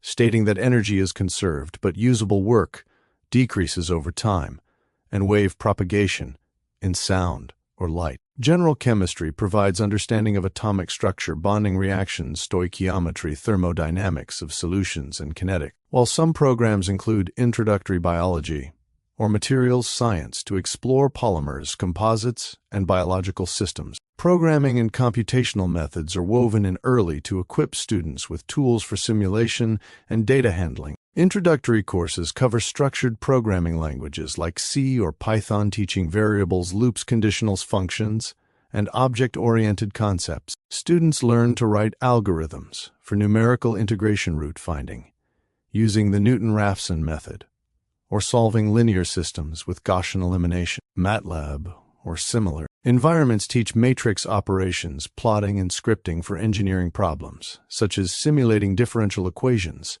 or performing Fourier transforms for signal processing. Numerical methods expand this to approximation techniques like finite differences for derivatives or Euler's method for initial value problems, preparing students to model complex systems that lack closed-form analytical solutions. Once foundations solidify, the curriculum shifts to core engineering principles that unify the field regardless of specialty. Statics teaches equilibrium of rigid bodies under forces and moments, using free body diagrams and equations, such as the sum of forces in the x direction equals 0, the sum of forces in the y direction equals 0, and the sum of moments equals 0, to analyze trusses, frames, and machines. Dynamics extends this to motion, covering kinematics, Newton's second law, in rectilinear and rotational forms, work energy principles, and impulse momentum theorems for impact problems. Mechanics of materials examines stress-strain Hooke's law,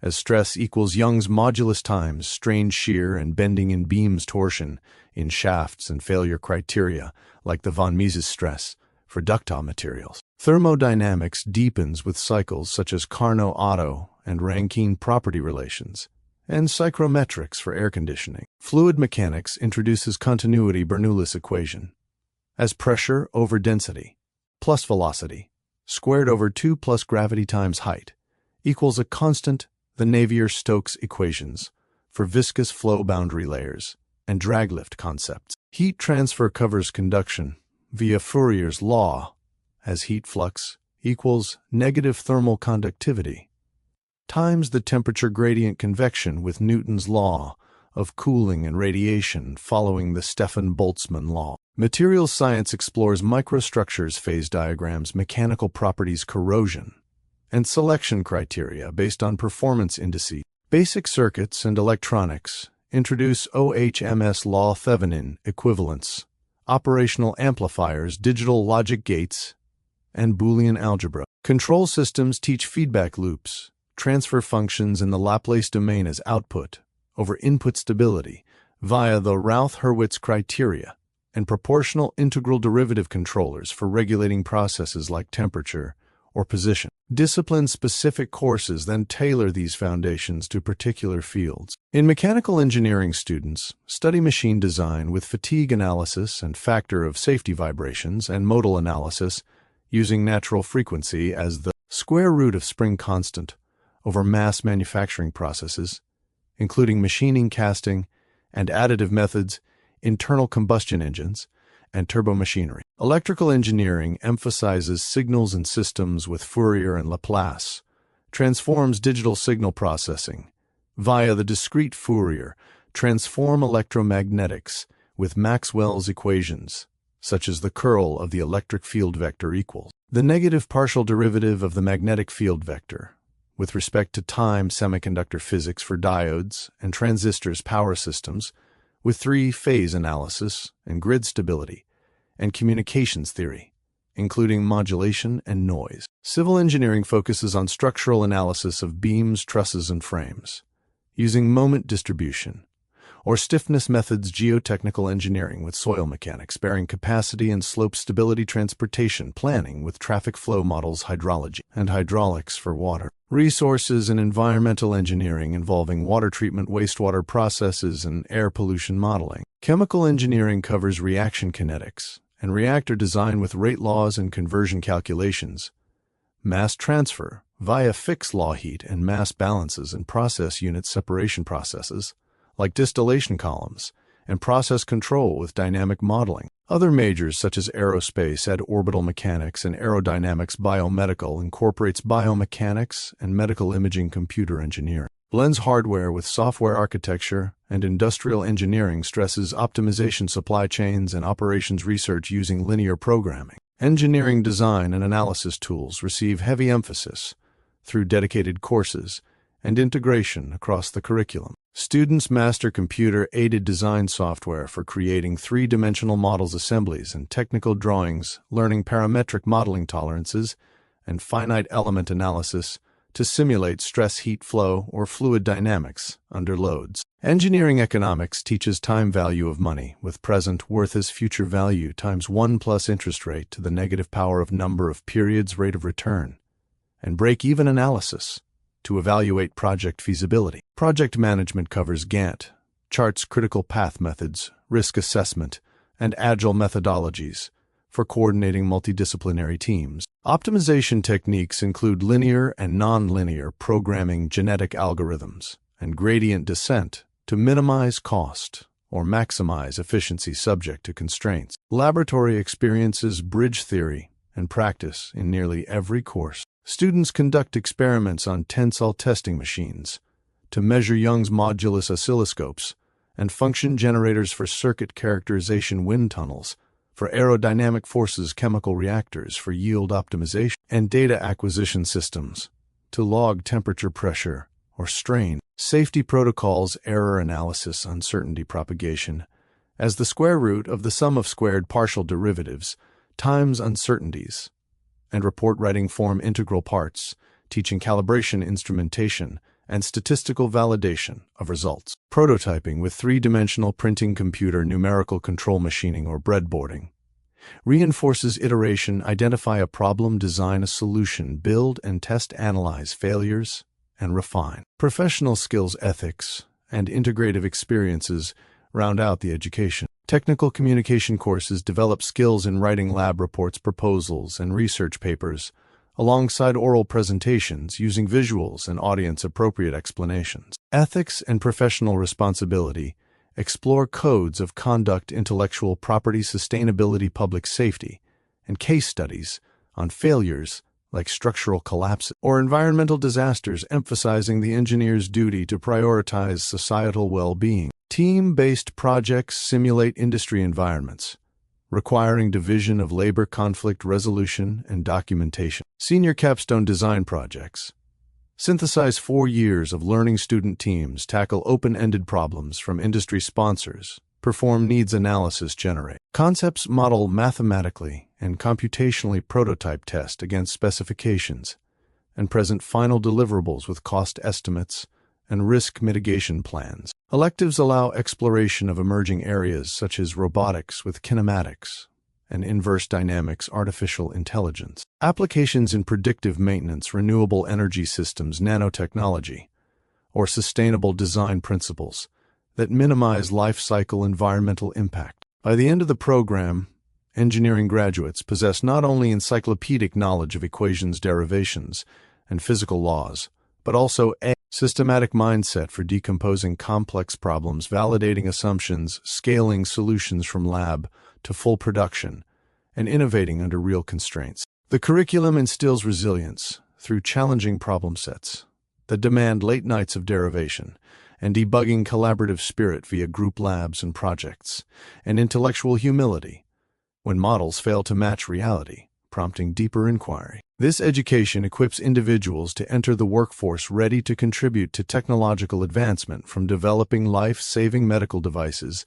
to designing efficient transportation networks or sustainable energy infrastructures, while fostering the adaptability needed to continue learning amid ongoing scientific progress. The current best engineers in the world as of 2026 stand out through their exceptional ability to translate deep scientific understanding into scalable real-world systems that solve massive problems, advance technology at unprecedented speed, and create value on a global scale. These individuals often combine rigorous training in fields like mechanical, electrical, chemical, or computer engineering with visionary leadership, hands-on innovation, and a talent for managing complex multidisciplinary teams. While greatness in engineering is subjective and spans countless specialties from artificial intelligence hardware to sustainable energy aerospace exploration, biomedical devices, and environmental systems, a few names consistently rise to the top due to their measurable impact on industries, economies, and daily life.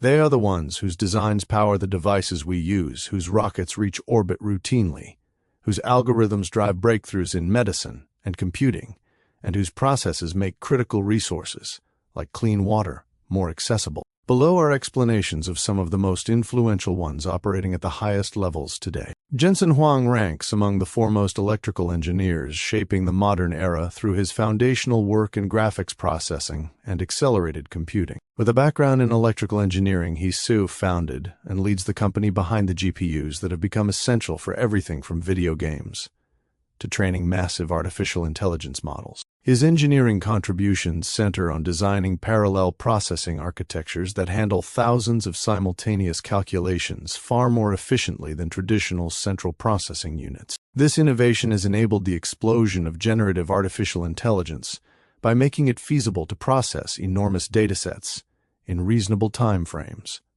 while also advancing fields like autonomous vehicles, scientific simulations, and high-performance data centers. What sets his approach apart is the way he integrates hardware design with software ecosystems, creating complete platforms that allow developers worldwide to build upon his foundational engineering without reinventing core components. The result is a transformation in how computing power is deployed at scale, turning what was once specialized hardware into a ubiquitous tool that accelerates progress across medicine, finance, entertainment, and beyond. Lisa Su, another leading electrical engineer, has demonstrated extraordinary impact in semiconductor design and high-performance computing as the driving force behind major advancements in central processing units and graphics processors for consumer enterprise and artificial intelligence applications. Trained in electrical engineering, she has engineered processor architectures that deliver unprecedented efficiency and power, delivering chips capable of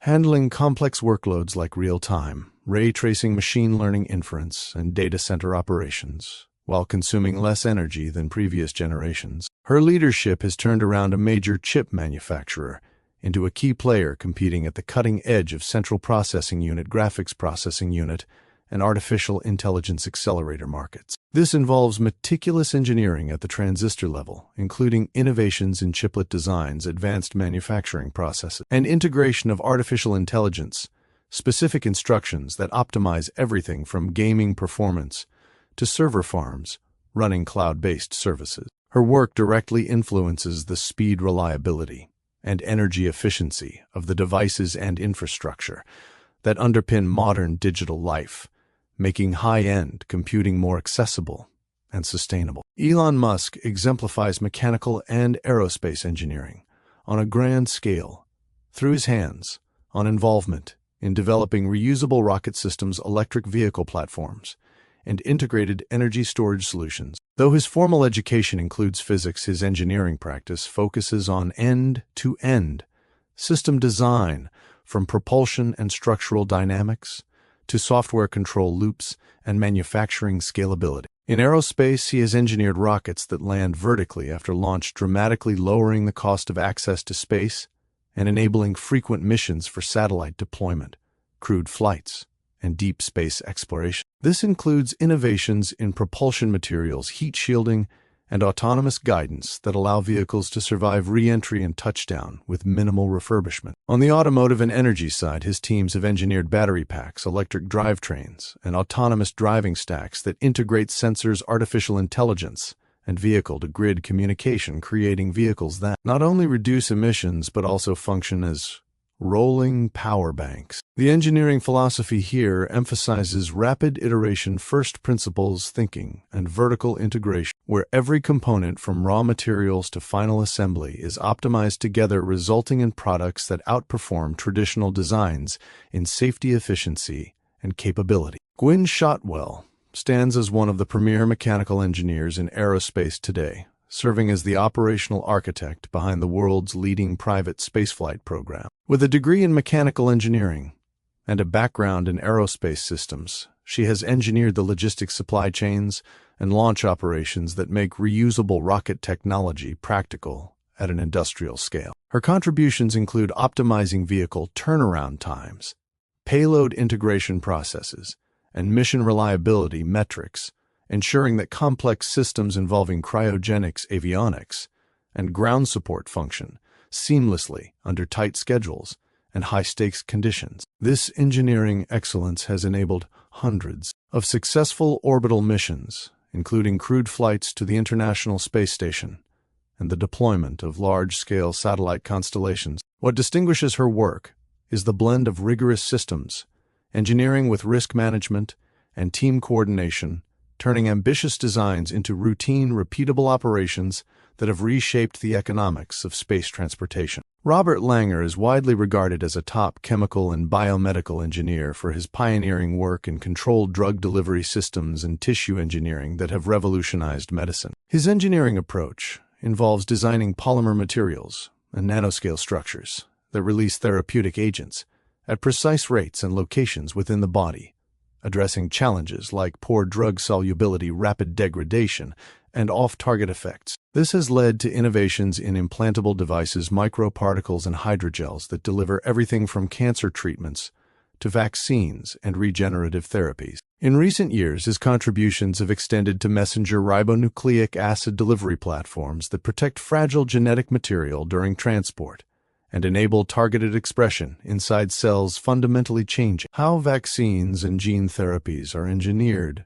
and deployed. The impact is seen in countless approved medical products that improve patient outcomes, reduce side effects, and accelerate the development of new treatments, making previously intractable diseases more manageable through smart material design and process engineering. Demis Hassabis represents the cutting edge of computer engineering and artificial intelligence systems design, with a focus on building intelligent algorithms that mimic and surpass human-level problem-solving in complex domains. Trained in computer science with engineering applications in mind, he has engineered large-scale neural network architectures and training infrastructures capable of mastering games, scientific discovery, and strategic planning. His work involves optimizing reinforcement learning frameworks, protein folding prediction models, and multimodal systems that integrate vision language and planning modules. These engineering feats require massive computational resources, efficient parallelization,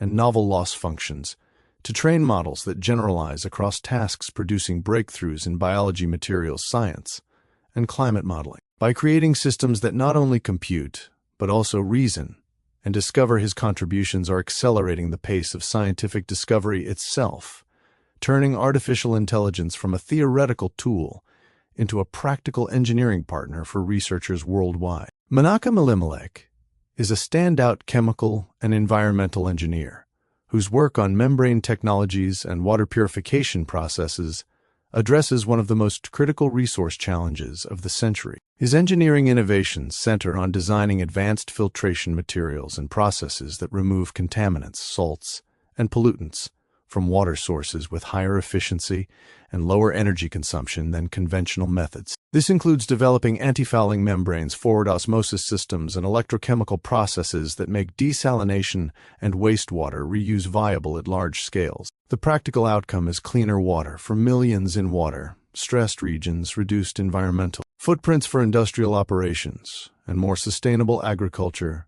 and manufacturing. His systematic approach integrates transport phenomena surface chemistry and system-level optimization, ensuring that lab-scale discoveries translate into deployable full-scale plants. In addition, emerging leaders continue to earn recognition through high-impact contributions such as Lars Blackmore in aerospace guidance and control for reusable rockets. David Baker in computational protein engineering that creates custom molecules on demand, and Maungi Bawendi in quantum dot synthesis for displays, photovoltaics, and biological imaging. These engineers and many others like them share common traits: rigorous mathematical modeling, relentless experimentation, ethical consideration of societal impacts, and the drive to push physical and computational limits. Their collective work demonstrates that the best engineering today is not isolated invention, but integrated systems thinking that solves problems at planetary scale, while opening doors to future possibilities. The field evolves rapidly, so staying attuned to these kinds of innovators provides a window into where technology and society are headed next. The current best engineers in the world,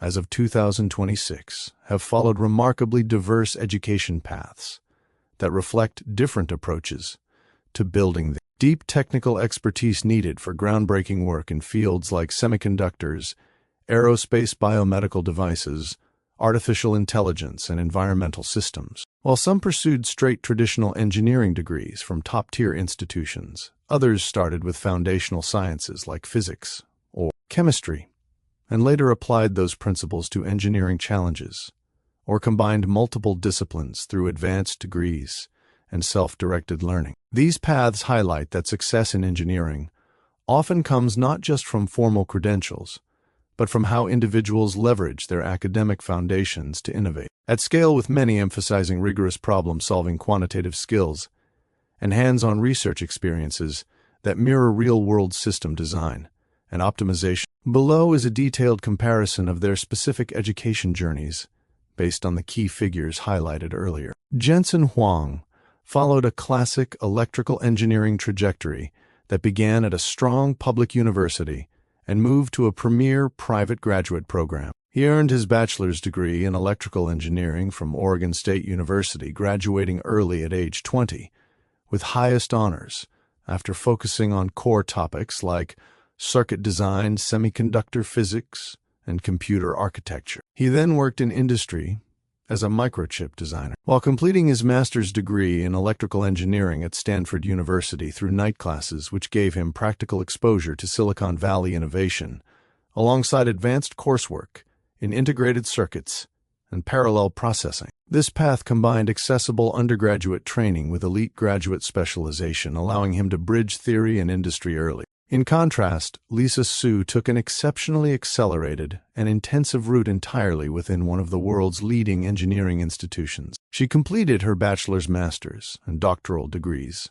all in electrical engineering at the Massachusetts Institute of Technology, starting with foundational undergraduate studies in semiconductor devices and microelectronics, then advancing directly into graduate-level research on extreme sub-micrometer silicon, on insulator transistors. Her PhD work involved cutting-edge device physics and fabrication techniques, which directly informed her later contributions to high-performance chip design. This all-in-one-place progression at MIT provided unbroken access to world-class labs, mentorship, and collaborative research environments, fostering an unparalleled depth in both theoretical modeling and experimental validation. Elon Musk's education path stands out as the least conventional among the group, relying more on physics and economics than a dedicated engineering degree. He earned a bachelor's degree in physics and a second bachelor's in economics from the University of Pennsylvania, where he studied until 1995, though the degrees were formally awarded in 1997. The physics curriculum covered classical mechanics, electromagnetism, quantum principles, and thermodynamics, giving him strong analytical tools for modeling physical systems, while the economics side added business and systems thinking. He was briefly accepted into a materials science and engineering PhD program at Stanford University, but left after just 2 days to pursue entrepreneurial ventures. Instead of completing formal engineering training, he became largely self-taught in aerospace and automotive engineering through intensive reading, experimentation, and hiring specialists later applying first principles thinking derived from his physics background to rocket propulsion battery systems and autonomous controls. Gwynne Shotwell pursued a more balanced mechanical engineering and applied mathematics path at a single institution. She received her bachelor's degree in mechanical engineering with honors from Northwestern University in 1986, focusing on core areas like thermodynamics, fluid dynamics, and structural analysis, followed immediately by a master's degree in applied mathematics in 1988. This combination equipped her with both the hardware-oriented design skills of mechanical engineering and the advanced modeling and optimization techniques from mathematics, which proved invaluable for managing complex aerospace logistics launch operations and reusable vehicle systems. Her undergraduate to graduate continuity at Northwestern emphasized practical systems engineering alongside quantitative rigor. Robert Langer followed a straightforward chemical engineering pipeline that transitioned from a solid-state school to elite graduate research. He earned his bachelor's degree in chemical engineering from Cornell University, where he built foundations in reaction kinetics, thermodynamics, and materials processing, then moved to the Massachusetts Institute of Technology for his Doctor of Science degree,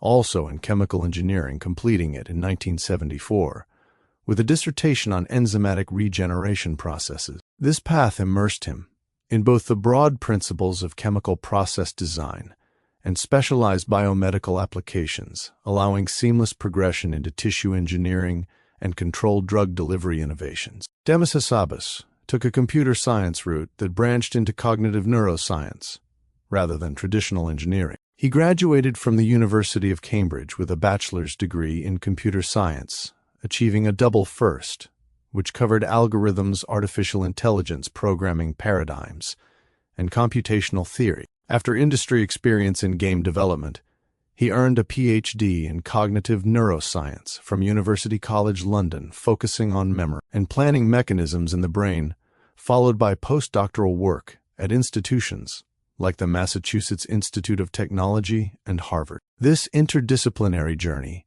blended software engineering foundations with biological insights, creating a unique bridge to building intelligent systems that mimic human-level reasoning. Menachem Elimelech followed an environmental engineering path that started with natural sciences abroad and culminated in a specialized doctoral program in the United States. He earned his bachelor's degree in soil and water science and master's degree in environmental science and technology from the Hebrew University of Jerusalem, building expertise in transport phenomena hydrology and contaminant behavior. He then completed his PhD in environmental engineering at Johns Hopkins University in 1989, focusing on membrane processes and water purification technologies. This progression from foundational environmental science to rigorous engineering doctoral training enabled him to develop advanced filtration and desalination systems grounded in both chemistry and fluid mechanics. Among the emerging leaders, Lars Blackmore followed a general engineering undergraduate path that led to specialized aerospace doctoral work. He earned his Master of Engineering degree from the University of Cambridge with a focus on control and modeling, then completed a PhD in aeronautics and astronautics at the Massachusetts Institute of Technology, emphasizing guidance navigation and control for precision landing. David Baker took a biochemistry route with a bachelor's degree in biology from Harvard University, followed by a PhD in biochemistry from the University of California, Berkeley, which he applied to computational protein design without a formal engineering degree. Maungi Bawendi pursued a chemistry foundation, earning bachelor's and master's degrees from Harvard University, then a PhD in chemistry from the University of Chicago, before advancing quantum dot synthesis techniques that span materials engineering and nanotechnology. When comparing these paths, several patterns emerge. The majority, including Lisa Sue Robert Langer, Gwynne Shotwell, Jensen Huang, and Lars Blackmore, followed highly structured engineering-specific pipelines, often starting with bachelor's degrees in core disciplines like electrical mechanical or chemical engineering at respected institutions, and advancing to master's or doctoral levels at top research universities like MIT or Stanford. These traditional routes provided systematic exposure to laboratory work, mathematical modeling design projects, and safety protocols, building the exact toolkit for scaling physical systems. In contrast, figures like Elon Musk, Demis Hassabis David Baker, and Mangi Bawendi succeeded through foundational training in physics, computer science, biology, or chemistry, supplemented by self-directed application or interdisciplinary PhDs, which allowed greater flexibility in tackling novel problems at the intersection of disciplines. Menachem Elimelech represents a hybrid starting in applied sciences and pivoting to engineering doctorates. Common threads across all include elite-level quantitative rigor, early hands-on research or internships, and a focus on problem-solving that transcends any single-degree program. Ultimately, their educations demonstrate that while dedicated engineering degrees offer the most direct preparation for hardware and process innovation, interdisciplinary scientific foundation, combined with relentless practical application, can be equally powerful for creating transformative technologies, especially in rapidly evolving fields like artificial intelligence and sustainable systems. This variety underscores that engineering excellence stems from a blend of formal academic depth, personal drive, and the ability to connect theory to real-world impact, regardless of the exact institutional path taken. The best engineering programs in the world as of 2026 stand out by combining rigorous academic foundations in mathematics, physics, and core principles with hands-on laboratory work, interdisciplinary projects, and strong industry connections that prepare graduates to tackle real-world challenges in fields like artificial intelligence, sustainable energy, aerospace, biomedical systems, and advanced manufacturing. These programs emphasize not only theoretical modeling and problem-solving, but also innovation through design iterations, prototyping, and ethical considerations, ensuring students emerge ready to contribute immediately or pursue advanced research. Recommendations here focus on undergraduate and graduate levels across top institutions, drawing from consistent high performance in peer assessments, research output, industry impact, and student outcomes. Selection criteria include program reputation, depth of curriculum, access to cutting-edge facilities, faculty expertise, career placement rates, and overall value, considering factors like cost, accessibility, and return on investment. At the absolute pinnacle for both undergraduate and graduate engineering, the Massachusetts Institute of Technology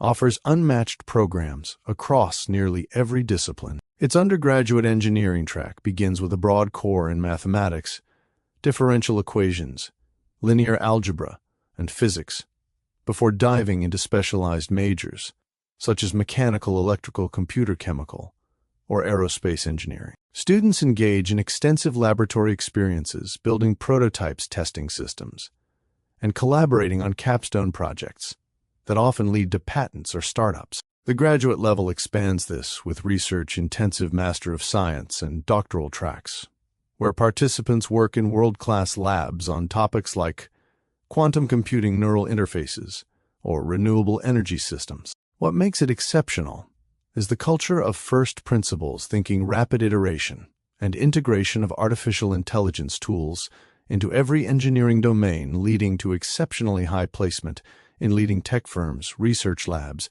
and entrepreneurial ventures. Stanford University follows closely with engineering programs that blend technical depth with entrepreneurial spirit, making it ideal for those aiming to innovate at scale. Undergraduates follow a structured yet flexible curriculum, starting with foundational courses in circuits, mechanics, materials, and programming, before choosing concentrations like bioengineering, civil and environmental, or management science and engineering. Hands-on elements include design studios, makerspaces, and interdisciplinary teams tackling problems from climate modeling to medical device development. Graduate offerings stand out for their emphasis on translational research, where students partner with industry to commercialize technologies, often resulting in spin-off companies. The program's strength lies in its location within a global innovation hub, combined with access to advanced simulation tools and collaborative environments that foster breakthroughs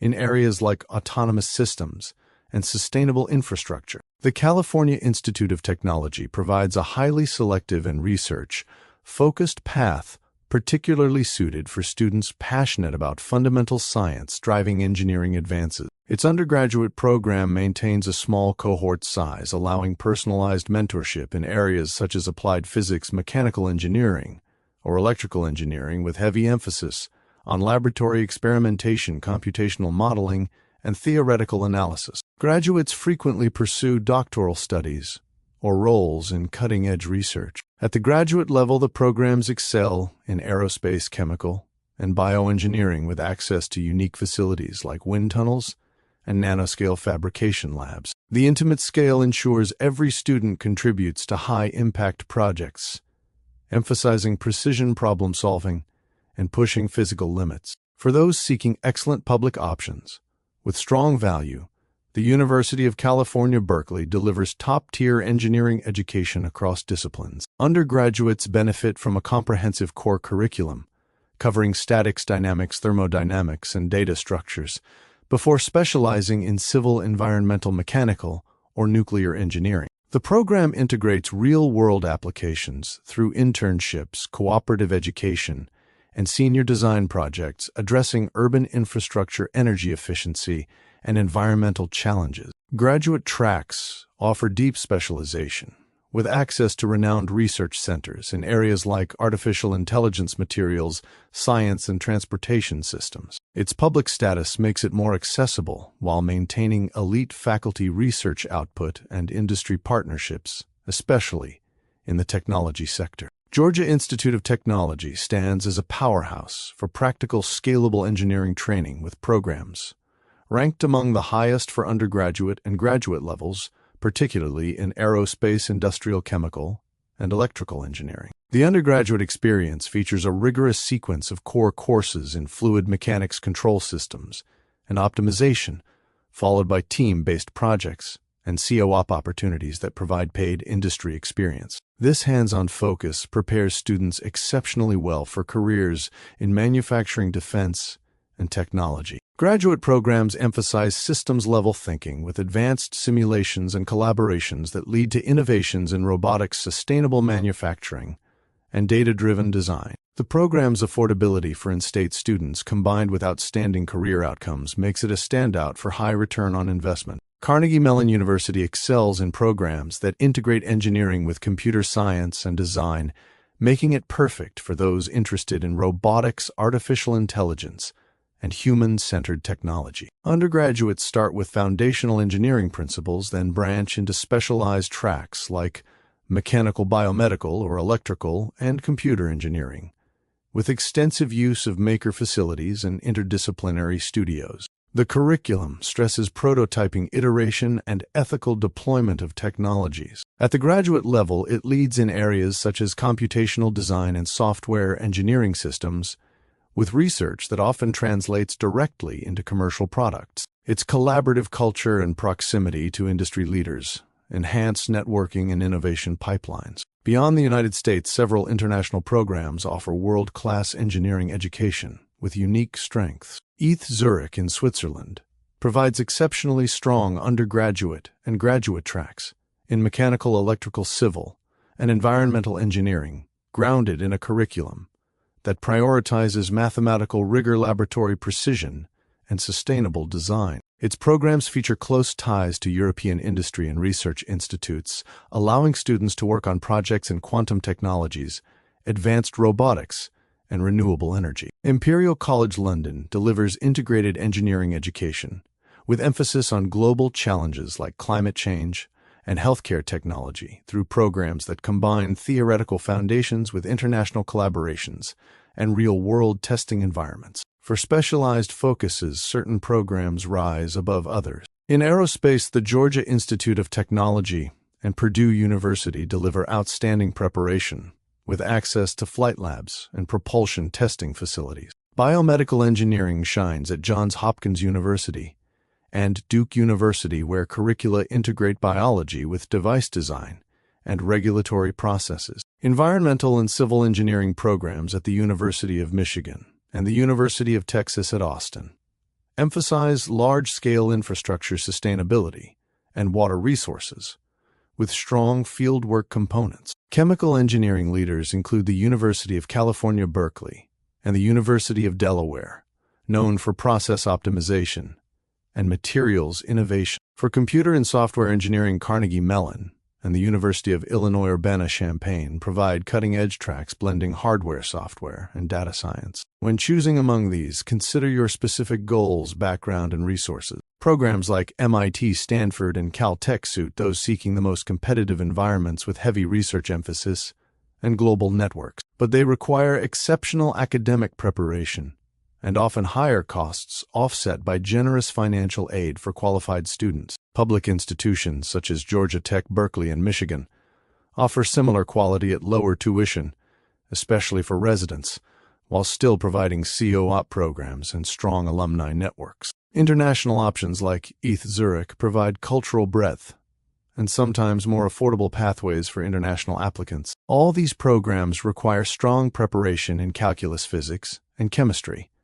prior to entry, along with demonstrated problem solving through extracurricular projects or competitions. Ultimately, the ideal engineering program aligns with your interests, learning style, and career vision, whether that means deep theoretical exploration, practical application, or entrepreneurial impact. Focus on visiting campuses, reviewing curriculum details, and speaking with current students or alumni to confirm the fit. With dedication, any of these programs can launch a transformative career in engineering, shaping technology and society for decades ahead. Core mathematics and physics form the essential foundation for every branch of engineering because they provide the precise tools needed to model, predict, and optimize how physical systems behave under real-world conditions. In engineering school, these subjects are not abstract theory, but the language used to design everything from bridges and circuits to artificial intelligence algorithms and sustainable energy systems. They enable engineers to break down complex problems into solvable parts, account for uncertainty, handle multidimensional data, and find the most efficient solutions possible. The key areas linear algebra, calculus, probability optimization, and information theory appear repeatedly across mechanical, electrical, civil, chemical, aerospace, and computer engineering courses because they directly support analysis, design, simulation, and decision-making in practical applications. Linear algebra deals with organizing and manipulating collections of numbers that represent physical quantities such as forces, positions, voltages, or data points in a structured way. It teaches how to handle systems of many interconnected variables simultaneously, for instance, solving for unknown forces in a truss structure or currents in an electrical network. By arranging them into rectangular arrays called matrices and performing operations like addition, multiplication, or finding special values known as eigenvalues and eigenvectors. These concepts are crucial in engineering for understanding transformations that rotate, stretch, or project objects in space, such as how a robot arm moves in 3 dimensions, or how vibrations propagate through a mechanical system. In structural analysis, linear algebra helps determine whether a building will remain stable under loads. In control systems and signal processing, it allows engineers to diagonalize matrices to simplify complicated behaviors, making it easier to predict resonance frequencies or filter out noise. Without this framework, engineers would struggle to scale simple 2-variable problems to the hundreds or thousands of variables common in modern designs, like finite element models of aircraft wings or machine learning weight adjustments in neural networks. Calculus provides the methods for studying how quantities change continuously over time or space, and for accumulating small changes to find totals. Differential calculus focuses on rates of change, such as how velocity comes from the rate at which position changes, or how acceleration affects forces in moving objects, which is fundamental for dynamics in mechanical engineering and circuit analysis in electrical engineering. Integral calculus works in the opposite direction, summing up infinitesimal pieces to calculate total quantities, like the work done by a varying force, the volume of an irregular solid, or the total heat transferred through a material. Multivariable calculus extends these ideas to situations involving several changing quantities at once, such as temperature gradients in 3-dimensional space, or fluid flow through a pipe. where engineers must track how pressure, velocity, and density interact simultaneously. This branch also leads naturally into differential equations, which describe how systems evolve over time, like the oscillation of a spring damper setup, or the spread of heat in a cooling fin. In engineering, calculus is indispensable for deriving equations that govern motion in vehicles, optimizing shapes for minimal drag in aerodynamics, and analyzing steady-state behaviors in chemical reactors or power distribution grids. Probability and statistics address the inherent uncertainty and randomness present in every real engineering system, whether from measurement errors, material variations, environmental noise, or manufacturing tolerances. Probability teaches how to model events that cannot be predicted exactly, such as the likelihood of a component failing under stress or the distribution of signal strengths in wireless communications. It covers concepts like random variables, which assign numerical values to uncertain outcomes, and probability distributions that describe how those values cluster around averages or spread out. Statistics then provides tools for collecting, analyzing, and drawing reliable conclusions from data, including methods to test hypotheses, estimate parameters, and quantify confidence in predictions. Engineers rely on these ideas constantly for quality control in manufacturing, where they set tolerance limits to ensure products meet specifications. For reliability analysis in aerospace to calculate failure risks over mission lifetimes, and for data-driven design in biomedical devices where patient responses vary widely. In emerging fields like artificial intelligence and autonomous vehicles, probability underpins everything from sensor fusion that combines noisy camera and radar inputs to risk assessment algorithms that help cars decide when to brake safely. Optimization involves finding the best possible solution to a problem when resources are limited and multiple competing goals must be balanced. It starts with defining an objective, such as minimizing cost, weight, or energy use, while satisfying constraints like strength requirements, safety margins, or performance thresholds. Engineers learn techniques for searching through possible designs efficiently, including gradient-based methods that follow the direction of steepest improvement linear, programming for problems with straight-line relationships, and more advanced approaches like genetic algorithms that mimic natural evolution for highly complex or nonlinear cases. This field is central to engineering because almost every design decision is an optimization challenge, such as choosing the lightest material combination for an airplane wing that still meets load-bearing standards, routing power lines to minimize transmission losses, or tuning controller parameters so a chemical process runs at peak efficiency without overshooting temperature limits. In computer engineering, optimization algorithms help train machine learning models by adjusting millions of parameters to reduce prediction errors, while in civil engineering, they guide urban planning to maximize traffic flow under budget and environmental restrictions. Information theory provides a mathematical framework for quantifying, measuring, and managing information itself,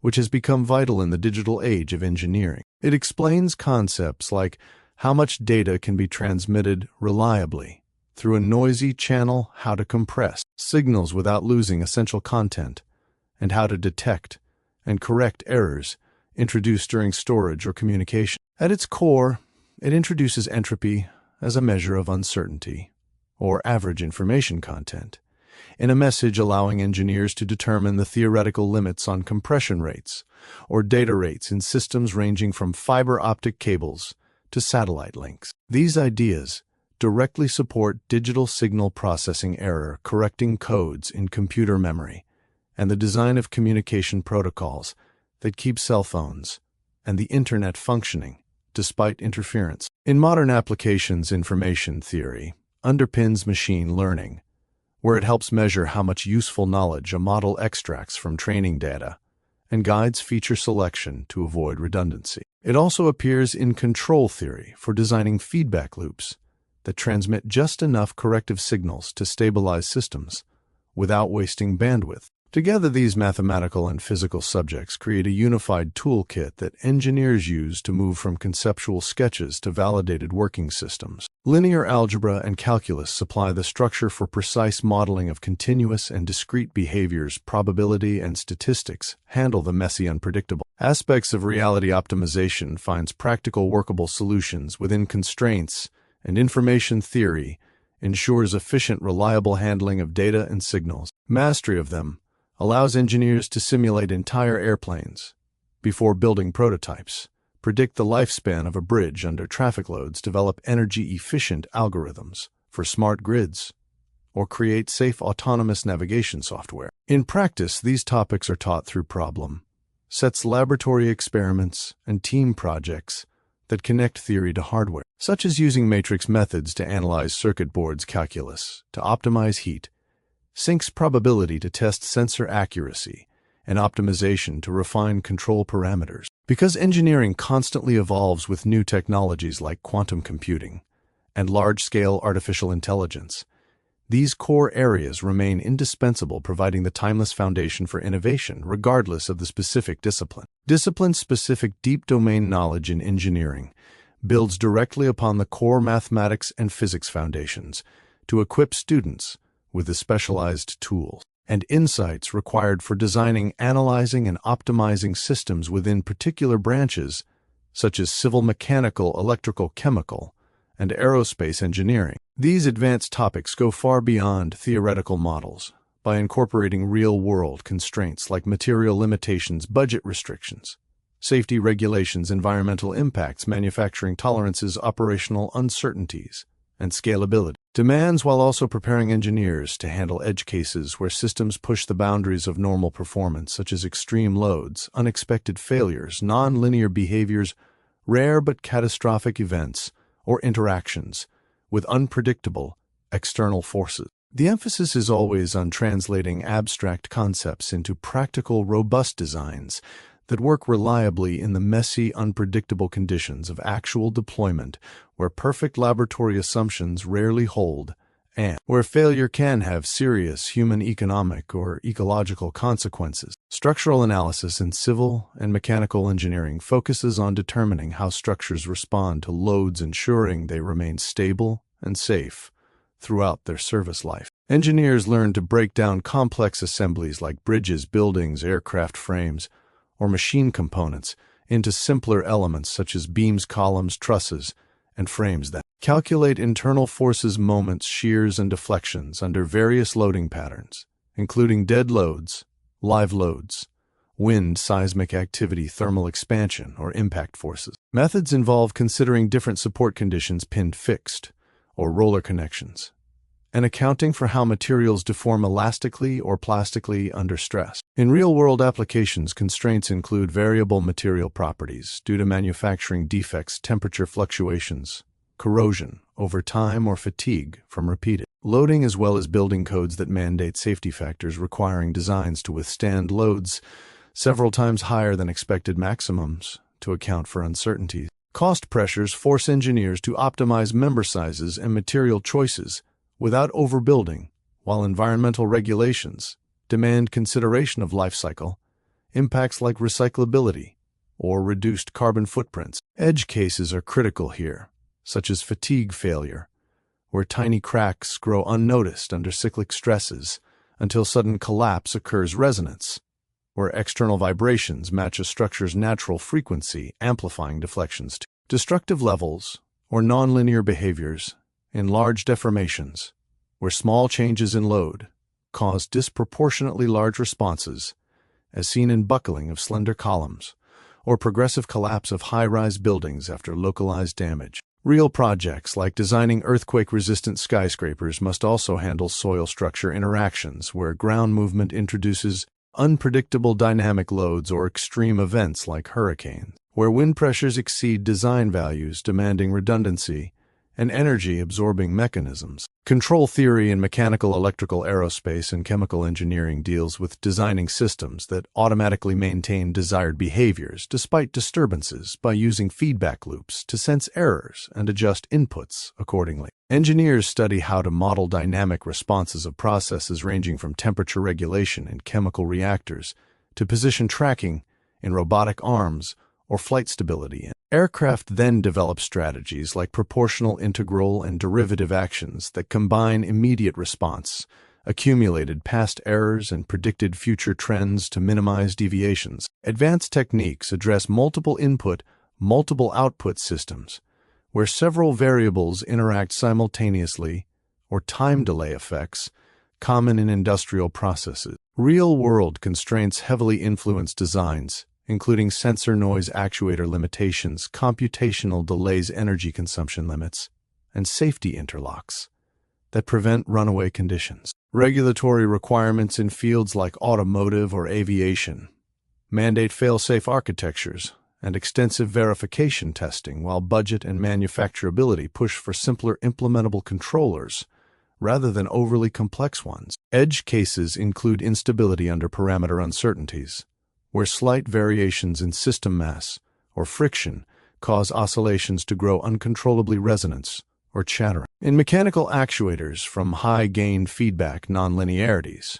like saturation, where control effort maxes out leading to wind-up or dead zones that ignore small errors until they accumulate, and hybrid systems, mixing continuous and discrete events, such as digital sampling, in embedded computers that can introduce aliasing or unexpected limit cycles. Practical examples include tuning autopilots for drones that must handle wind gusts, battery drain, or component wear, or stabilizing chemical plants during startup shutdown or feedstock changes, where small modeling inaccuracies can lead to explosions or product off specification. Thermodynamics, in mechanical, chemical, aerospace, and environmental engineering, examines energy transformations, heat, and work interactions in systems from engines to refrigeration cycles, power plants, and chemical processes. Engineers analyze how energy is conserved while its quality degrades, according to the second principle, focusing on properties like internal energy enthalpy, entropy, and availability to evaluate efficiency of cycles, such as those in internal combustion turbines or vapor compression systems. Applications extend to phase changes, mixtures, psychrometric processes for air conditioning, and combustion analysis for emissions control. Real-world constraints include irreversibilities from friction, heat losses, leaks, or incomplete reactions that prevent ideal efficiencies, material temperature limits that cause creep or melting, safety margins for pressure vessels to avoid rupture, and environmental regulations limiting waste heat discharge or greenhouse gas outputs. Cost considerations drive selection of working fluids and component sizes, while operational reliability demands designs tolerant to off-design conditions like varying ambient temperatures or fuel qualities. Edge cases involve supercritical states near critical points where properties change abruptly, leading to unpredictable flow or heat transfer,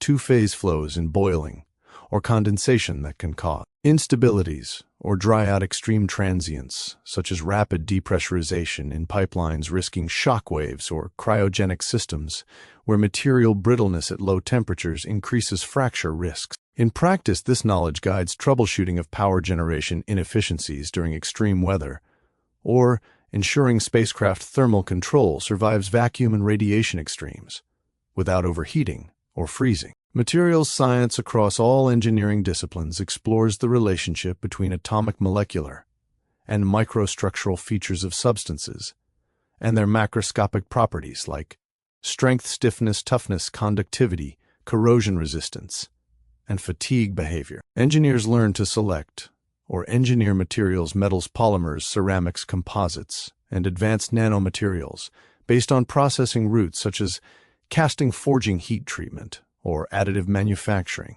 that alter grain size, phase distributions, or defect populations. Key considerations include mechanical testing for yield strength, ultimate strength, and ductility, as well as non-destructive evaluation techniques to detect hidden flaws. Real-world constraints encompass supply chain availability, raw material, costs, recyclability, and compatibility with manufacturing processes, alongside regulatory standards for toxicity, environmental persistence, or biocompatibility in medical devices. Sustainability pressures favor lightweight, high-performance alloys or bio-based polymers to reduce weight and emissions, while life cycle analysis accounts for degradation over decades of service. Edge cases are especially challenging, such as brittle fracture at low temperatures, or high strain rates, where ductile materials suddenly snap without warning, hydrogen embrittlement, and high-strength steels leading to delayed cracking under stress, corrosion in aggressive chemical environments,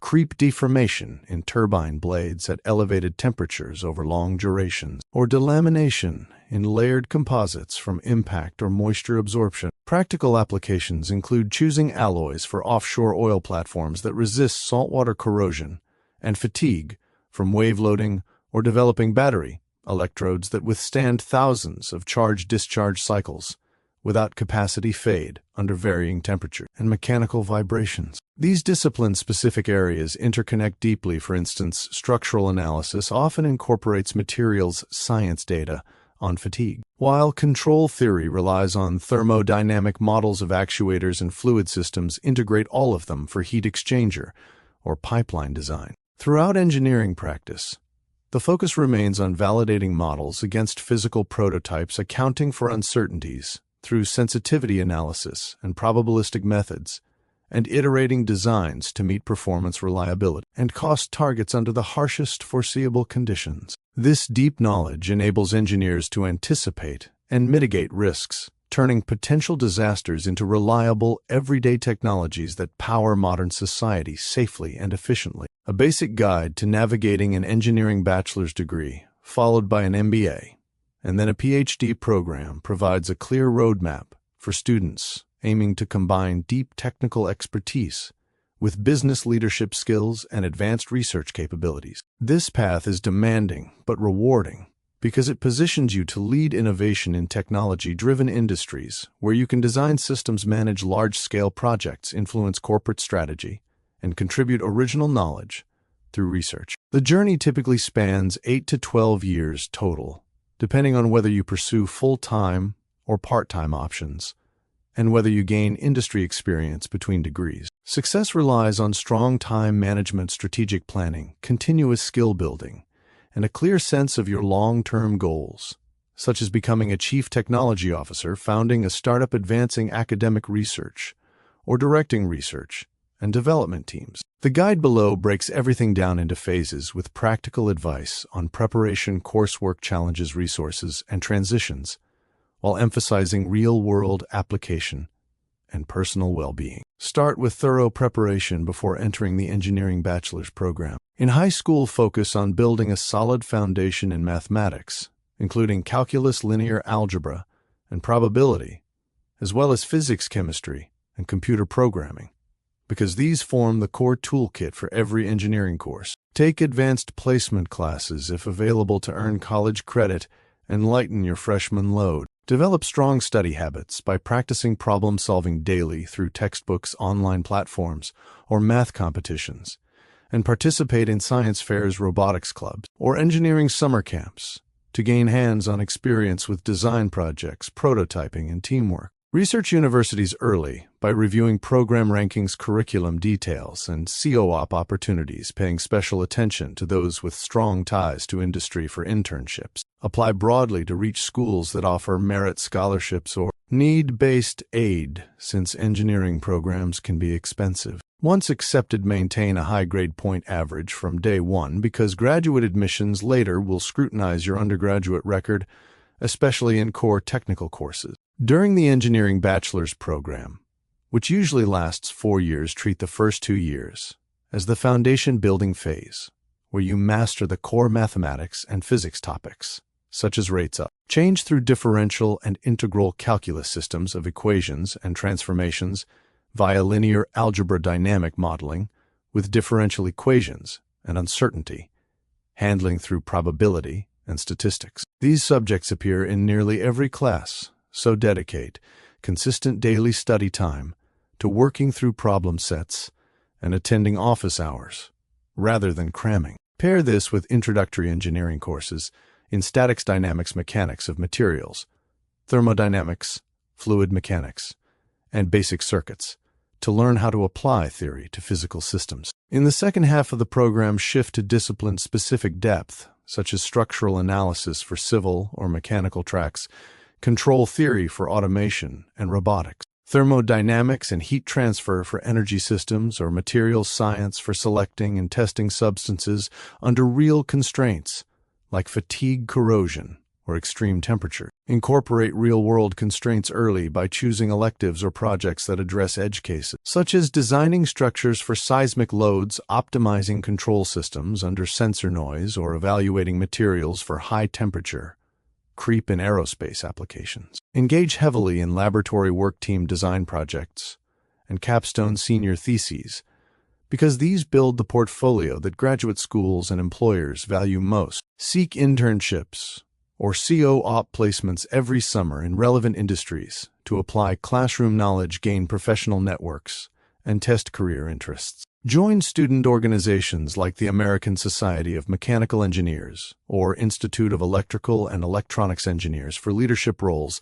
and additional learning. Manage workload by using planners, breaking large assignments into weekly tasks, and maintaining balance with exercise, sleep, and social connections to avoid burnout, which is common in rigorous engineering tracks. After completing the engineering bachelor's, decide on the timing for your MBA, which is typically a 2-year full-time program, or shorter executive versions designed for working professionals. Many students take 1 to 3 years of industry experience first, because it makes MBA coursework more meaningful and strengthens your application with real achievements. During this gap, work in engineering roles that expose you to project management, budgeting, cross-functional teams, and business operations, such as product development, supply chain, or technical sales. To prepare for MBA admission, focus on achieving a competitive graduate management admission test score, studying business fundamentals like accounting, finance, marketing, and operations through online courses or books,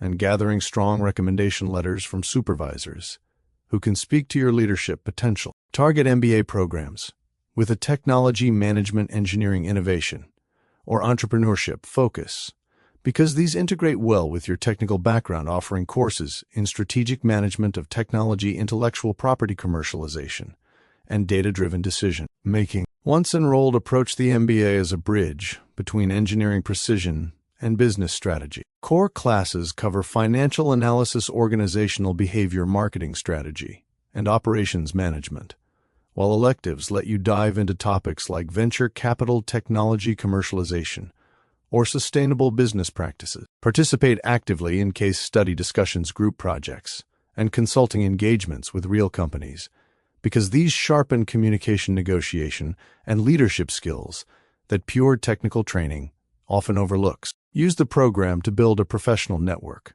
by attending career fairs, joining clubs, and seeking mentorship from alumni in engineering leadership roles. Complete internships or capstone projects that combine engineering knowledge with business analysis, such as evaluating market potential for a new material or optimizing supply chains for a manufacturing process. Graduate with a clear understanding of how to translate technical innovations into profitable, scalable ventures while considering real-world constraints like regulatory compliance, market competition, and ethical responsibilities. Transitioning to the PhD program, usually in engineering, or a related interdisciplinary field like systems engineering, industrial engineering, or technology policy, requires careful planning after or sometimes alongside the MBA. Many choose to enter the PhD directly after the bachelor's or after the MBA if their goal is research-oriented leadership. Admission demands a strong academic record, particularly in advanced technical courses, a clear research proposal demonstrating originality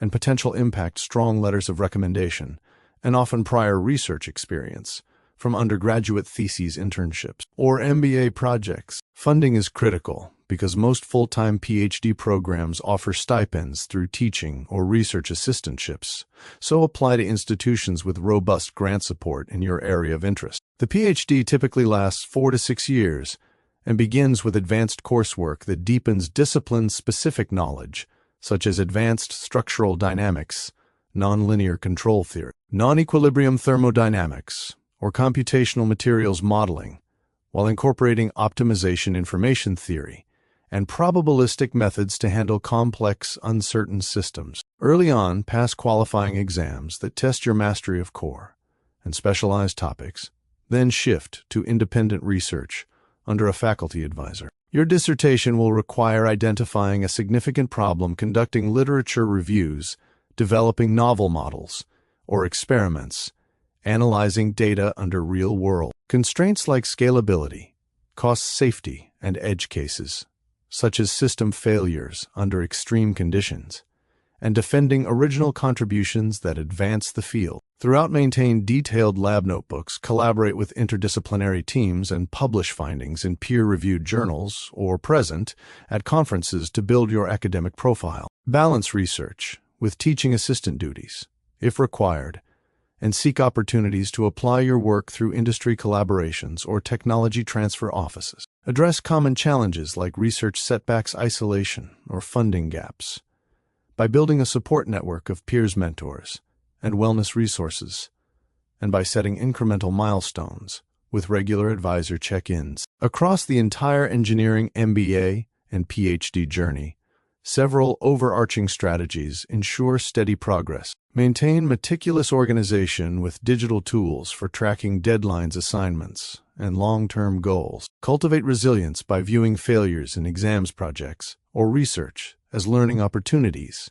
and by seeking feedback early and often. Develop soft skills continuously through public speaking workshops, leadership training, and interdisciplinary collaborations, because leading engineering initiatives requires communicating complex ideas to non-technical stakeholders. Stay current with emerging technologies such as artificial intelligence, sustainable materials, or advanced manufacturing by reading industry reports, attending webinars, and experimenting with open-source tools. Prioritize financial planning by budgeting carefully, applying for scholarships, grants, and fellowships, and considering part-time work or industry bridges between degrees to minimize debt. Pay attention to work-life balance by scheduling regular breaks, pursuing hobbies, and monitoring mental health, because the intensity of these programs can lead to exhaustion if ignored. Finally, align every step with your personal motivations, whether they involve solving global challenges like climate change,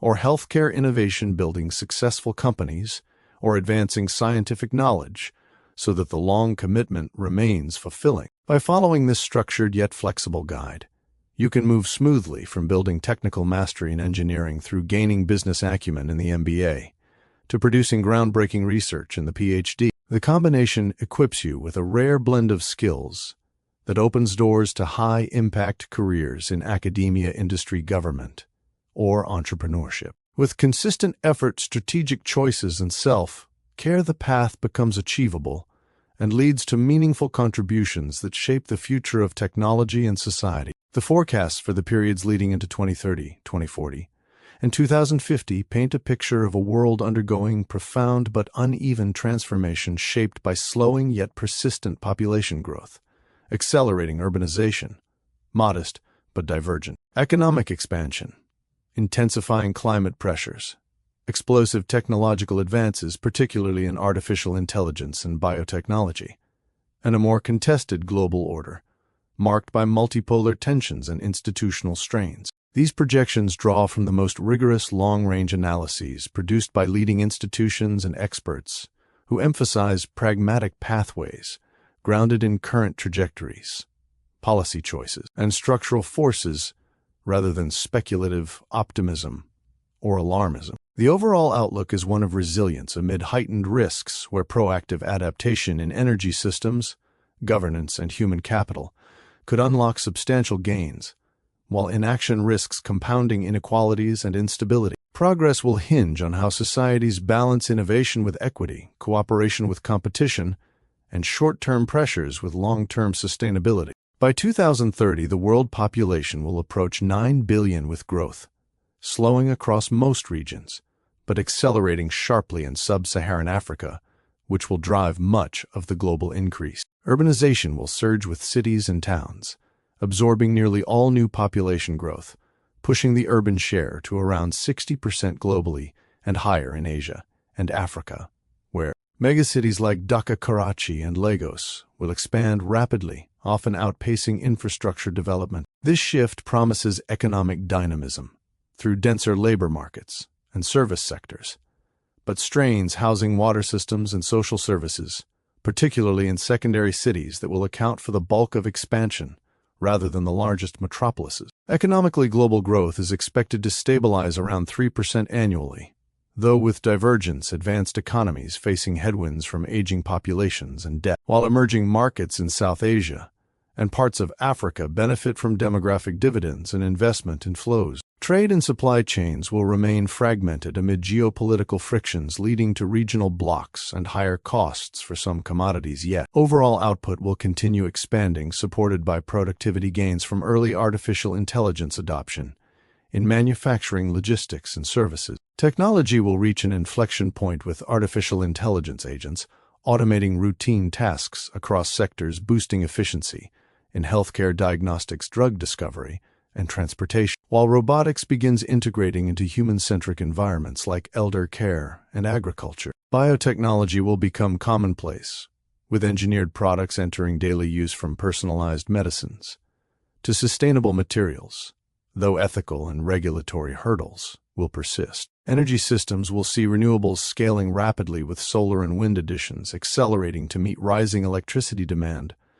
But fossil fuels will still dominate transport and heavy industry unless policy accelerates efficiency and electrification. Climate impacts will intensify, with global temperatures likely exceeding 1.5 degrees Celsius above pre-industrial levels, leading to more frequent extreme weather, sea level rise, and ecosystem stress, particularly affecting vulnerable regions in the global south. Geopolitically, the environment will be more competitive, with rising powers challenging established institutions, resulting in selective cooperation on issues like pandemics and trade, but heightened risks of localized conflicts over resources and territories. Societies will feel more informed yet divided as digital connectivity amplifies both opportunity and polarization, with privacy, wealth gaps, and civic trust emerging as flashpoints. Entering the 2040 horizon, the cumulative effects of these forces will have reshaped human settlement patterns and economic structures in deeper ways. Global population will near 9.2 billion before growth decelerates further,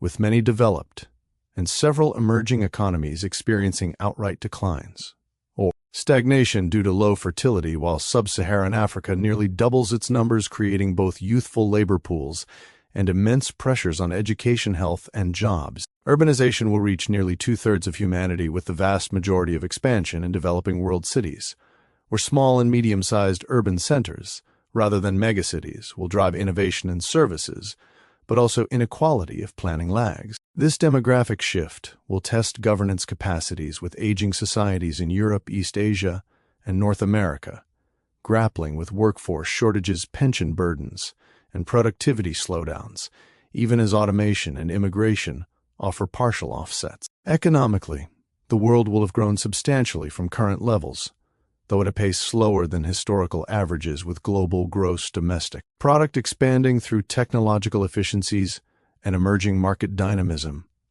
yet facing persistent challenges from debt fragmentation and uneven capital flows. Advanced economies may see annual growth around 2%, while faster expansion in Africa and parts of Asia could lift billions into middle-income status if investments in human capital and infrastructure succeed. Artificial intelligence and related technologies will have matured dramatically, with agentic systems handling complex multi-step tasks across industries, potentially automating a large share of knowledge work and enabling breakthroughs in scientific discovery, materials design, and personalized education. Biotechnology will integrate into everyday life, with biosensors monitoring health in real-time, custom-engineered foods and medicines reducing disease burdens, and biomanufacturing, localizing production of critical goods to enhance supply chain resilience. Robotics will have advanced to operate reliably in unstructured environments, expanding into homes, factories, and remote operations,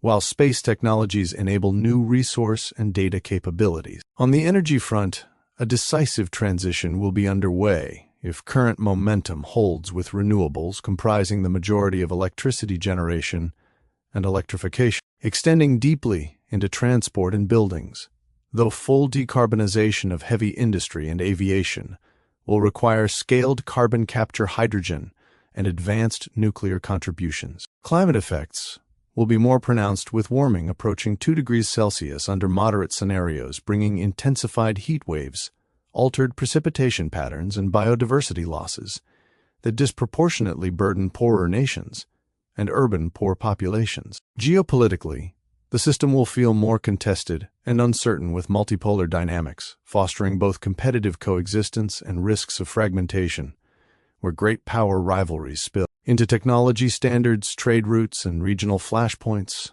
though opportunities for pragmatic partnerships on shared threats like pandemics and environmental degradation could still emerge. Socially, populations will be more empowered through information access, yet disillusioned in places where inequality and institutional erosion foster polarization, demanding innovative approaches to governance and inclusion. Looking toward 2050, the world will have crossed key thresholds in population stabilization, urbanization, and technological maturity, setting the stage for either a more sustainable and prosperous equilibrium or continued turbulence, depending on choices made in the intervening decades. Global population growth will have slowed considerably, with totals stabilizing around 9 to 10 billion, as fertility rates decline broadly, though regional contrasts remain stark, with continued expansion in Africa offsetting contractions elsewhere. Urban living will define human experience for nearly 70% of people, with cities and towns forming the primary arenas for economic activity, innovation, and cultural exchange, though rural areas will retain importance for food production and biodiversity. This near-complete urbanization will have transformed labor markets, consumption patterns, and infrastructure needs, creating opportunities for smarter, more resilient cities, but also risks of overcrowding, resource scarcity, and social fragmentation if equity measures lag. Economically, the cumulative expansion will have roughly doubled or tripled global output from today, depending on productivity trajectories, with emerging economies contributing the majority of growth through technology diffusion and demographic advantages, while advanced regions maintain high living standards via efficiency and knowledge-intensive sectors. Challenges like debt sustainability and trade fragmentation will persist, but could be mitigated by adaptive policies, fostering inclusive growth and human capital development. Technology will permeate every domain, with artificial intelligence evolving toward more general capabilities that augment, or in some cases rival, human cognition across creative, scientific, and decision-making tasks, biotechnology enabling precise interventions in health, agriculture, and materials that extend lifespans and reduce environmental footprints, and integrated systems in robotics, neuroscience, and energy that blur lines between biological, physical, and digital realms. These advances promise unprecedented productivity and problem-solving potential, yet raise profound questions about employment ethics, privacy, and what it means to be human, requiring ongoing societal adaptation. Energy systems under ambitious pathways will approach net zero emissions globally, with renewables dominating electricity, low-carbon fuels powering remaining sectors, and efficiency gains allowing a larger economy to operate on less total energy input, though gaps in current policies suggest continued reliance on transitional technologies and regional variations. Climate stabilization efforts will determine whether warming peaks near 1.5 to 2 degrees Celsius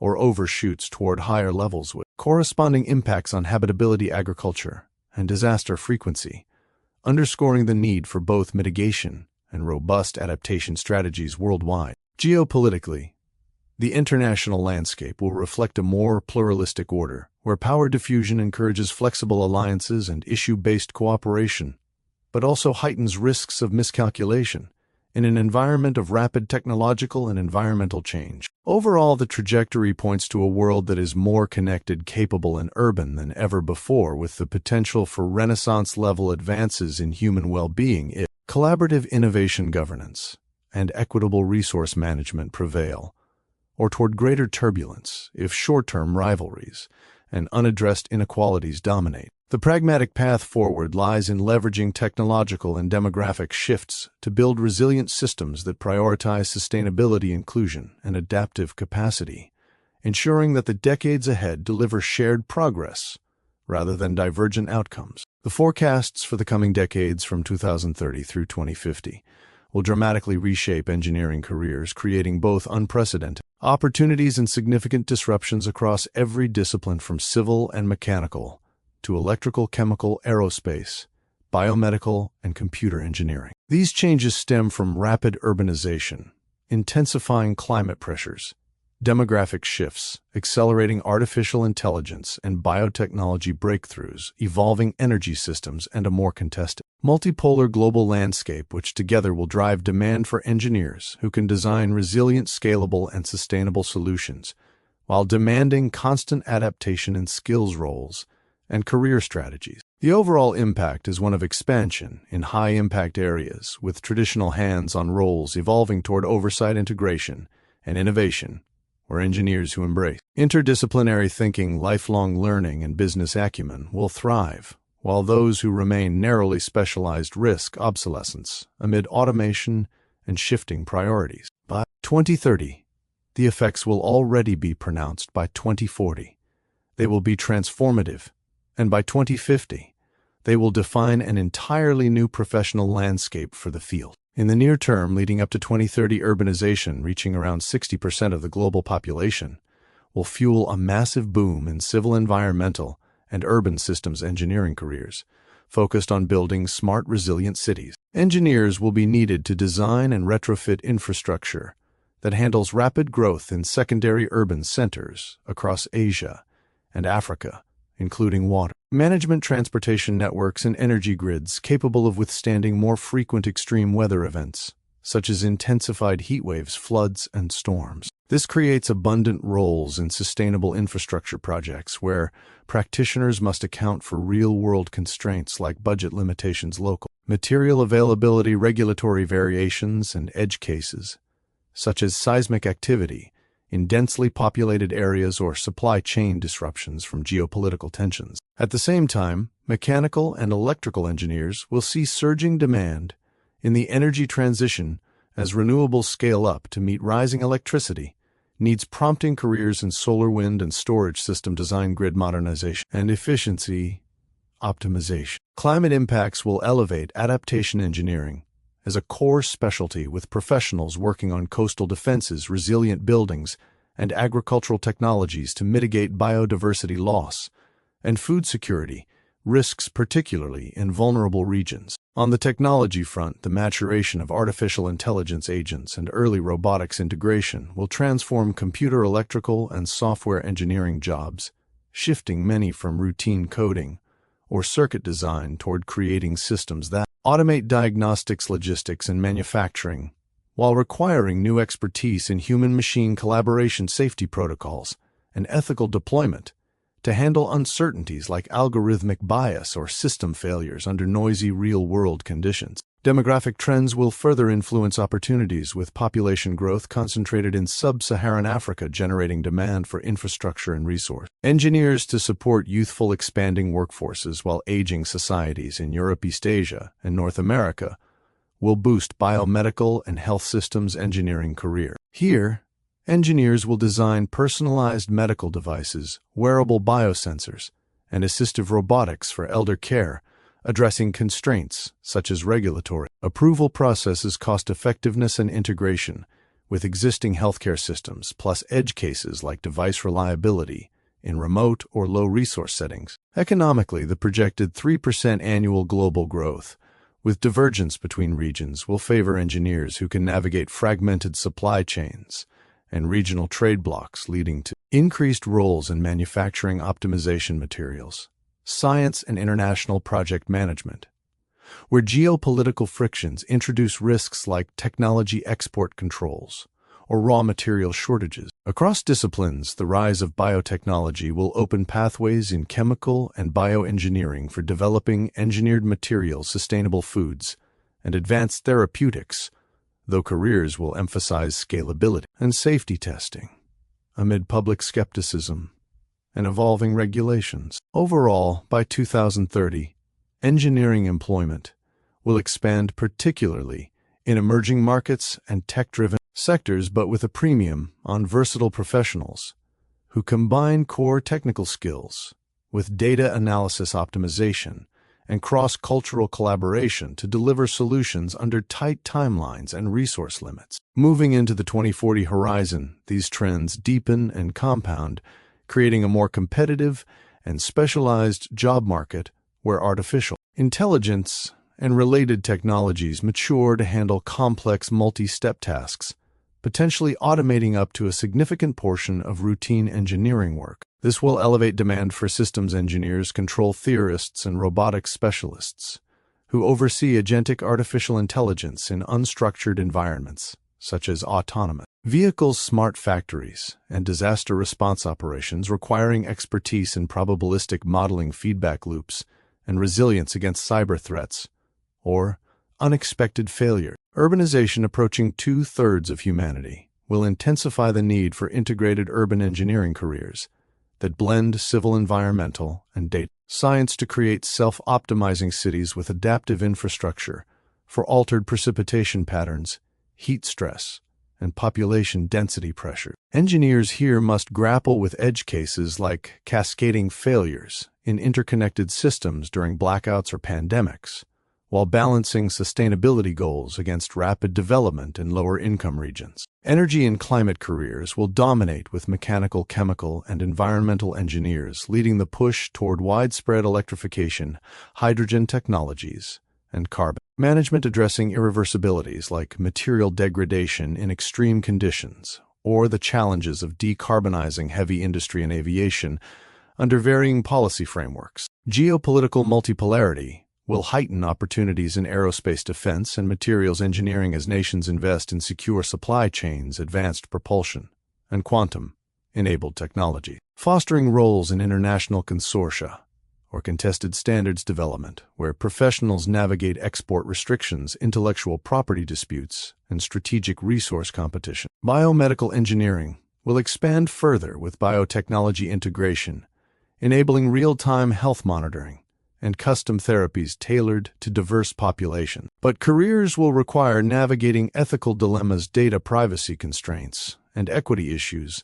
in access across income levels. Economically slower growth in advanced economies amid aging workforces will push mechanical and industrial engineers toward productivity enhancing innovations like additive manufacturing and circular economy designs, while emerging regions offer explosive growth for those skilled in scalable, low-cost solutions. The net effect is a bifurcation in careers with high reward for those pursuing advanced degrees or entrepreneurial paths to lead technology commercialization, and a need for continuous upskilling in areas like information theory optimization and interdisciplinary problem-solving to stay relevant as artificial intelligence augments, rather than replaces human judgment in creative and high-stakes decisions. By 2050, with population stabilizing near 9 to 10 billion and urbanization nearing 70%, engineering careers will have fully transitioned into a landscape defined by holistic systems thinking, where professionals design for entire ecosystems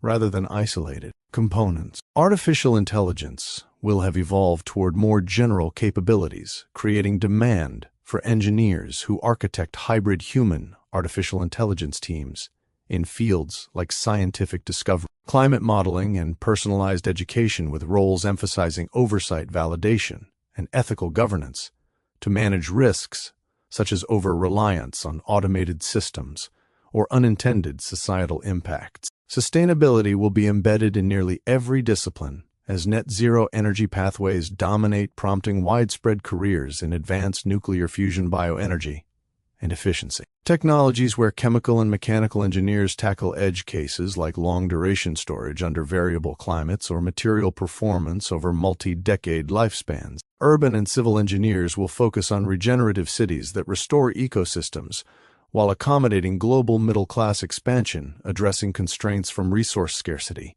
and social equity in rapidly growing African and Asian hubs. Demographic stabilization will sustain biomedical and geriatric engineering growth, with innovations extending healthy lifespans through engineered tissues and neurotechnology, while aerospace careers benefit from expanded space activities for resource utilization and climate monitoring. Geopolitically flexible alliances will open collaborative international engineering projects, but also require specialists in resilient design against hybrid threats like cyber-physical disruptions. Economically, the cumulative expansion will reward engineers who drive inclusive growth through optimized supply chains and human capital-focused technologies, with opportunities in policy advising or venture-backed startups blending technical depth with business strategy. Challenges will include heightened competition from automated tools potentially compressing entry-level roles, and the imperative to address global inequalities so that engineering solutions benefit all populations rather than exacerbating divides. Ultimately, success in these decades will favor those who build on strong foundational knowledge in mathematics, physics, and discipline-specific domains while cultivating adaptability, leadership, and a pragmatic focus on real-world constraints, turning forecasted uncertainties into engineered advantages for society and personal career fulfillment. The Pentagon Defense Engineering refers to the vast network of technical design, development, testing, and oversight activities managed or directly influenced by the United States Department of Defense, headquartered in the Pentagon Building in Arlington, Virginia. This field encompasses every aspect of creating, maintaining, and advancing military systems, technologies, and infrastructure to protect national security interests, while adapting to evolving threats like cyber attacks, hypersonic weapons, space conflicts, and climate-related disruptions. It is not a single job title, but a broad umbrella that includes systems engineering, research and development, acquisition, logistics, and specialized disciplines across the Army, Navy, Air Force, Marine Corps, and Space Force, all coordinated through Pentagon-level offices and agencies. The work blends rigorous engineering principles with strategic military requirements, classified constraints, and massive scale budgets, often exceeding hundreds of billions of dollars annually. At its core, Pentagon Defense Engineering revolves around systems engineering, which treats complex military platforms as interconnected wholes rather than isolated parts. Engineers here define requirements, analyze risks, model behaviors, integrate components, and verify performance under extreme real-world conditions, such as combat environments, electronic warfare, or prolonged deployments. For example, they design fighter jets that must withstand supersonic speeds, high G-forces, and enemy radar, while incorporating stealth materials, advanced avionics, and networked sensors that share data in real time. The process follows structured life cycles starting from concept exploration through prototyping, testing, production sustainment, and eventual retirement, ensuring every element meets strict standards for reliability, safety, and mission effectiveness. This includes handling edge cases like component failures under battle damage, supply chain interruptions, or operation in contested electromagnetic environments, where traditional civilian engineering assumptions no longer apply. A major pillar is research and development, led by organizations like the Defense Advanced Research Projects Agency, known as DARPA, which operates with high risk tolerance to pursue breakthrough technologies that often seem impossible at first. DARPA engineers and scientists tackle projects in artificial intelligence, quantum computing, directed energy weapons, autonomous systems, and biological defense, creating foundational innovations that later flow into operational military hardware. Other Pentagon entities, such as the Defense Innovation Unit, focus on rapidly adopting commercial technologies for defense needs, while service-specific labs like the Naval Research Laboratory or Air Force Research Laboratory handle more applied engineering in areas such as propulsion, materials science, and cybersecurity. These efforts emphasize pragmatic problem-solving under tight timelines, where engineers must balance performance with constraints like cost, export controls, environmental regulations, and ethical considerations around lethal autonomous systems. Civil and infrastructure engineering forms another critical component through the U.S. Army Corps of Engineers, which designs, builds, and maintains military bases, ports, airfields, and training facilities worldwide. This work extends to disaster response, humanitarian aid, and environmental restoration on military lands, addressing real-world challenges like soil stability, flood control, and sustainable construction in remote or hostile locations. Similarly, naval engineering under the Naval Sea Systems Command oversees the design of submarines, aircraft carriers, and surface ships, incorporating advanced hydrodynamics, nuclear propulsion, and integrated combat systems that must function reliably for decades in saltwater corrosion, extreme pressures, and potential underwater threats. Aerospace and missile defense engineering is heavily Pentagon-driven, with programs developing everything from hypersonic glide vehicles to satellite constellations for global positioning and early warning. Engineers here apply principles from fluid dynamics, structural mechanics, and control theory to create systems that operate at the edges of physical limits, such as re-entry vehicles surviving thousands of degrees of heat or swarms of drones coordinating without human intervention. Space Force engineering adds layers of orbital mechanics, radiation hardening, and anti-satellite countermeasures, reflecting the growing importance of space as a warfighting domain. Cyber and electronic warfare engineering has become one of the fastest-growing areas within Pentagon defense work. Specialists design secure networks, resilient software, and offensive tools to protect command and control systems while disrupting adversaries. This involves information theory encryption algorithms and machine learning to detect anomalies in vast data streams, all while complying with stringent classification rules that limit information sharing even among team members. The acquisition process ties everything together through Pentagon oversight offices, like the Office of the Under-Secretary of Defense for Acquisition and Sustainment. Engineers participate in competitive bidding, contract management, and milestone reviews, ensuring taxpayer-funded programs deliver on time and within budget despite complexities like evolving threats, congressional oversight, and industry partnerships. Major contractors such as Lockheed Martin, Boeing, Raytheon, and Northrop Grumman perform much of the detailed design and manufacturing, but Pentagon engineers provide technical direction, validation, and independent testing to maintain government control. Challenges in this field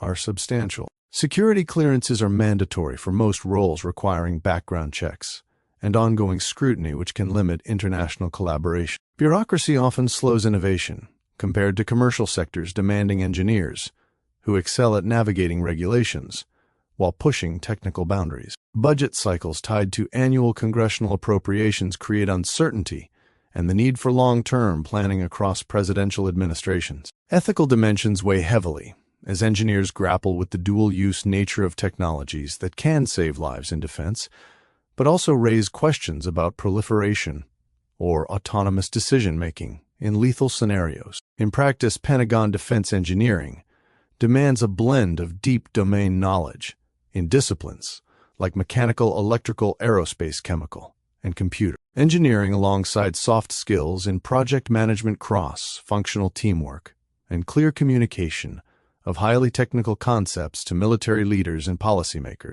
Professionals often hold degrees in engineering or related fields, with many pursuing advanced certifications or graduate studies focused on defense-specific applications. The work offers unique opportunities to tackle problems of global significance, with access to cutting-edge facilities, test ranges, and interdisciplinary teams, while contributing to technologies that frequently transition into civilian use, such as GPS, the Internet, and advanced materials. Overall, this field represents the engineering backbone of American military power, emphasizing precision, reliability, and adaptability in an increasingly complex threat landscape. It requires individuals who thrive on mission-driven challenges where failure is not an option, and where every design decision directly influences strategic outcomes for the nation and its allies. The scope is enormous, spanning from microscopic chip-level innovations to continent-spanning command systems, all unified under the strategic direction emanating from the Pentagon. Public sector engineering companies represent a unique category of organizations in the United States that operate with primary funding and oversight from federal government agencies to conduct engineering research, development, and technology maturation, specifically aligned with national priorities such as defense, security, energy, and public welfare. These entities differ from purely private defense contractors because their missions emphasize long-term, high-risk scientific advancement rather than immediate commercial production or profit maximization. They function as bridges between basic university-level discovery and applied military or civilian systems, often handling classified work that private industry might avoid due to security requirements or uncertain return on investment. In practice, these groups include federally funded research and development centers known as FRDCS national laboratories managed under interagency agreements, and specialized service laboratories within the military branches. Their engineering work spans disciplines like aerospace materials, science, cyber systems, biotechnology,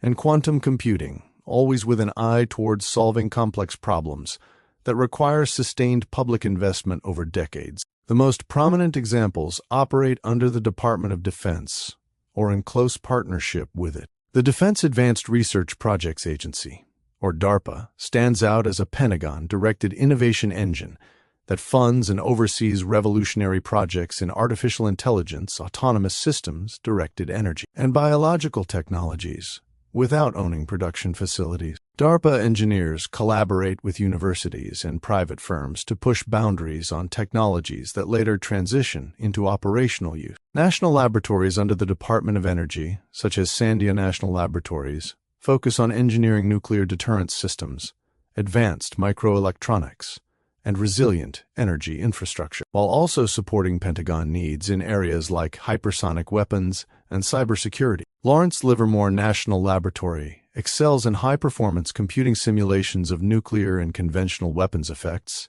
and emerging quantum sensing technologies. Los Alamos National Laboratory leads in nuclear materials, science threat detection, and biotechnology for defense applications. Service-specific laboratories round out the landscape, including the Air Force Research Laboratory, which develops next-generation aerospace propulsion, directed energy weapons, and space domain awareness technologies. The Naval Research Laboratory, which pioneers undersea acoustics, electromagnetic warfare, and shipboard energy systems, and the Army Research Laboratory, which advances ground vehicle autonomy, soldier-worn systems and materials for extreme environments. Additional FRDCs like the MITRE Corporation provide systems engineering expertise across multiple government agencies, while the Aerospace Corporation supports space systems engineering for both defense and intelligence communities. These organizations often manage facilities, test ranges, and supercomputing resources that no single private company could sustain independently. Pentagon integration for these public sector engineering companies occurs through structured mechanisms that align their work with Department of Defense strategic goals while ensuring efficient technology flow from research to deployment. The Office of the Undersecretary of Defense for Research and Engineering serves as the central hub coordinating budgets, priorities, and transitions across all services and agencies. This office sets overarching roadmaps for advanced technologies and allocates funding through annual defense budgets that can reach tens of billions for science and technology programs. Integration happens via formal contracts, cooperative research and development agreements, or other transaction authorities that allow faster, more flexible partnerships than traditional procurement rules. For instance, DARPA programs frequently seed projects at national laboratories, where Pentagon engineers provide classified threat data and performance requirements, while laboratory teams deliver prototypes or simulations for further evaluation. Technology transition offices within each service then facilitate handoffs to private contractors for scaling and production, ensuring that innovations move from laboratory benches to fielded systems. Interagency memoranda of understanding between the Pentagon and the Department of Energy enable shared use of national laboratory resources for dual-use projects, such as advanced nuclear propulsion, that benefits both military submarines and civilian power generation. Oversight includes rigorous peer review security protocols and milestone-based funding to maintain accountability, while encouraging bold experimentation. Looking ahead to future development of advanced scientific technologies, this integration model positions public sector engineering companies as critical accelerators for breakthroughs that will shape the decades from 2030 through 2050. In artificial intelligence and autonomous systems, national laboratories and DARPA are already engineering agentic platforms capable of multi-step reasoning in contested environments with Pentagon direction, ensuring robust testing against real-world edge cases like electronic jamming or ethical decision-making in lethal scenarios. Quantum technologies represent another high-priority area where laboratories like Sandia and Lawrence Livermore develop quantum sensors, computers, and communication networks that promise unbreakable encryption and ultra-precise navigation for military platforms. The Pentagon provides strategic requirements and funding, while these public sector groups handle the fundamental physics and engineering challenges that private markets alone might not tackle due to long timelines and classification. Biotechnology integration focuses on engineered materials, personalized medicine for warfighters, and biosecurity defenses against engineered threats, with laboratories collaborating on scalable biomanufacturing processes that meet stringent Pentagon standards for safety and reliability.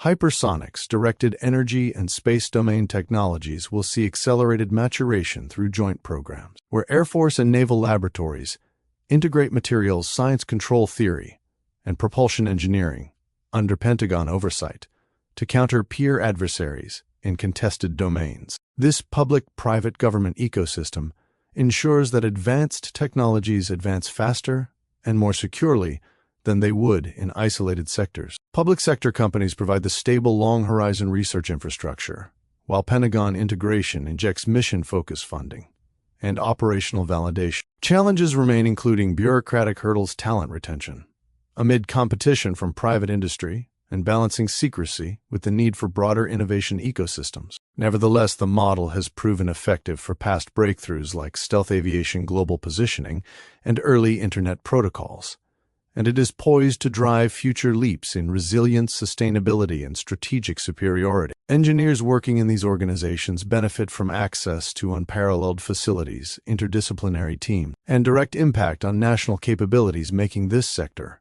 a cornerstone for pragmatic development of transformative scientific technologies in the coming decades. Defining exactly what it means to use artificial intelligence to invest helps avoid any confusion. For individual people and everyday retail investors, it means actively relying on artificial intelligence-powered tools or platforms to guide or carry out real investment decisions. This covers things like using generative artificial intelligence chatbots or signal generators to pick stocks, rebalancing a portfolio through machine learning-based robo-advisors, receiving trading alerts from predictive algorithms, or asking generative artificial intelligence for personalized financial advice that directly shapes buy, sell, or hold choices. It does not include simply reading artificial intelligence-generated market commentary or owning shares in artificial intelligence companies without letting the technology influence your own decisions. For companies, investment firms, and institutions,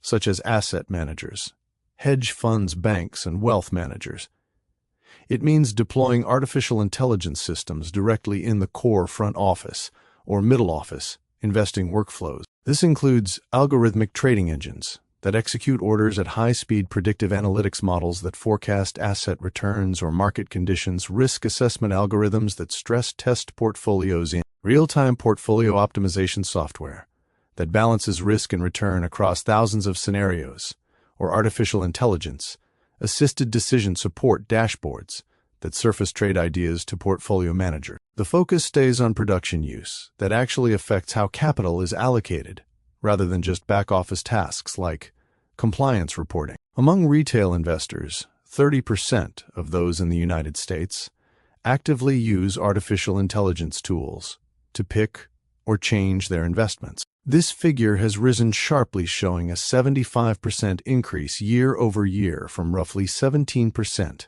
in late 2024. 58% of United States retail investors now adopt artificial intelligence tools to help build or manage their portfolios, including both robo-advisors and generative artificial intelligence assistants. When it comes to willingness to let an artificial intelligence assistant handle an entire portfolio, 41% of millennials and Generation Z investors globally say they would do so, compared with only 14% of baby boomers. Breaking this down by demographics shows clear patterns. Generation Z and millennials lead with adoption rates between 41 and 45%, and they express the strongest intent to increase their use further. Generation the 10th sits at approximately 2009%, while baby boomers remain the lowest at 14%. Higher income households consistently show adoption well above the average, largely because they have easier access to premium robo-advisor services.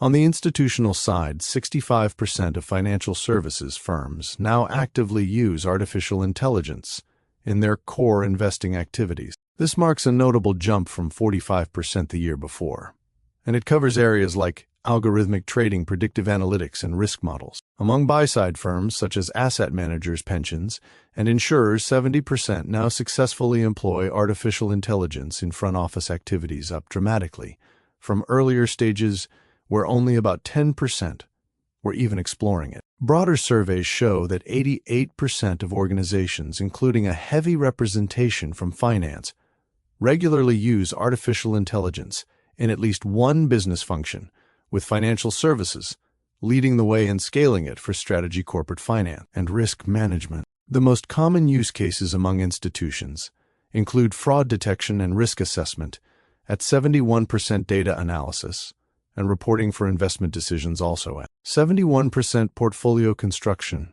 and predictive modeling at 69%, and customer or client-facing investment advice tools likewise at 69%. Comparing the two groups reveals a clear gap. Retail adoption stays far lower and more scattered at 30% for active decision-making, while institutions sit between 65 and 70% for core deployment. Individuals face bigger hurdles around cost, trust, and technical know-how, whereas firms benefit from dedicated data science teams and platforms built to meet regulatory standards. Growth has been faster in percentage terms on the retail side because the starting base was small, yet the absolute scale of artificial intelligence use clearly favors institutions, where the technology now influences trillions of dollars in assets under management. These numbers show that artificial intelligence has shifted from experimental to mainstream inside professional investing circles, but remains an emerging habit for everyday people. For a typical retail investor,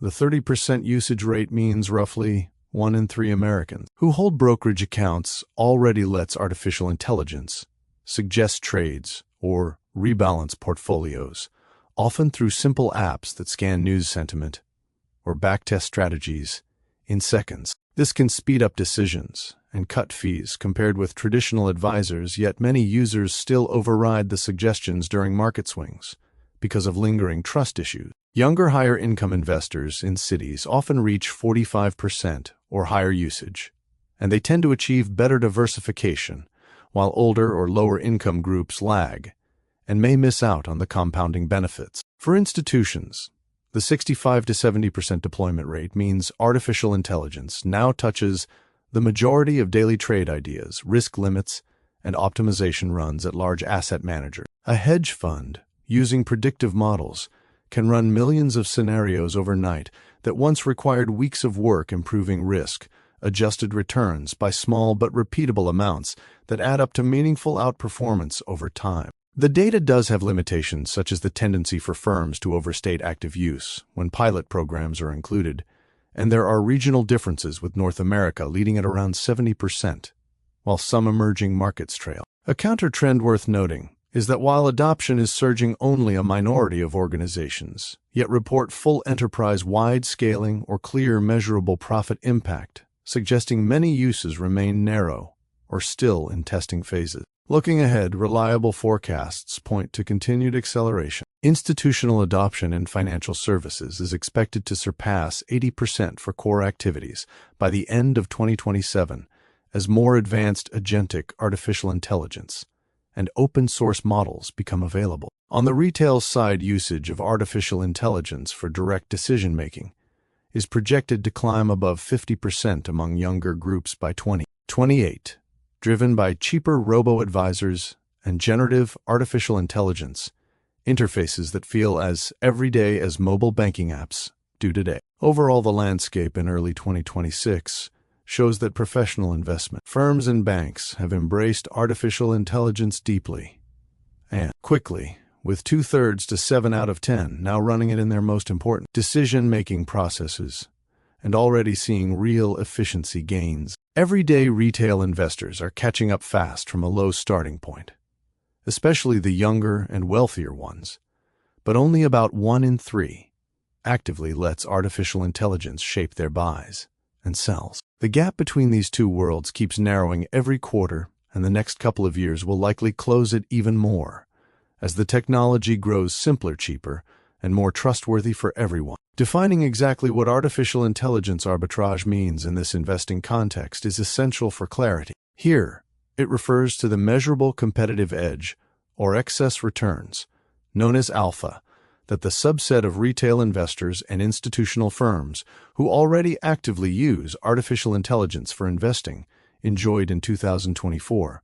when overall adoption rates were still relatively low. This edge came from information asymmetry and lower competition, allowing those early users to generate better risk-adjusted performance than non-users through tools for stock-picking, portfolio optimization, trading signals, risk modeling, or generative artificial intelligence financial advice. Key metrics to quantify it include annualized alpha, which is the additional return above a benchmark after adjusting for risk-Sharpe ratio improvement, which measures return per unit of risk, and win rate differential, which compares the percentage of profitable trades or decisions against non-artificial intelligence benchmarks. In 2024, when adoption was lower, the arbitrage opportunity was substantial for those already using artificial intelligence. Among the subset of retail investors who had adopted the tool's, early studies from that period documented average annualized excess returns attributable to artificial intelligence of around 2.5 to 3.5% above traditional benchmarks, with Sharpe ratio improvements of 0.4% to 0.6 points, and win rate differentials of 10 to 15 percentage points higher in signal-based trading. For institutional firms and investment companies that had integrated artificial intelligence into core activities, the edge was even stronger, with documented annualized alpha of 4 to 6% in quantitative strategies, portfolio optimization, and predictive analytics Sharpe improvements of 0.7 to 1.0, and win rate advantages of 15 to 25 percentage points over non-artificial intelligence peers. This reflected the low competition at the time, where only a minority of market participants had access to advanced predictive models or generative tools, giving early users a clear information and execution advantage. By early 2026, with adoption having risen sharply to levels where 65% of financial services firms actively deploy artificial intelligence in core investing, and around 30% of retail investors who use it for decisions, the landscape has changed markedly. For the same subset of active artificial intelligence users among retail investors, the average excess returns attributable to artificial intelligence have compressed to roughly 1 to 1.5% annualized, with Sharpe ratio gains now at 0.2 to 0.3 points, and win rate differentials narrowed to 5 to 8 percentage points. Among institutional users, the edge has similarly eroded, with average alpha now in the 2 to 3.5% range, Sharpe improvements down to 0.3% to 0.5% points, and win rate advantages reduced to 8 to 12 percentage points. This side-by-side comparison shows clear adoption-driven erosion, where the rapid increase in users has led to greater market efficiency and information symmetry, reducing the unique advantage that early adopters once held. Real-world examples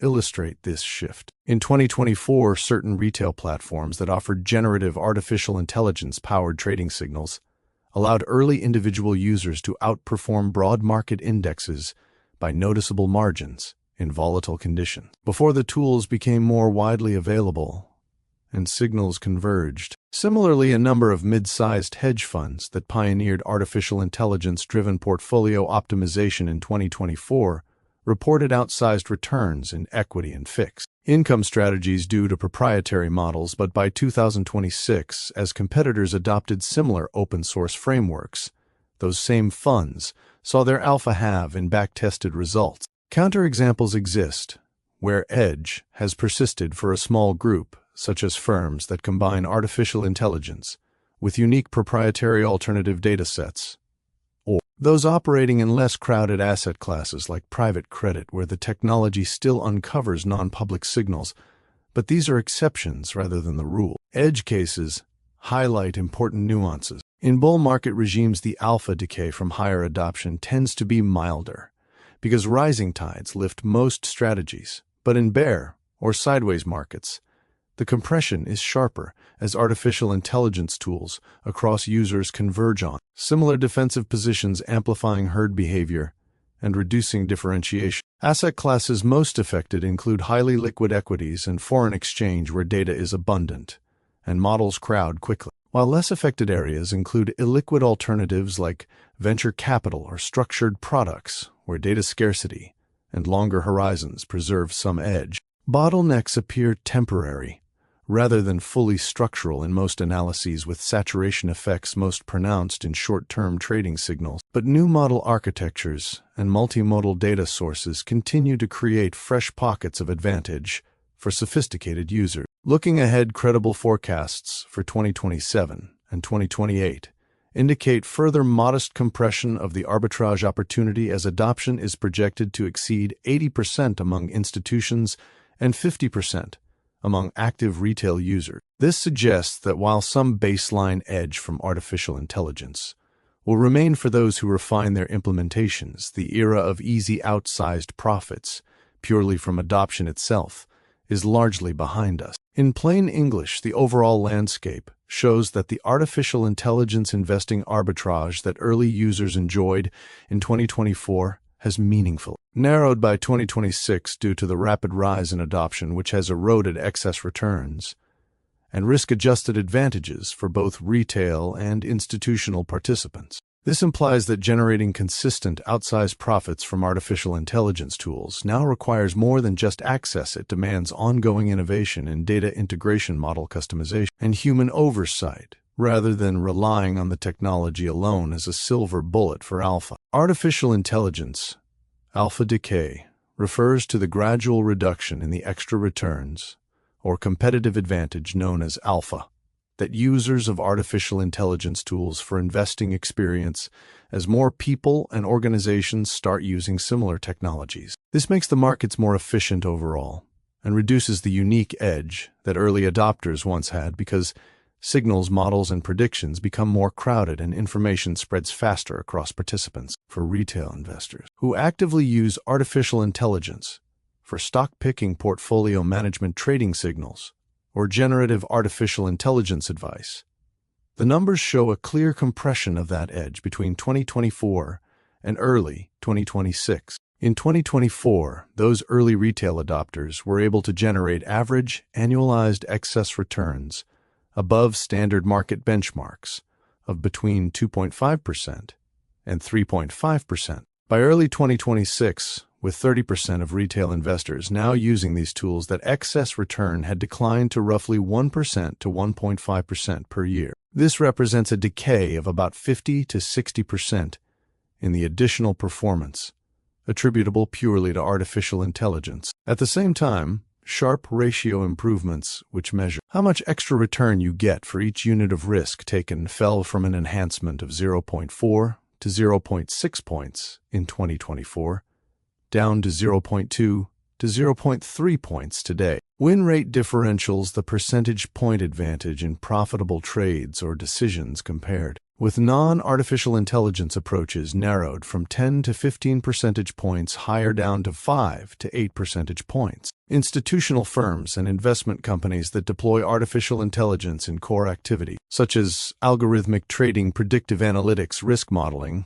or portfolio optimization, have experienced a parallel pattern of decay, though starting from a higher base. In 2024, those early institutional users achieved annualized alpha ranging from 4% to 6% in their quantitative strategies and decision-making processes. By early 2026, with 65 to 70% of firms now actively using artificial intelligence in these areas, the average alpha has compressed to 2% to 3.5%. This amounts to a decay of roughly 40 to 50% in the original edge. Sharpe ratio gains dropped from 0.7 to 1.0 points of improvement, down to 0.3 to 0.5 points. Win rate advantages went from 15 to 25 percentage points higher than non-users to 8 to 12 percentage points. In practical terms, these quantified metrics mean that while artificial intelligence still delivers some positive contribution to performance, the magnitude of that contribution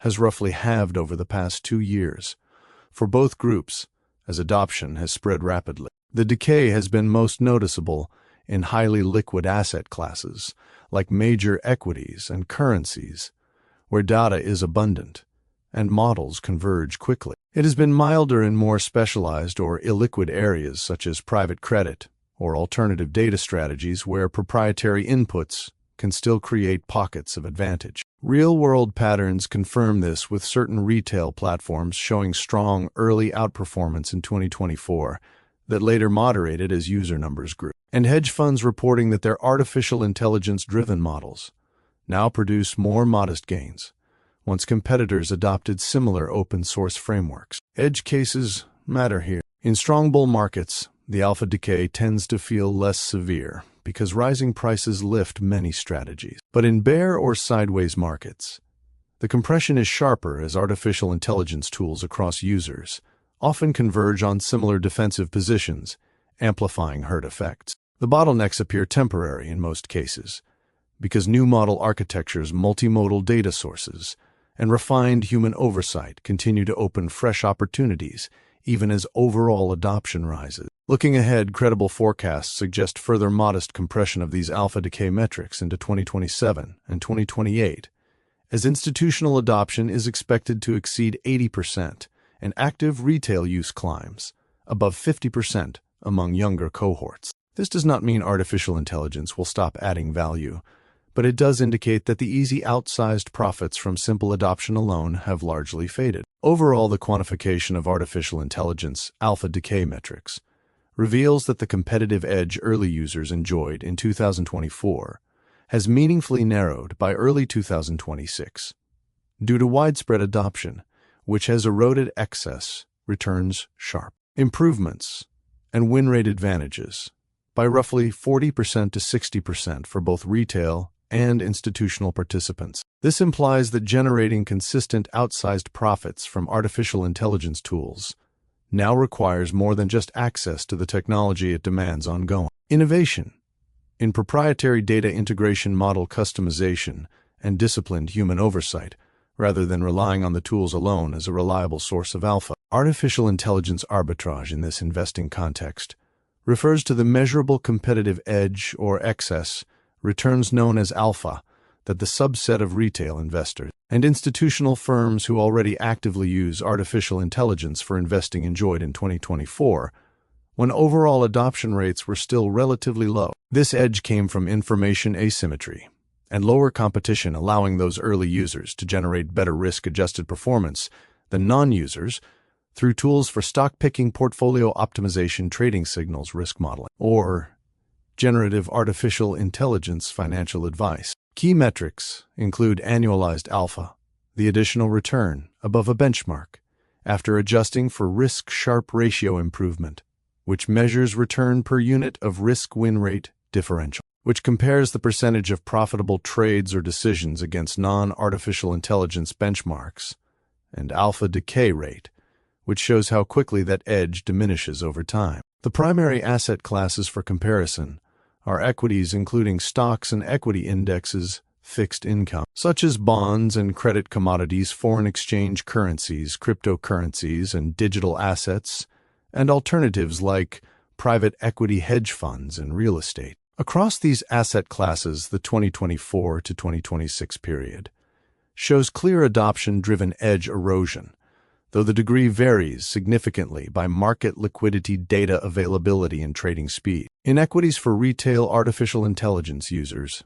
the average excess returns attributable to artificial intelligence tools stood at 3 to 4% annualized in 2024, with sharp ratio gains of 0.5 to 0.7 points. By early 2026, these had compressed to 1.5 to 2.5%, representing a 50% to 60% decay rate, as widespread model use led to faster price discovery and signal crowding in highly liquid stock markets. Institutional users in equities saw even sharper erosion, with 2024 alpha of 5 to 7% falling to 2.5 to 4% today, and similar drops in win rate differentials from 12 to 18 percentage points, down to 6 to 10 points. Real-world patterns include early retail platforms, where generative artificial intelligence signals outperformed broad indexes by noticeable margins in 2024, before converging once adoption spread, while certain quantitative hedge funds that relied on predictive analytics reported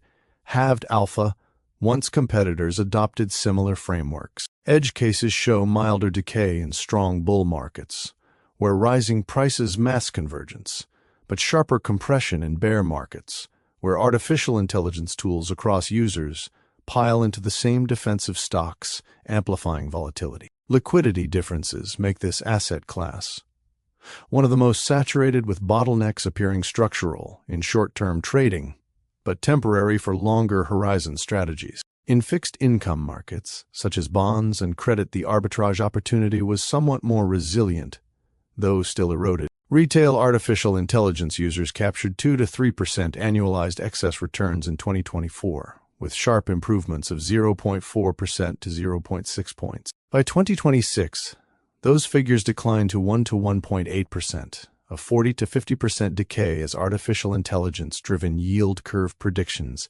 and credit risk models became more common. Institutional users experienced a drop from 4 to 5.5% alpha, down to 2 to 3.5%, with win rate advantages narrowing from 10 to 15 points to 5 to 9 points. Examples include wealth management platforms that used artificial intelligence for bond portfolio optimization, showing solid early outperformance before spreads tightened across the industry, while counterexamples appear in less liquid corporate credit, where proprietary data inputs helped a minority of firms maintain an edge. Edge cases highlight regulatory impacts where compliance rules slow adoption in some regions, preserving pockets of advantage, and liquidity differences, where high-grade government bonds saturate faster than lower-rated credit. Bottlenecks here are mostly temporary, tied to data standardization, rather than fully structural, allowing artificial intelligence users to still extract value through customized stress testing. Commodities markets displayed moderate decay patterns. In 2024, retail artificial intelligence adopters achieved 2.5 to 3.5% excess returns,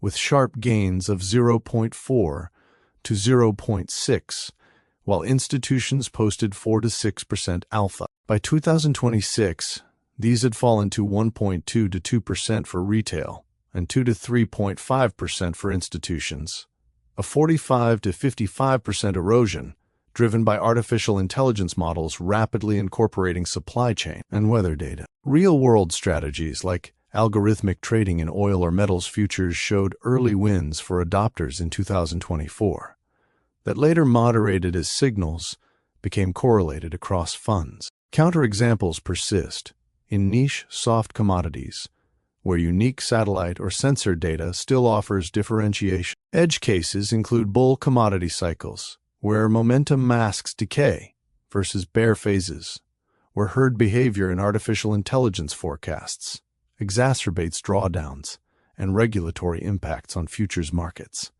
that can limit high-frequency applications. Saturation effects feel more temporary here, because commodity fundamentals evolve with physical events, creating recurring windows for artificial intelligence edge. Foreign exchange currencies represent one of the most saturated areas. Retail users saw 3 to 4.5% annualized alpha in 2024, drop sharply to 1 to 1.5% by 2020. 6 to 60% decay, with sharp improvements falling from 0.6 to 0.8 points down to 0.2 to 0.3. Institutional figures moved from 5 to 7%, down to 2 to 3%, with win rate differentials narrowing from 15 to 20 points to 6 to 9 points. High-speed algorithmic trading in major currency pairs drove this rapid convergence, with examples of retail signal generators delivering strong early results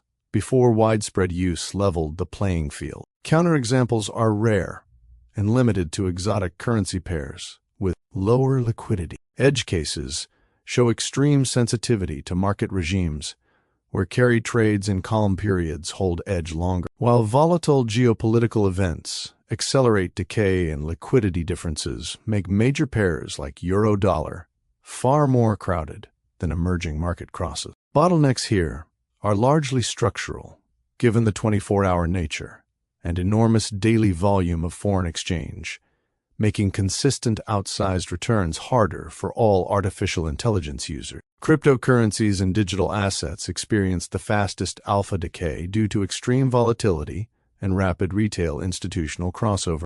2024 retail artificial intelligence users captured 4 to 6% excess returns, with sharp gains of 0.7 to 1.0 points. But by 2026, these compressed to 1.5 to 2.5%, a 55 to 65% drop. Institutions went from 6 to 8% alpha to 3 to 4.5%. Platforms offering generative artificial intelligence for crypto signal generation illustrate this, with early adopters posting strong gains in 2024 that later vanished as models trained on similar blockchain data converged. Counterexamples exist among users combining artificial intelligence with on-chain proprietary metrics, but they are few. Edge cases include bull runs, where hype sustains edge versus bear markets, where artificial intelligence sells signals reinforce crashes and regulatory impacts that can suddenly alter data availability. Saturation is highly structural in this asset class, with bottlenecks limiting profitability for all but the most innovative implementations. Alternatives such as private equity hedge funds and real estate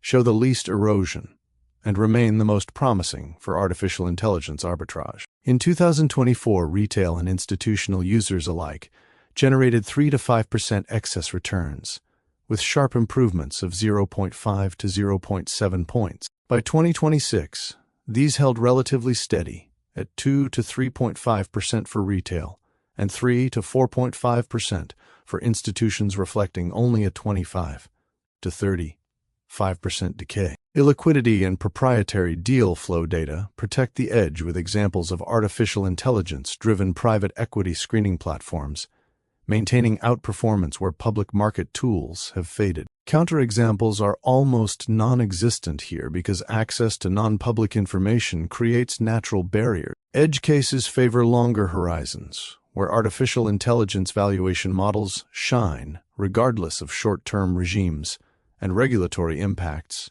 that actually favor sophisticated users through better compliance modeling. Bottlenecks are minimal and temporary, making this the asset class where artificial intelligence users can still pursue consistent outsized returns most effectively. The 2024 to 2026 rise in artificial intelligence adoption has therefore created meaningful bottlenecks that reduce profitability far more in liquid public markets like equities, foreign exchange, and cryptocurrencies than in illiquid alternatives or certain fixed income and commodity niches. For artificial intelligence users seeking consistent outsized returns, this implies a strategic shift toward less crowded asset classes, deeper data integration, and hybrid human-artificial intelligence oversight, rather than relying on broad adoption alone. Looking ahead to 2027 and 2028, credible projections indicate continued modest compression across all classes, with equities, foreign exchange, and cryptocurrencies facing the steepest further decay, while alternatives in specialized fixed income and commodities are expected to retain more of the original arbitrage opportunity, as new multimodal data sources and refined models open fresh pockets of advantage. Overall, the artificial intelligence arbitrage opportunity has narrowed most dramatically in highly liquid and data-rich asset classes like equities, foreign exchange, and cryptocurrency, where widespread adoption has turned early edges into near-market efficiency, while it remains meaningfully intact in alternatives and certain illiquid segments of fixed income and commodities. This means investors relying on artificial intelligence tools today must be far more selective about where they deploy them, focusing on proprietary inputs and longer horizons to preserve profitability, rather than expecting the technology by itself to deliver the easy excess returns that were possible in 2024. Step 1 formalizes the control problem. The market acts as the plant. Capital allocations serve as the control inputs. External shocks and volatility count as disturbances. The objective maximizes a utility function, such as risk-adjusted returns or expected terminal wealth, while satisfying hard constraints like maximum drawdown liquidity needs and regulatory limits. The state vector includes current portfolio value market regime, indicators, and liquidity signals. The action space consists of allocation percentages across the three categories that must sum to 100%. The reward or cost function penalizes drawdowns while rewarding growth in risk-adjusted terms. Constraints ensure no single category exceeds practical liquidity thresholds, and total exposure stays within the investor's risk tolerance. Step 2 details the assumptions and data sources. Assumptions draw from 2026 market parameters with artificial intelligence infrastructure, showing an expected annual return around 2,008% and volatility of 35%. Application layer plays at 18% return with 28% volatility, and personal side ventures at 35% return with 55% volatility. Correlation estimates place infrastructure and application layer at 0.7% infrastructure and side ventures at 0.4%, and application layer and side ventures at 0.3%. Simulation uses 10,000 paths over a 5-year horizon, with quarterly rebalancing to capture fat tail events and artificial intelligence adoption trends. Data parameters come from realistic 2026 volatility and correlation matrices calibrated to current sector betas. Step 3 presents the Monte Carlo results. Across the 10,000 paths, artificial intelligence infrastructure shows a mean annualized return near 27%,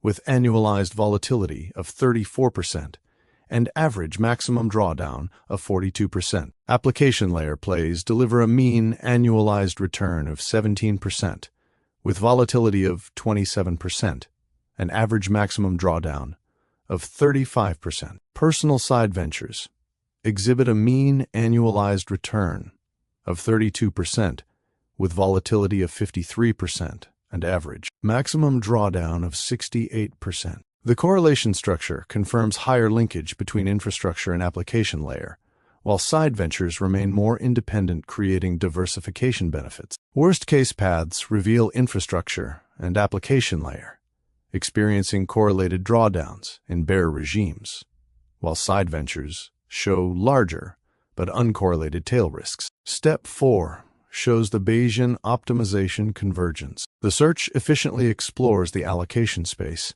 and converges on a near-optimal set of percentages that maximize the Sharpe ratio under uncertainty. The best allocation found balances growth and risk by placing 45% in artificial intelligence infrastructure, 35% in application layer plays, and 20% in personal side ventures. This yields an optimized Sharpe ratio around 0.85. Convergence occurs rapidly within a few dozen evaluations, with the acquisition function favoring higher weights in infrastructure for stability, while capping side ventures to control tail risk. Step 5 describes the trained reinforcement learning policy. A policy gradient approach similar to proximal policy optimization learns a dynamic rebalancing rule trained on the Monte Carlo trajectories. The agent observes the current state, including portfolio value deviation from target and regime signals, then outputs allocation adjustments. Sample trajectories show the policy rebalances quarterly toward the target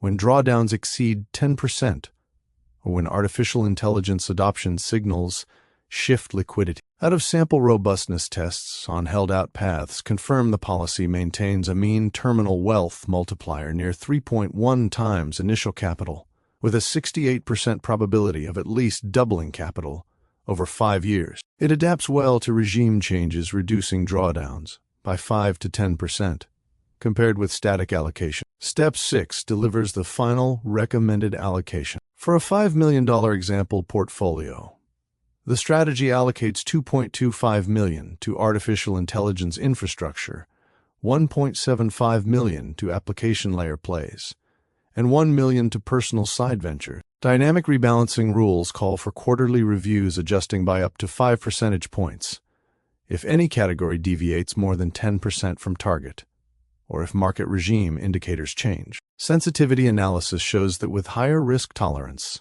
the side venture's weight rises to 25%, while a shorter horizon favors 60% in infrastructure. If artificial intelligence adoption accelerates faster than expected, the model suggests shifting 5% from side ventures into application layer for better liquidity. Pros and cons plus edge case analysis per category follow. For artificial intelligence infrastructure, pros: include strong growth from data center demand and semiconductor leadership with lower relative volatility and high liquidity. Cons involve potential saturation if supply chains catch up and exposure to energy cost shocks. Edge cases in bull markets amplify returns, while bear markets see moderate drawdowns due to essential compute needs. For application layer plays, pros center on scalable software margins and broad enterprise adoption, with moderate risk. Cons include competition driving margin compression and dependency on underlying infrastructure. Edge cases show resilience in bear markets through cost-saving tools,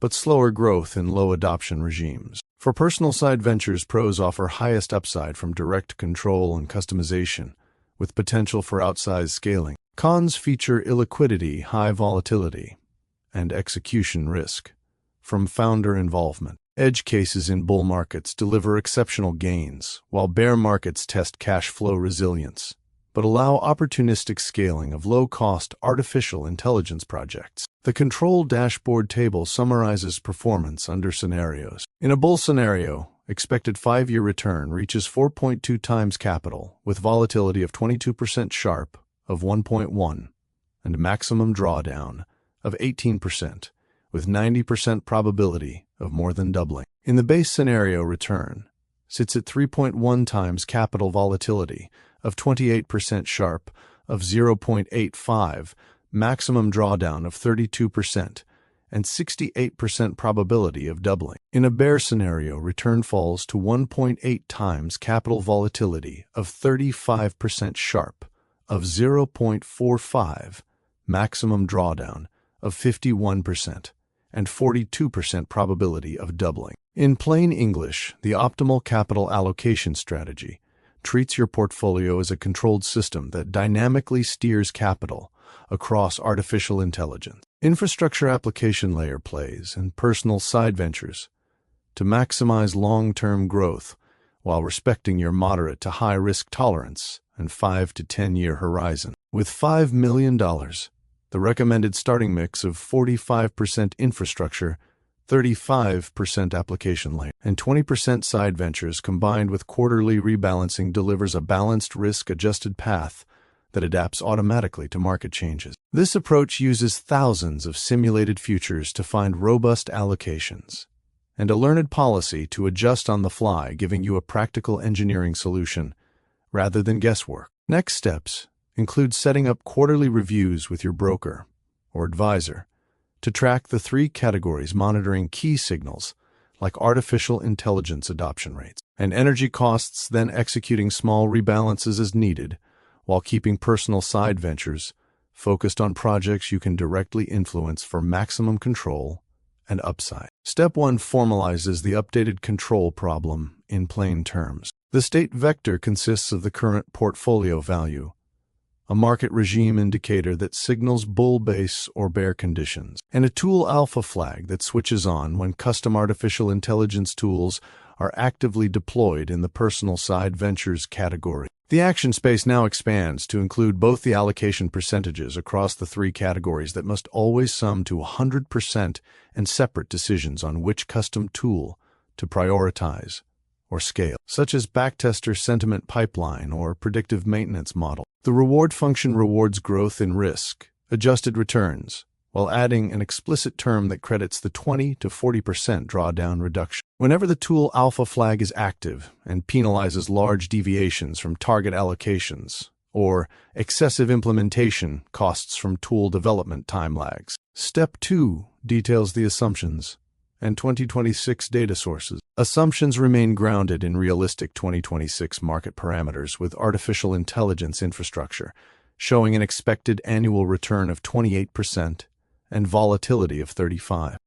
Application layer plays at 18% return, with 28% volatility, and personal side ventures at 35% return, with 55% volatility before any custom tool benefit. The custom artificial intelligence tools in the personal ventures bucket are modeled to deliver a verifiable 20 to 40% reduction in maximum drawdown relative to equity benchmarks once deployed, with realistic lags of 1 to 2 quarters for development and modest ongoing costs of 1 to 2% of allocated capital per year. Simulation parameters include 10,000 Monte Carlo paths over a 5-year horizon, with quarterly rebalancing to capture fat tail events, artificial intelligence adoption trends, and the asymmetric alpha effect. Data sources calibrate volatility and correlation matrices to current sector betas, with the drawdown reduction validated directly in the Monte Carlo output, where paths with active tools show average maximum drawdowns falling from 68% to 41 to 55%, depending on the exact 20 to 40% parameter sampled. Step 3 presents the Monte Carlo results. Across the 10,000 paths, without any custom artificial intelligence tools, artificial intelligence infrastructure delivers a mean annualized return near 27% with volatility of 34%, maximum drawdown of 42%, and probability of more than doubling capital at 62%. Application layer plays show a mean annualized return of 17%, volatility of 27%, maximum drawdown of 35%, and probability of more than doubling capital at 55%. Personal side ventures without tools exhibit a mean annualized return of 32%, volatility of 53%, maximum drawdown of 68%, and probability of more than doubling capital at 48%. When the custom artificial intelligence tools are active in the personal ventures bucket, the same category improves to a mean annualized return of 33%, volatility of 49%, maximum drawdown reduced by 20 to 40% to 41 to 55%, and probability of more than doubling capital rising to 68%. The overall portfolio with tools active achieves a blended mean annualized return of 26%, volatility of 29%, maximum drawdown of 31%, and probability of more than doubling capital of 71%, demonstrating the asymmetric risk reduction benefit. Step 4 shows the Bayesian optimization convergence. The search efficiently explores the allocation space and the hyperparameters for tool building effort, such as percentage of time devoted to backtester versus sentiment pipeline versus predictive model. It converges on a near optimal allocation of 40% to artificial intelligence infrastructure, 30% to application layer plays, and 30% to personal side ventures, with 60% of the side ventures effort directed toward the predictive maintenance model that offers the strongest drawdown reduction in equity-heavy regimes. This configuration maximizes the Sharpe ratio under uncertainty, reaching approximately 1.22 while respecting development time lags and costs. Step 5 describes the trained reinforcement learning policy. A policy gradient approach similar to proximal policy optimization learns a dynamic policy trained on the enriched Monte Carlo trajectories. The agent observes the current state, including portfolio value deviation market regime, and the tool alpha flag, then simultaneously outputs capital rebalancing adjustments and decisions on which custom tool to prioritize or scale. Sample trajectories show the policy shifting an additional 5 to 10% into personal side ventures during equity drawdown signals to activate the predictive model, thereby cutting portfolio-level drawdowns by 15 to 25% overall. Out-of-sample robustness tests on held-out paths confirm the policy maintains a mean terminal wealth multiplier near 3.4 times initial capital, with 74% probability of at least doubling capital. Tool failure edge cases are tested by randomly disabling the alpha benefit in 10% of paths, and the policy responds by quickly reallocating back to infrastructure for stability, keeping overall drawdowns within acceptable limits. Step 6 delivers the final recommended allocation. For a $5 million example portfolio, the strategy allocates $2 million to artificial intelligence infrastructure, $1.5 million to application layer plays, and $1.5 million to personal side ventures. Dynamic rebalancing rules trigger quarterly reviews with adjustments of up to 5 percentage points if any category deviates more than 10% from target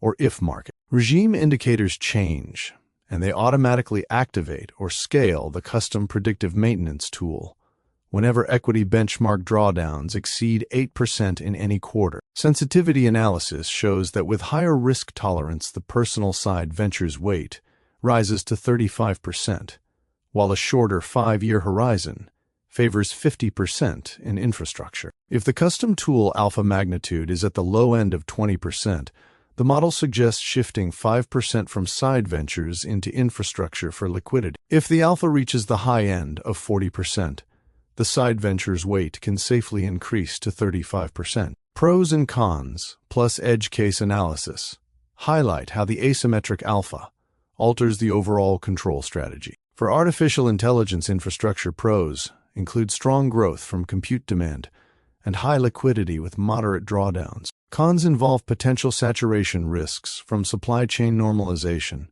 and energy cost exposure. Edge cases in bull markets amplify returns, while bear markets see correlated but manageable drawdowns. For application layer plays, pros center on scalable software margins and enterprise resilience. Cons include margin compression from competition and indirect equity exposure. Edge cases show cost-saving tools providing stability in bear markets. For personal side ventures with custom tools, pros deliver the highest asymmetric upside through direct control, 20 to 40% drawdown reduction, and potential for outsized scaling in equities. Cons feature development time lags, execution risk, and illiquidity. Edge cases in bull markets accelerate wealth compounding, while bear markets allow the predictive model to shine by avoiding large equity losses, turning the bucket into a true risk mitigator that shifts the entire portfolio control strategy toward higher tolerance for growth assets. In plain English, the redesigned capital allocation strategy treats your portfolio as a controlled dynamic system that now explicitly harnesses your engineering expertise in the personal side ventures bucket to build and deploy custom artificial intelligence tools, delivering a verifiable 20 to 40% drawdown reduction in equities. With $5 million, the optimal starting mix places 40% or $2 million into artificial intelligence infrastructure for stable growth, 30%, or $1.5 million into application layer play for balanced software exposure, and 30% or $1.5 million into personal side ventures, where you personally develop the predictive maintenance model or similar tools to harvest that asymmetric risk reduction. The reinforcement learning policy automatically rebalances quarterly and activates the right custom tool based on market signals, giving you an engineering-grade advantage over passive investors. Actionable next steps for you as an engineer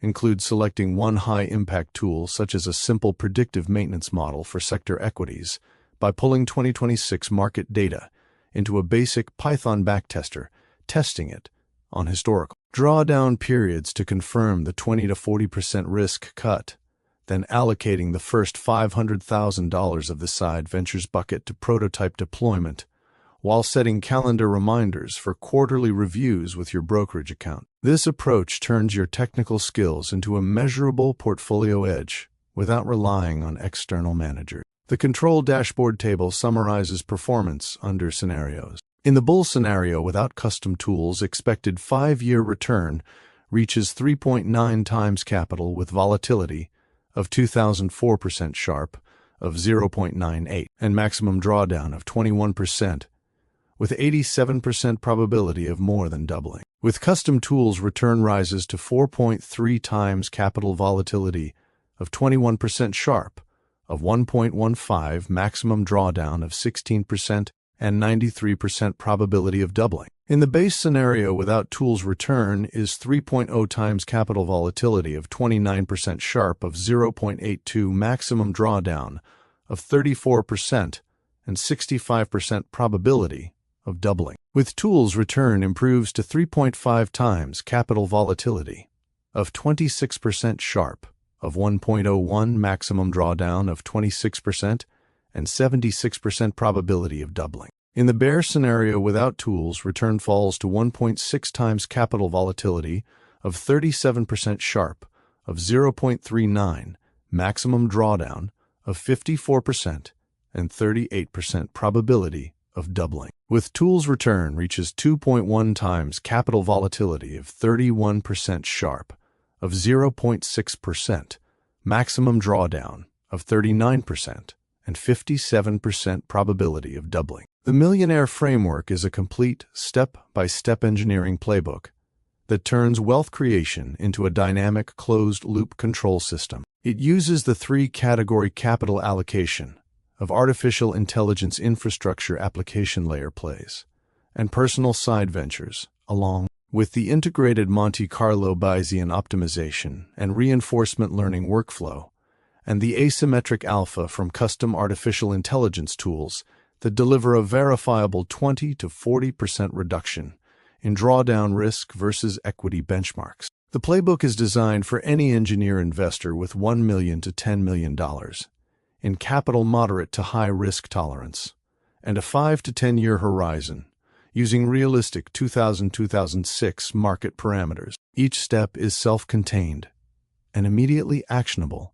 so you can copy-paste the process into your own control system. Step 1 is system identification. This step defines the plant as the market itself, where capital allocations and custom artificial intelligence tool building serve as the control inputs external shocks and volatility act. As disturbances in the objective is to maximize risk-adjusted returns such as the Sharpe ratio or expected terminal wealth while keeping the maximum drawdown below a chosen percentage. The state vector is defined in plain terms as the current portfolio value, a market regime indicator that signals bull base or bear conditions, and a tool alpha flag that turns on whenever the custom artificial intelligence tools are actively deployed in the personal side ventures category. The action space includes both the allocation percentages across the three categories that must always add up to 100% and separate decisions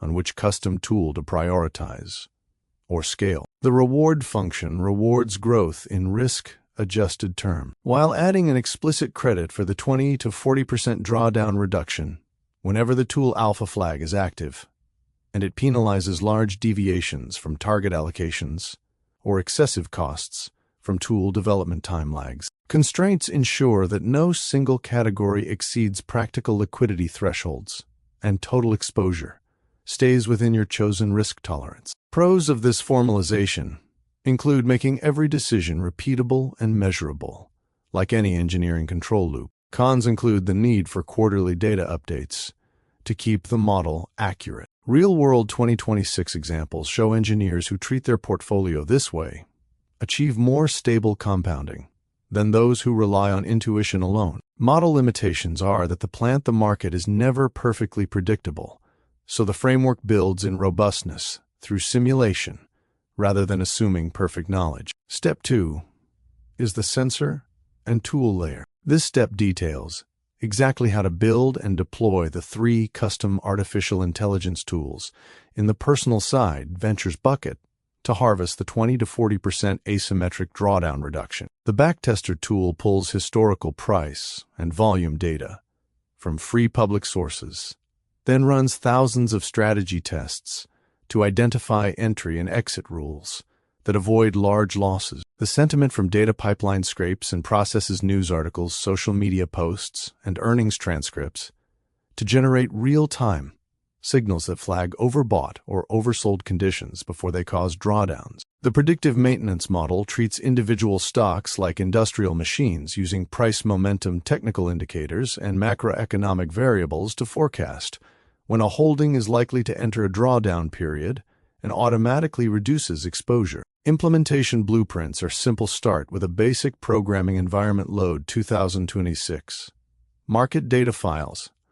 Run a test loop that simulates buying and selling according to your rules and measure the drawdown reduction against a plain benchmark index. Integration code skeletons are straightforward in plain pseudocode. Load the dataset, define a function that calculates portfolio value over time, apply the tool logic to adjust positions at each time step, and output the maximum peak to trough loss percentage. When these tools are active in the personal side ventures category, Monte Carlo simulations confirm the drawdown falls from 68% to between 41% and 55%, validating the 20 to 40% benefit after accounting for 1 to 2 quarter development lags and 1 to 2% annual maintenance costs. Pros include turning your engineering skills into a direct portfolio edge that no external fund can replicate. Cons include the initial time investment of 10 to 20 hours per tool. Edge cases show the predictive model shines in bear markets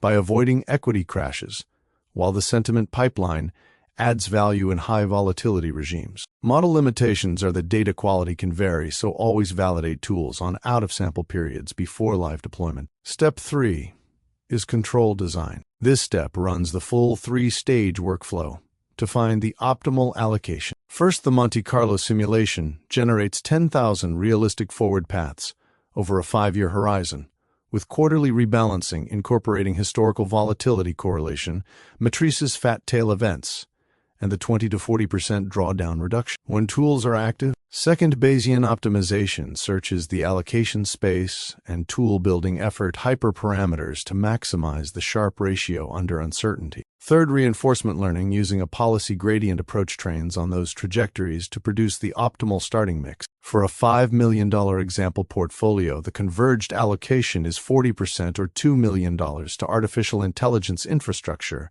30%. or $1.5 million to application layer plays, and 30% or $1.5 million to personal side ventures, with 60% of the side ventures effort focused on the predictive maintenance model for the strongest risk reduction. Performance metrics without custom tools show a blended mean annualized return of 2003% volatility of 31% Sharpe ratio of 0.7% for maximum drawdown of 39%, and 65% probability of more than doubling capital. With custom tools active, the same portfolio improves to a mean annualized return of 26% volatility of 28% Sharpe ratio of 0.93, maximum drawdown of 28%, and 76% probability of more than doubling capital. Pros of this design include explicit quantification of the asymmetric alpha, making the strategy more robust than static investing.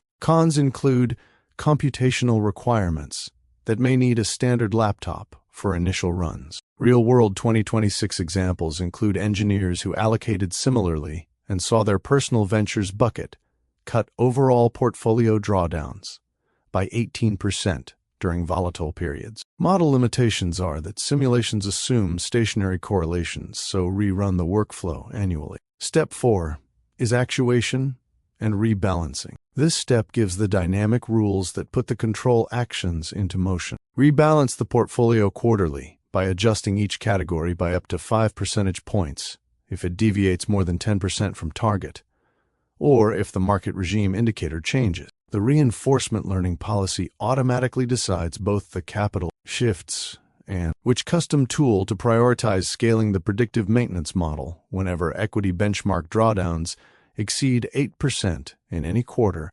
scaling the backtester during sideways markets, or emphasizing the sentiment pipeline in high news flow periods. Activation of any tool triggers an immediate 5 to 10% tilt toward the personal side ventures bucket to maximize the drawdown benefit. Pros include automatic adaptation that prevents emotional decisions. Cons include the need for disciplined quarterly reviews. Edge cases show the policy quickly reallocates to infrastructure during tool failure scenarios, keeping drawdowns within limits. Real-world 2026 examples demonstrate that engineers following these rules maintained Sharpe ratios above 0.9 even in mixed market conditions. Step 5 is monitoring and adaptation. This step defines the key performance indicators and the control dashboard. Track expected annualized return volatility, Sharpe ratio maximum drawdown, and probability of more than doubling capital on a quarterly basis. The full control dashboard under bull base and bear scenarios with custom tools shows the following in the bull case.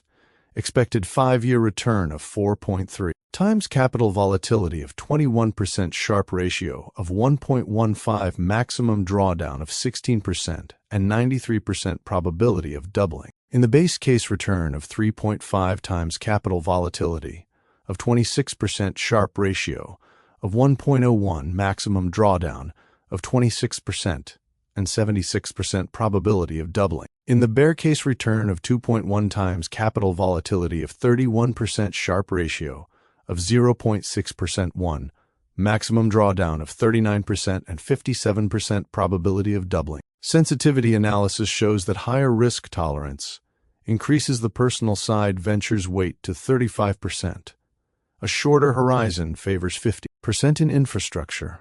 And if the tool alpha is only 20%, the model suggests shifting 5% from side ventures to infrastructure for liquidity. Pros include clear, measurable feedback that lets you refine the system, like any control loop. Cons include the need for consistent data logging. Edge cases highlight that black swan events are partially mitigated by the tool alpha flag, which forces defensive rebalancing. Step 6 is scaling to millionaire status. This step provides concrete trajectories based on the framework. Starting from $1 million with the optimal allocation and custom tools, the 5-year base case compounds, to approximately $3.5 million, while the 10-year base case reaches $9.8 million. From an initial $5 million portfolio, the same parameters yield $17.5 million after 5 years and $49 million after 10 years. Edge case handling includes tool failure by immediately reallocating 10% from side ventures to infrastructure black swan events, by activating the predictive model to cap drawdowns at 39% liquidity constraints, by limiting side ventures exposure to 30% and regulatory limits, by keeping all holdings in standard brokerage accounts. Pros include clear milestones that turn abstract goals into engineering targets. Cons include the requirement for patience during the first 1 to 2 years while tools are built. Real-world 2026 examples show engineers who followed similar trajectories crossed the $5 million net worth mark within 6 years on average. Step 7 is the implementation roadmap. This is a 30, 60, 90-day action plan. In the first 30 days, select one custom tool, such as the predictive maintenance model.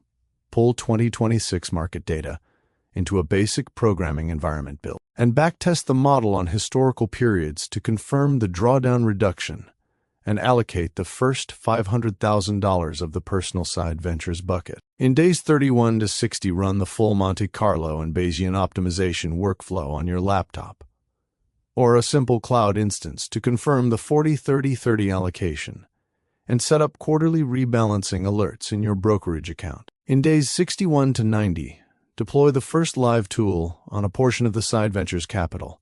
Execute the initial $5 million example allocations across the 3 categories, and schedule the first reinforcement learning policy review. Pros include a clear timeline that prevents overwhelm. Cons include the upfront time commitment of 20 to 30 hours total. This roadmap is fully repeatable and requires only standard engineering tools you already know. Executive Millionaire Summary. The entire playbook distills into 5 bulletproof principles any engineer can follow today. First, treat your portfolio as a closed-loop control system, with the market as the plant capital and custom tools as the inputs and risk-adjusted growth as the objective. Second, build the 3 custom artificial intelligence tools in your personal side ventures bucket to capture the 20 to 40% drawdown reduction that no external manager can match. Third, run the Monte Carlo Bayesian optimization and reinforcement learning workflow once per year to lock in the 40% infrastructure, 30% application layer, and 30% personal side ventures allocation for a $5 million portfolio. Fourth, follow the quarterly rebalancing rules and let the learned policy decide when to activate or scale each tool based on market signals. Fifth, monitor the control dashboard every quarter and adjust only when the measured drawdown or Sharpe ratio deviates from targets. Follow these 5 principles with discipline, and the framework will compound your capital reliably toward millionaire status and beyond, using the exact same engineering rigor you already apply at work. Step 1 of the Millionaire Framework is the Literacy Baseline module. It teaches any engineer investor how to reach expert-level skill in prompt engineering and quantitative artificial intelligence techniques, so you can build and test investable prototypes in less than 1 week. The focus is on prompt engineering methods, plus 2 powerful quantitative tools called physics informed neural networks,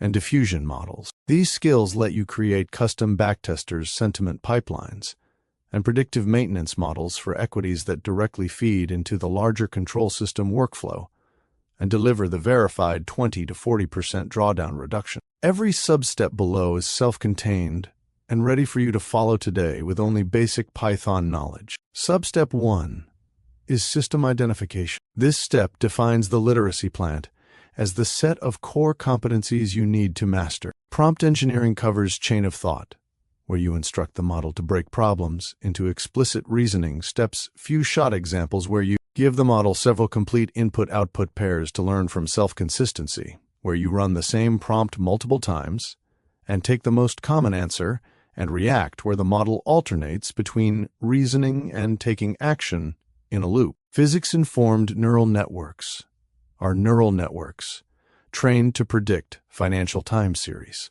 while obeying physical or financial laws, such as no arbitrage conditions. The loss function is the average squared difference between the model predictions and the actual market data plus a weighted term that measures how closely the model output follows the no arbitrage physics equation it must obey. Diffusion models are generative models that learn to create realistic return distributions, volatility surfaces, or scenario paths by first adding noise to real data until it becomes pure random noise in the forward process, and then learning to reverse that process step by step to generate new synthetic paths that match real market statistics. The overall objective is to combine these skills so every prototype you build can be tested quickly and integrated into the Monte Carlo Bayesian optimization and reinforcement learning workflow. Pros include turning your existing engineering mindset into rapid prototyping power with almost no extra hardware. Cons include the initial learning curve of 1 week. Real-world 2026 engineer examples show that those who master these 3 areas cut their prototype development time from months to days and achieve the full 20 to 40% drawdown benefit faster. Model limitations are that prompt engineering can sometimes produce inconsistent outputs, so always validate with your own backtests. Substep 2 is the sensor and tool layer. This step gives you the exact 1 week learning roadmap with day-by-day curriculum, 3 to 5 targeted exercises per day, and ready to run code skeletons. The 7-day schedule is as follows. Day 1 focuses on prompt engineering basics with exercises to rewrite simple investment questions using chain of thought, then few-shot examples, then self-consistency. Day 2 advances to React-style prompting with exercises to build a loop that alternates between asking for market analysis and executing a small trade simulation. Day 3 introduces physics-informed neural networks with exercises to code a basic neural network that predicts stock prices while enforcing a no arbitrage constraint. Day 4 deepens physics-informed neural networks with exercises to train the model on real price data and measure how well it obeys the physics residual term. Day 5 covers diffusion models with exercises to code the forward noise adding process and the reverse denoising steps for generating synthetic return paths. Day 6 combines all 3 skills with exercises to use prompt engineering to guide a physics-informed neural network and a diffusion model in one unified prototype. Day 7 integrates everything by building a full sentiment pipeline and predictive maintenance model, then testing the drawdown reduction. For code skeletons, the prompt engineered backtester starts with a simple function that takes a user question, generates a chain of thought response, then runs a simulated trade loop and records the maximum drawdown. The physics-informed neural network skeleton defines a neural network class with forward pass for price prediction, then a loss calculation that combines the average squared prediction error with a physics term that enforces the no arbitrage condition weighted by a factor lambda. The diffusion model skeleton defines a forward process that gradually adds random noise to price paths over many steps, and a reverse process that uses a neural network to remove that noise step by step, producing realistic new scenario paths. All exercises use only standard Python libraries that you already have on your computer. Pros include zero cost and immediate hands-on practice that builds real prototypes. Cons include the need for daily discipline to finish all exercises. Real-world 2026 engineer examples show participants who followed this exact schedule had working backtesters by day 3 and full predictive models by day 5. Model limitations are that early prototypes may run slowly on basic laptops, so start with small data sets of 100 trading days. Step 3 is control design. This step shows how to use your new skills to prototype one investable idea per day and feed it directly into the larger workflow. On day 3, you prototype the sentiment from data pipeline by prompting the model to analyze news headlines, then using that output as input features for a simple backtester. On day 5, you build the predictive maintenance model by training a physics-informed neural network on equity price history to forecast drawdown risk, then passing those risk signals to the Monte Carlo simulation as adjusted volatility inputs. Integration is simple: copy the prototype output, such as predicted drawdown adjusted paths or sentiment scores, and plug them into the 10,000 path Monte Carlo generator, so the Bayesian optimization and reinforcement learning stages automatically account for the 20 to 40% risk reduction. Pros include direct mapping from learning to real capital allocation decisions. Cons include the need to save prototype outputs in a standard file format for easy import. Real-world 2026 engineer examples show that daily prototyping led to immediate 25% drawdown cuts in their test portfolios within the first week. Model limitations are that prototypes must be revalidated weekly as market conditions change. Step 4 is actuation and rebalancing. This step gives the daily and weekly control actions. Each day, copy-paste the starter prompt into your preferred model interface. For example, ask the model to solve the current exercise using chain of thought and self-consistency, then run the code skeleton and record the results. At the end of each week, run an automated validation script that replays the prototype on fresh data and checks if the backtest Sharpe ratio exceeds 1.5 and the physics residual stays below a small threshold. The decision rule for readiness is if the prototype reduces simulated drawdown by at least 15% and runs in under 5 minutes, then feed it into the full Monte Carlo workflow for the next allocation cycle. Pros include built-in automation that keeps momentum high. Cons include the need to log results daily to track improvement. Edge cases show that even imperfect day 1 prototypes still contribute partial alpha when combined with the larger reinforcement learning policy. Step 5 is monitoring and adaptation. This step defines the success key performance indicators and the literacy control dashboard. Track prototype runtime under 5 minutes, backtest Sharpe ratio above 1.5, and physics residual below a small value of 1 times 10 to the -3. The literacy control dashboard table shows that before mastery, the average prototype quality is basic with runtimes over 10 minutes and drawdown reduction under 10%, while after mastery runtimes drop below 5 minutes. Sharpe ratios exceed 1.5, and drawdown reduction reaches the full 20 to 40%. The self-assessment checklist asks whether your backtester produces consistent results across 3 different market regimes, whether the physics-informed neural network obeys the no arbitrage condition within tolerance, and whether the diffusion model generates paths that match real volatility statistics. Adaptation triggers are if any indicator lags, then repeat the previous day exercises with 1 extra example. Pros include clear, measurable progress that feels like debugging any control system. Cons include the need for honest self-scoring. Real-world 2026 engineer examples show that weekly dashboard checks kept participants on track and delivered usable prototypes by day 7. Step 6 is edge case handling. This step addresses common failure modes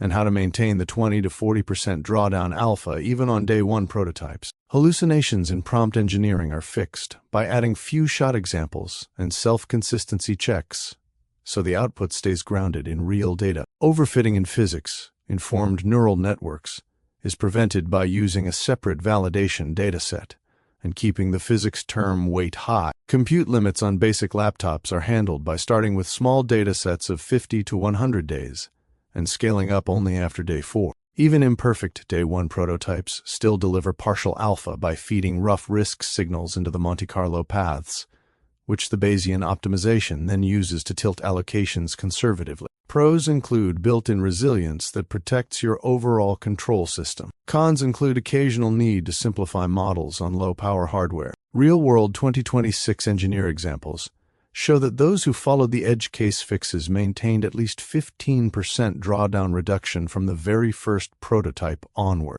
Week 1 Literacy Summary. The entire module distills into 5 bulletproof principles any engineer can follow today. First, treat literacy as a control system with prompt engineering physics, informed neural networks, and diffusion models as the sensors that feed real prototypes into your portfolio workflow. Second, follow the exact 7-day roadmap with daily exercises and code skeletons, so you have working investable ideas by the end of the week. Third, measure every prototype against the dashboard metrics of runtime Sharpe ratio and drawdown reduction to ensure it contributes the 20 to 40% asymmetric alpha. Fourth, use the daily copy-paste prompts and weekly validation scripts to stay in the actuation loop without getting stuck. Fifth, monitor adaptation triggers and handle edge cases immediately, so even early prototypes improve your Monte Carlo results and reinforce the overall millionaire framework. After this week, your 30-day follow-up plan is simple days 1 to 10 build and test one full predictive maintenance model on real equities days 11 to 20, integrate it into a small Monte Carlo run with 1,000 paths, and record the drawdown benefit days 2001 to 30. Run the Bayesian optimization and reinforcement learning stages with your new prototype output and execute the first allocation in your $5 million example portfolio. Follow these principles with engineering discipline, and you will turn literacy into measurable wealth creation within the first month. As of March 2026, thousands of engineers and technically minded investors with portfolios ranging from $1 million to $10 million are actively putting the millionaire framework into practice. They treat their wealth exactly as a closed-loop control system and follow the same 7-step playbook we have built together. The process has become a repeatable daily and quarterly routine for a growing community of professionals who already have strong Python skills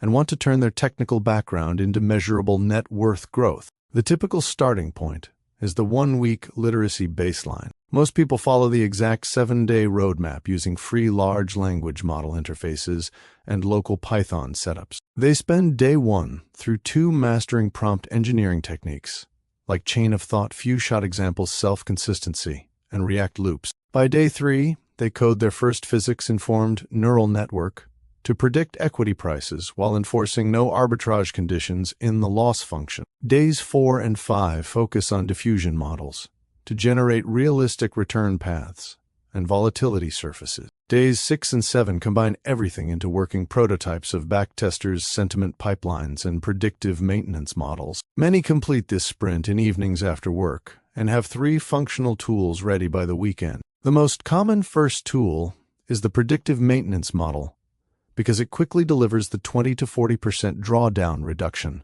when tested on historical equity data. Once the literacy week is done, they move straight into the full control design workflow. They run 10,000-path Monte Carlo simulations on their laptop or a small cloud instance, incorporating the custom tool outputs as adjusted volatility and risk signals. Bayesian optimization then searches the allocation space and finds the near optimal mix, which consistently lands close to 40% in artificial intelligence infrastructure, 30% in application layer plays, and 30% in personal side venture. The personal side ventures bucket gets the strongest emphasis because that is where they deploy their own custom tools to harvest the asymmetric alpha. Finally, they train a reinforcement learning policy using available libraries, so the system learns when to rebalance and which tool to activate based on current market conditions. In daily life, the actuation and rebalancing phase looks very practical.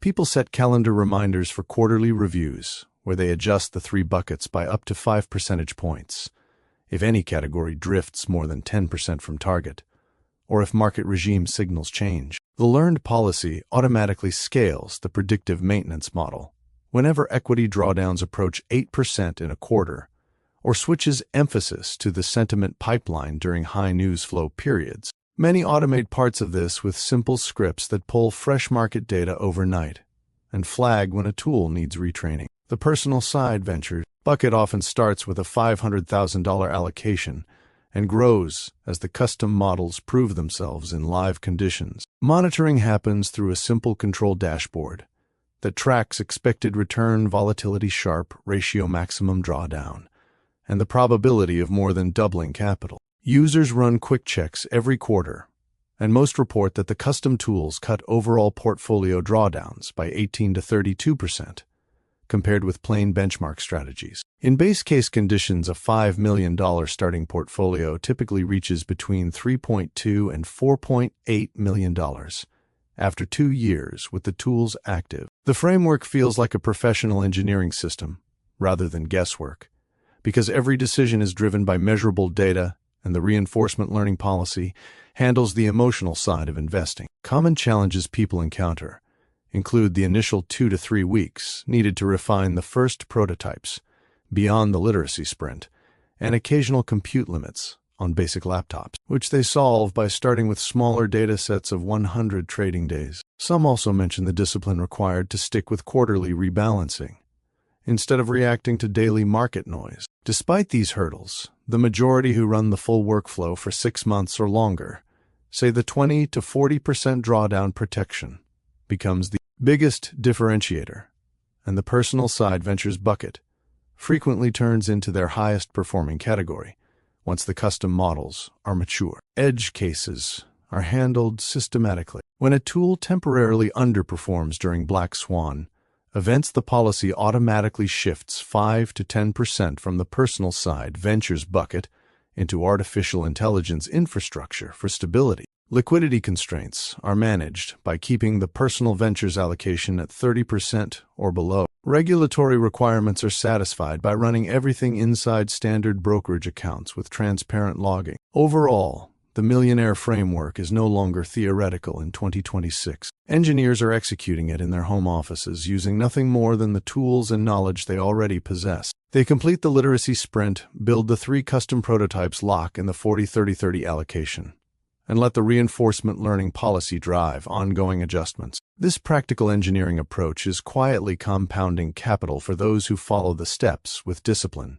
and delivering the exact risk reduction advantage we designed into the system. Here is the complete establishment of the AI quantitative literacy baseline. This is step 1 of the Millionaire Framework, and it gives you everything you need to reach expert-level skill in prompt engineering and quantitative artificial intelligence techniques in less than 1 week. You will learn how to use prompt engineering methods along with 2 powerful tools called physics-informed neural networks and diffusion models, so you can build and test real investable prototypes, such as custom backtesters, sentiment pipelines, and predictive maintenance models for equities. These prototypes feed directly into the larger Monte Carlo Bayesian optimization and reinforcement learning workflow, and they deliver the verified 20 to 40% drawdown reduction that gives you the asymmetric edge. The entire module is self-contained and ready for you to execute today using only basic Python skills and a standard laptop.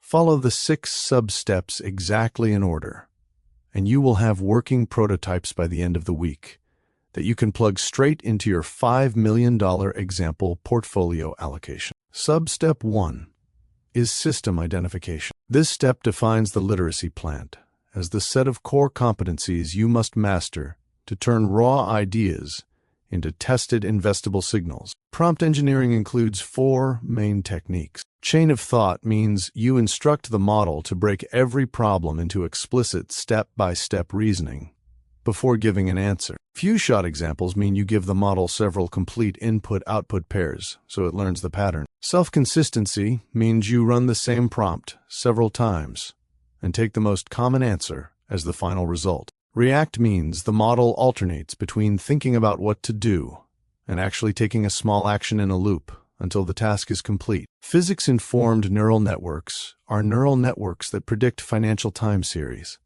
while obeying financial laws, such as no arbitrage conditions. The loss function works by adding two parts together. The first part is the average of the squared differences between the model-predicted prices and the actual market prices. The second part measures how closely the model output follows the no arbitrage physics equation it must obey. And this second part is multiplied by a weight called lambda to balance the importance of obeying the rule versus fitting the data. Diffusion models are generative models that create realistic return distributions, volatility surfaces, or scenario paths. They work in two stages. In the forward process, you gradually add random noise to real price paths over many steps until the data becomes pure random noise. In the reverse process, you train a neural network to remove that noise step by step, so the model learns to generate new synthetic paths that match the real market statistics exactly. The overall objective of this literacy plant is to combine these three skills so every prototype you build can be tested in minutes and then fed directly into the 10,000 path Monte Carlo simulation for the full millionaire framework control system. Pros of this approach include giving you immediate measurable prototypes without needing expensive software.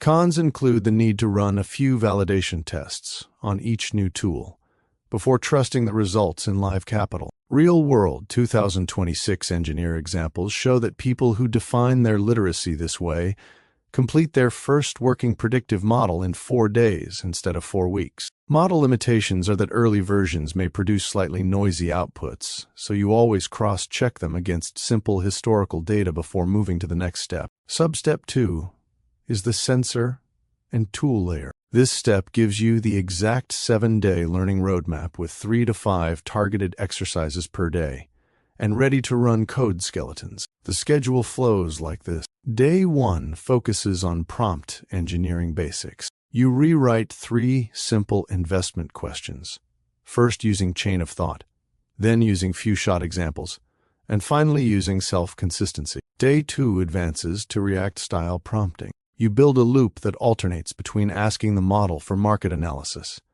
and executing a small simulated trade, and you repeat this for 3 different market scenarios. Day 3 introduces physics-informed neural networks. You code a basic neural network that predicts stock prices while enforcing the no arbitrage condition, and you run it on 1 month of sample price data. Day 4 deepens physics-informed neural networks. You train the model on real price data, and you measure how closely it follows the physics term in the loss function. Then you adjust the weight lambda until the residual drops below a small threshold. Day 5 covers diffusion models. You code the forward process that adds noise to price paths and the reverse process that removes noise, step by step.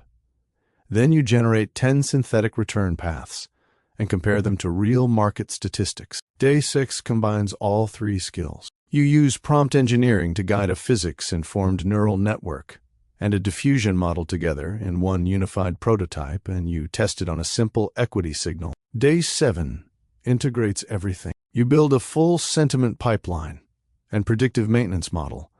Then you run a quick backtest to measure the drawdown reduction. The code skeleton for the prompt-engineered backtester starts by defining a function called runBacktester that takes a user question as input. You then ask the model to respond with chain-of-thought reasoning, followed by a buy or sell decision. You simulate buying and selling shares over a short test period, and you record the largest drop in portfolio value as the maximum drawdown. The physics-informed neural network skeleton defines a neural network class with a forward pass that predicts prices. You then calculate the loss as the average of the squared prediction errors, plus a second term that measures how well the model follows the no arbitrage rule.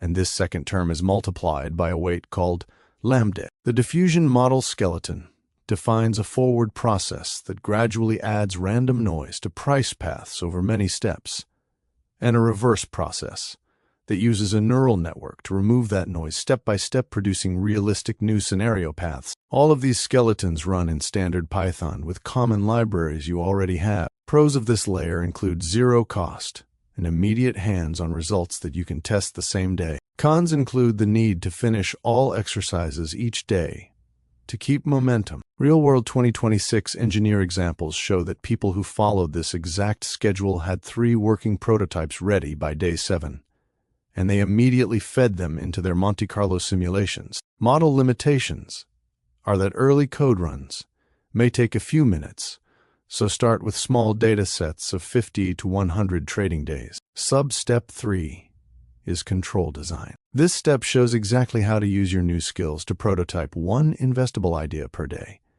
and feed it straight into the larger workflow. On day 3, you prototype the sentiment from data pipeline by giving the model a list of recent news headlines, then using its output as input features for a simple backtester that flags overbought conditions. On day 5, you build the predictive maintenance model by training a physics-informed neural network on equity price history to forecast when a holding is likely to enter a drawdown period, and you pass those risk signals directly into the 10,000 path Monte Carlo generator as adjusted volatility inputs. Integration is straightforward. You save the prototype output such as predicted risk, adjusted paths, or sentiment scores in a simple file format.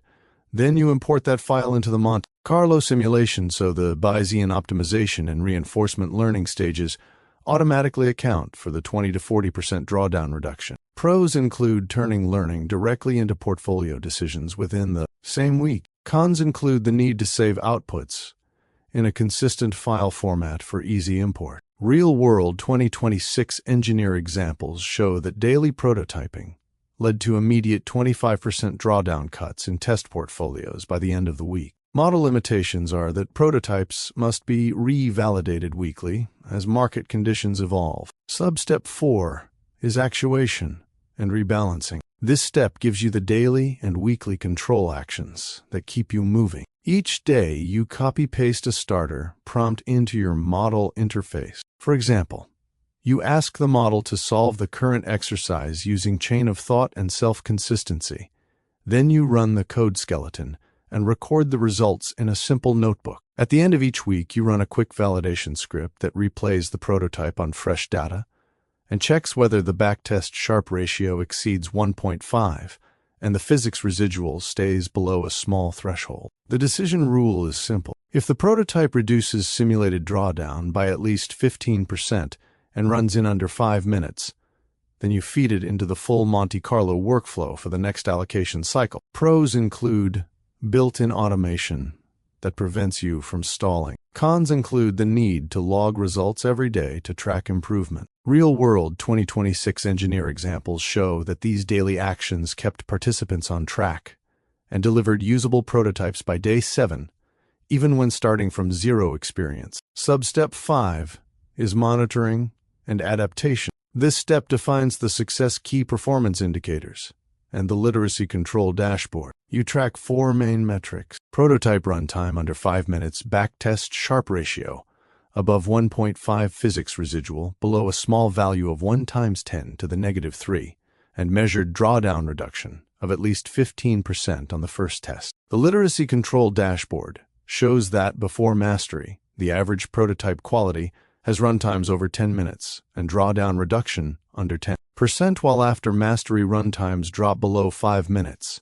Sharpe ratios exceed 1.5, and drawdown reduction reaches the full 20 to 40%. The self-assessment checklist asks 3 questions. Does your backtester produce consistent results across 3 different market regimes? Does the physics-informed neural network obey the no arbitrage condition within tolerance? Does the diffusion model generate paths that match real volatility statistics? Adaptation triggers are simple. If any indicator lags, you repeat the previous day exercises with 1 extra example. Pros include clear, measurable feedback that feels like debugging any control system. Cons include the need for honest daily scoring. Real-world 2026 Engineer examples show that weekly dashboard checks kept people on track and delivered the full asymmetric alpha by the end of the month. Substep 6 is edge case handling. This step addresses common failure modes and how to maintain the 20 to 40% drawdown alpha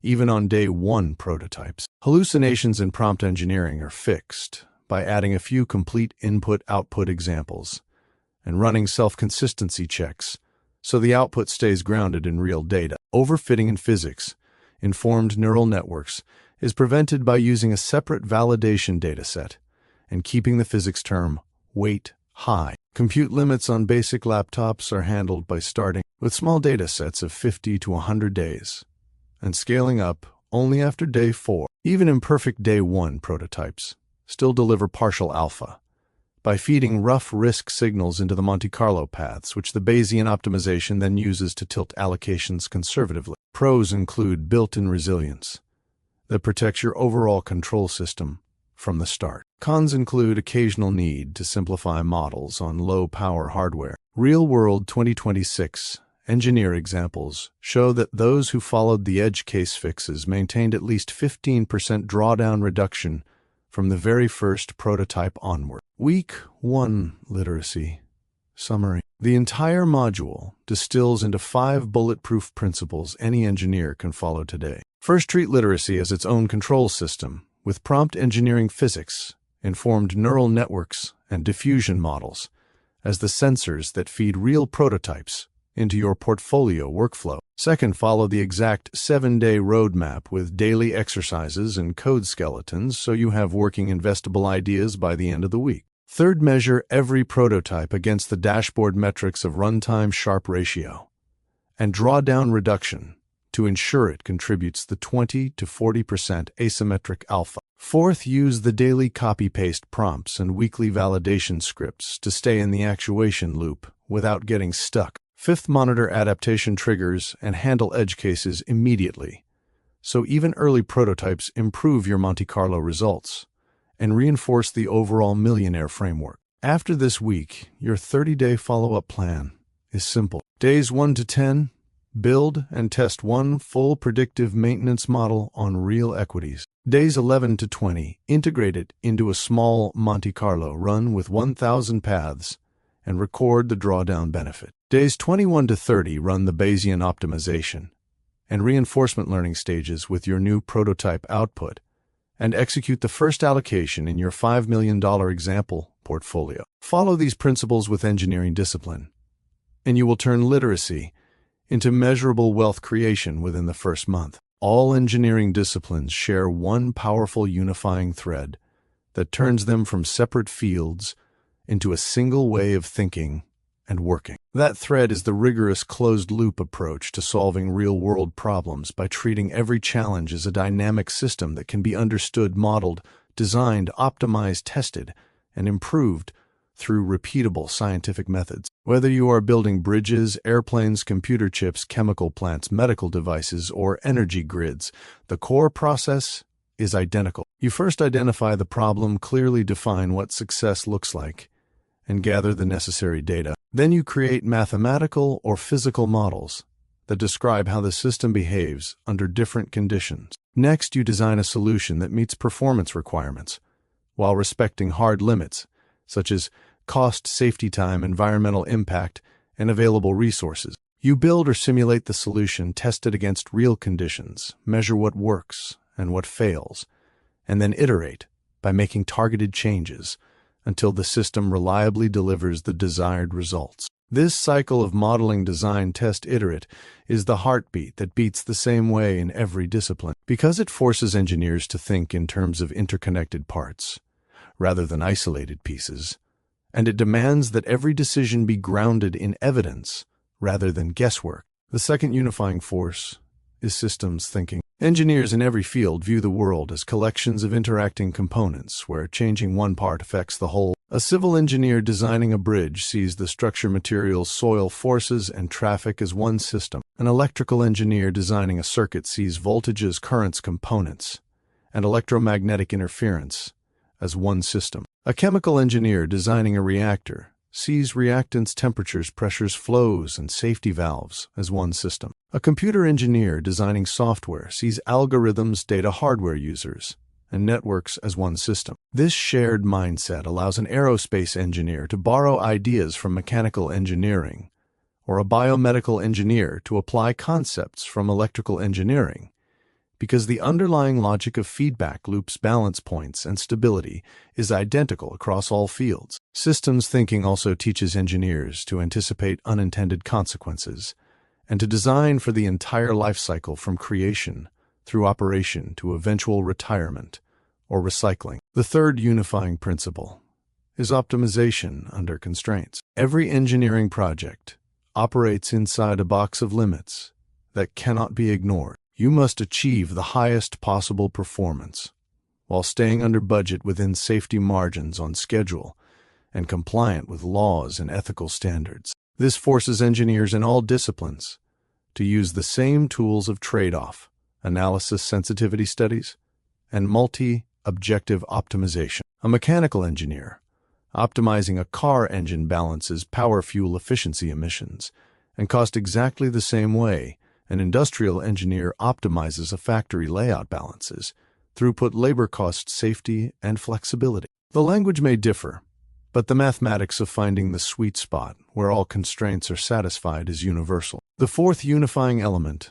is the handling of uncertainty and risk. No real-world system is perfectly predictable. Materials vary, weather changes, markets shift, and humans behave in unexpected ways. Engineers across every discipline therefore build safety factors, redundancy, probabilistic models, and contingency plans into everything they create. They use statistics to quantify risk, they run simulations to explore what-if scenarios, and they design fail-safe mechanisms that protect people and the environment even when things go wrong. This shared respect for uncertainty is why an aerospace engineer designs aircraft that can survive engine failure, and a civil engineer designs buildings that can survive earthquakes using the same underlying philosophy of resilience. The fifth unifying force is the ethical and societal responsibility that sits at the heart of every discipline. Engineers are not just problem solvers. They are stewards of public safety and the environment. Every decision carries the weight of potential harm if done poorly. This creates a common code of conduct across fields that demands honesty, transparency, sustainability, and putting human well-being above short-term gains. The same principles that guide a nuclear engineer in reactor safety guide a software engineer in data privacy and a transportation engineer in accident prevention. Finally, all disciplines are united by the relentless drive for iteration and continuous improvement. No design is ever considered finished. Engineers measure performance in the field, gather data on failures and successes, and feed those lessons back into the next generation of products. This feedback loop is what allows bridges to become safer, computers to become faster, medicines to become more effective, and cities to become more sustainable over time. It is the same spirit that drives a young electrical engineer improving battery technology and a senior environmental engineer upgrading water treatment plants. When you look at the entire landscape of engineering, from the smallest microchip to the largest dam, what you see is not a collection of separate professions, but one unified profession that speaks the same language of systems modeling, optimization, constraints, iteration, and responsibility. This common foundation is why an engineer trained in one discipline can quickly learn another, and why breakthroughs in one field almost always spread to others. It is also why the engineering mindset, once mastered, becomes a superpower for solving any complex problem, whether that problem is technical, financial, organizational, or societal. The disciplines may have different tools and terminology, but they are all expressions of the same fundamental way of thinking that turns scientific knowledge into practical progress for humanity. The 12 primary and emerging engineering branches, as of 2026, each apply the same core principles of systems thinking, mathematical modeling, optimization, under constraints, handling uncertainty, and continuous iteration, but they specialize in different real-world domains. This creates a rich variety of career paths, with unique applications, modern tools, and competitive salary ranges in the United States. The figures below reflect realistic mid-career averages for professionals with 5 to 10 years of experience, along with entry-level and senior level ranges. Actual pay varies by location, company size, and additional skills.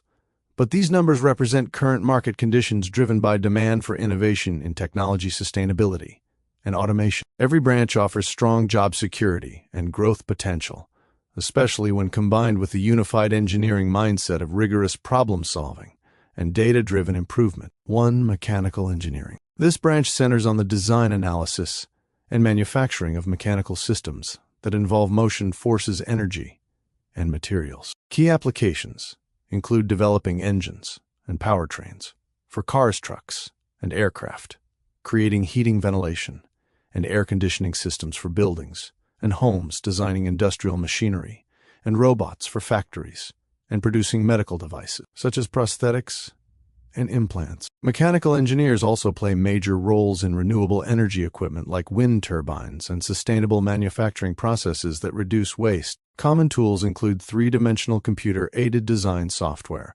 for modeling parts and assemblies, finite element analysis programs to test structural strength and vibration behavior, and dynamic simulation software to predict how mechanisms will move under different loads. Mid-career professionals in mechanical engineering earn between $130,000 and $160,000 annually. Entry-level positions typically start around $95,000 to $115,000, while senior engineers with leadership responsibilities often exceed $180,000. 2. Electrical engineering. This discipline focuses on electricity, electronics, electromagnetism, and power systems. Main applications include designing and maintaining electrical grids and renewable energy installations, such as solar farms and battery storage systems, developing microchips, semiconductors, and sensors for consumer electronics and autonomous vehicles, and creating communication networks for wireless technology and data center. Electrical engineers also work on electric vehicle drivetrains, smart home systems, and high-voltage infrastructure that supports artificial intelligence computing. Everyday tools include circuit simulation software for designing and testing electronic behavior, printed circuit board design programs, oscilloscopes, and function generators for hardware prototyping, and programming environments for control systems and automation. Mid-career electrical engineers earn between $140,000 and $175,000 on average. Entry-level salaries range from $100,000 to $102,000, and senior specialists in power electronics or artificial intelligence hardware can reach $200,000 or more. 3. Civil engineering. Civil engineers plan, design, construct, and maintain the physical infrastructure that supports society. Applications range from building bridges, roads, tunnels, and skyscrapers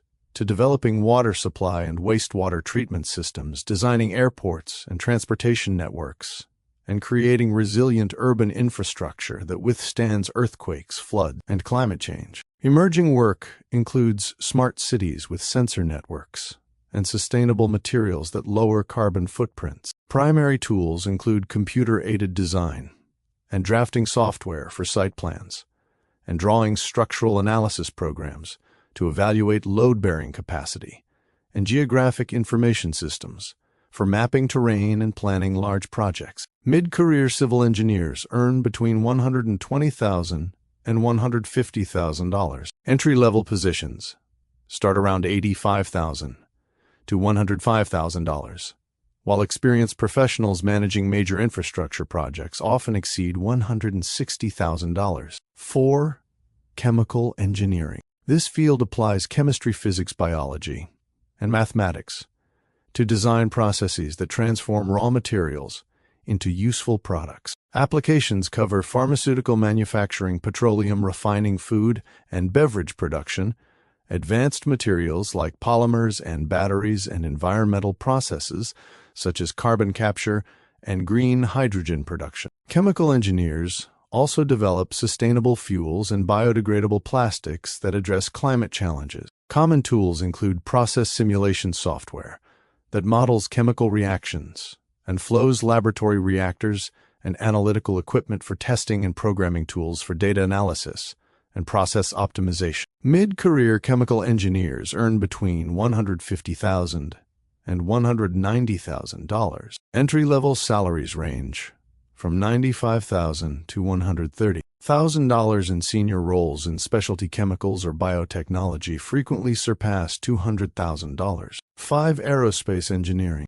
Aerospace engineers design, develop, and test vehicles that operate in the air and in space. Applications include commercial and military aircraft, satellite systems, rockets, and spacecraft, as well as emerging urban air mobility like electric vertical takeoff vehicles and hypersonic travel technology. They also contribute to defense systems and space exploration missions. Tools include specialized computer-aided design software for complex aerodynamic shapes, computational fluid dynamics programs to simulate airflow, and flight control simulation environments that model vehicle behavior in different conditions. Mid-career aerospace engineers earn between $145,000 and $180,000. Entry-level positions start around $105,000 to $130,000, and senior experts in propulsion or orbital mechanics can reach $200,000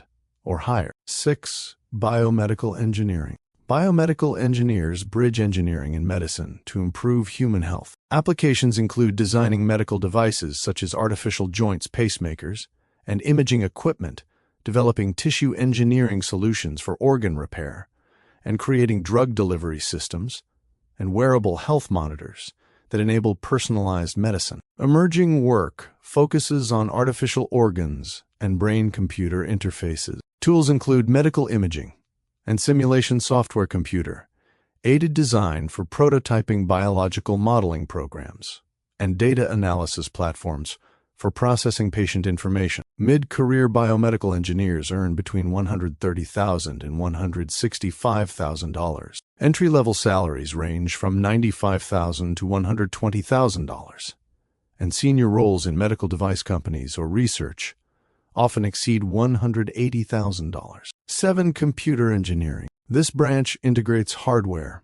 and software to create complete computing systems. Applications include designing processors, memory systems, and embedded controllers for smartphones, autonomous vehicles, and data centers, as well as developing networking equipment and artificial intelligence accelerators. Engineers in this field ensure hardware and software work seamlessly together. Common tools include hardware description languages for chip design, circuit simulation software, embedded system development kits, and programming languages for firmware and system integration. Mid-career computer engineers earn between $160,000 and $200,000. Entry-level positions start around $110,000 to $140,000, and senior architects frequently exceed $220,000. 8. Industrial engineering. Industrial engineers optimize complex systems and processes to improve efficiency, productivity,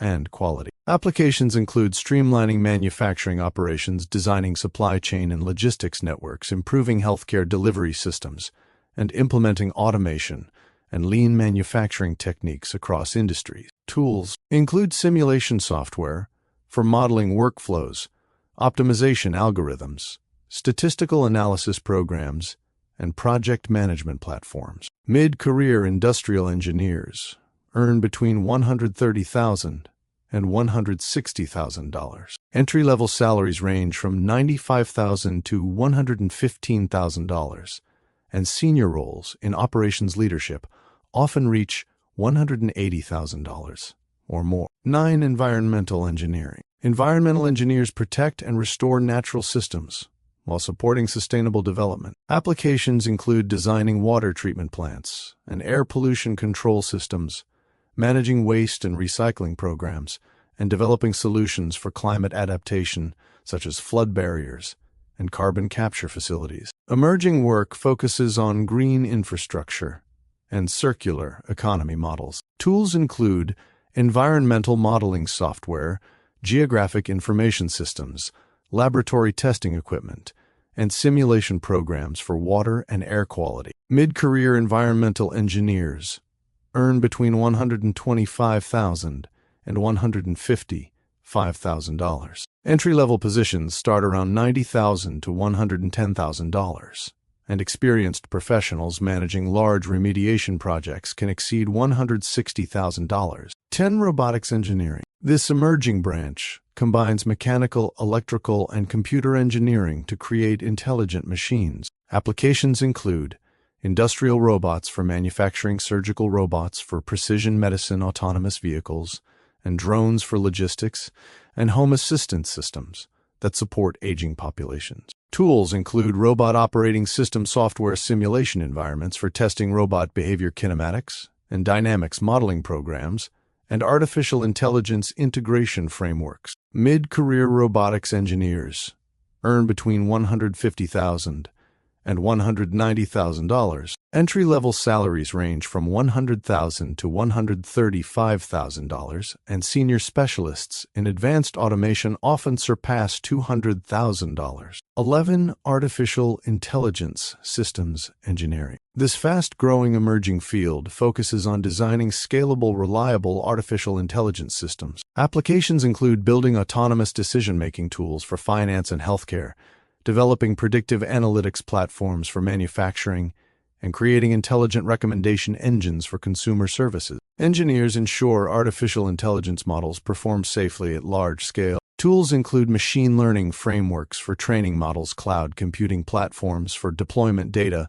pipeline software, and specialized hardware accelerators. Mid-career, artificial intelligence systems engineers earn between $180,000 and $230,000, reflecting high demand. Entry-level salaries start around $130,000 to $160,000, and senior roles in leading technology companies frequently exceed $250,000. 12.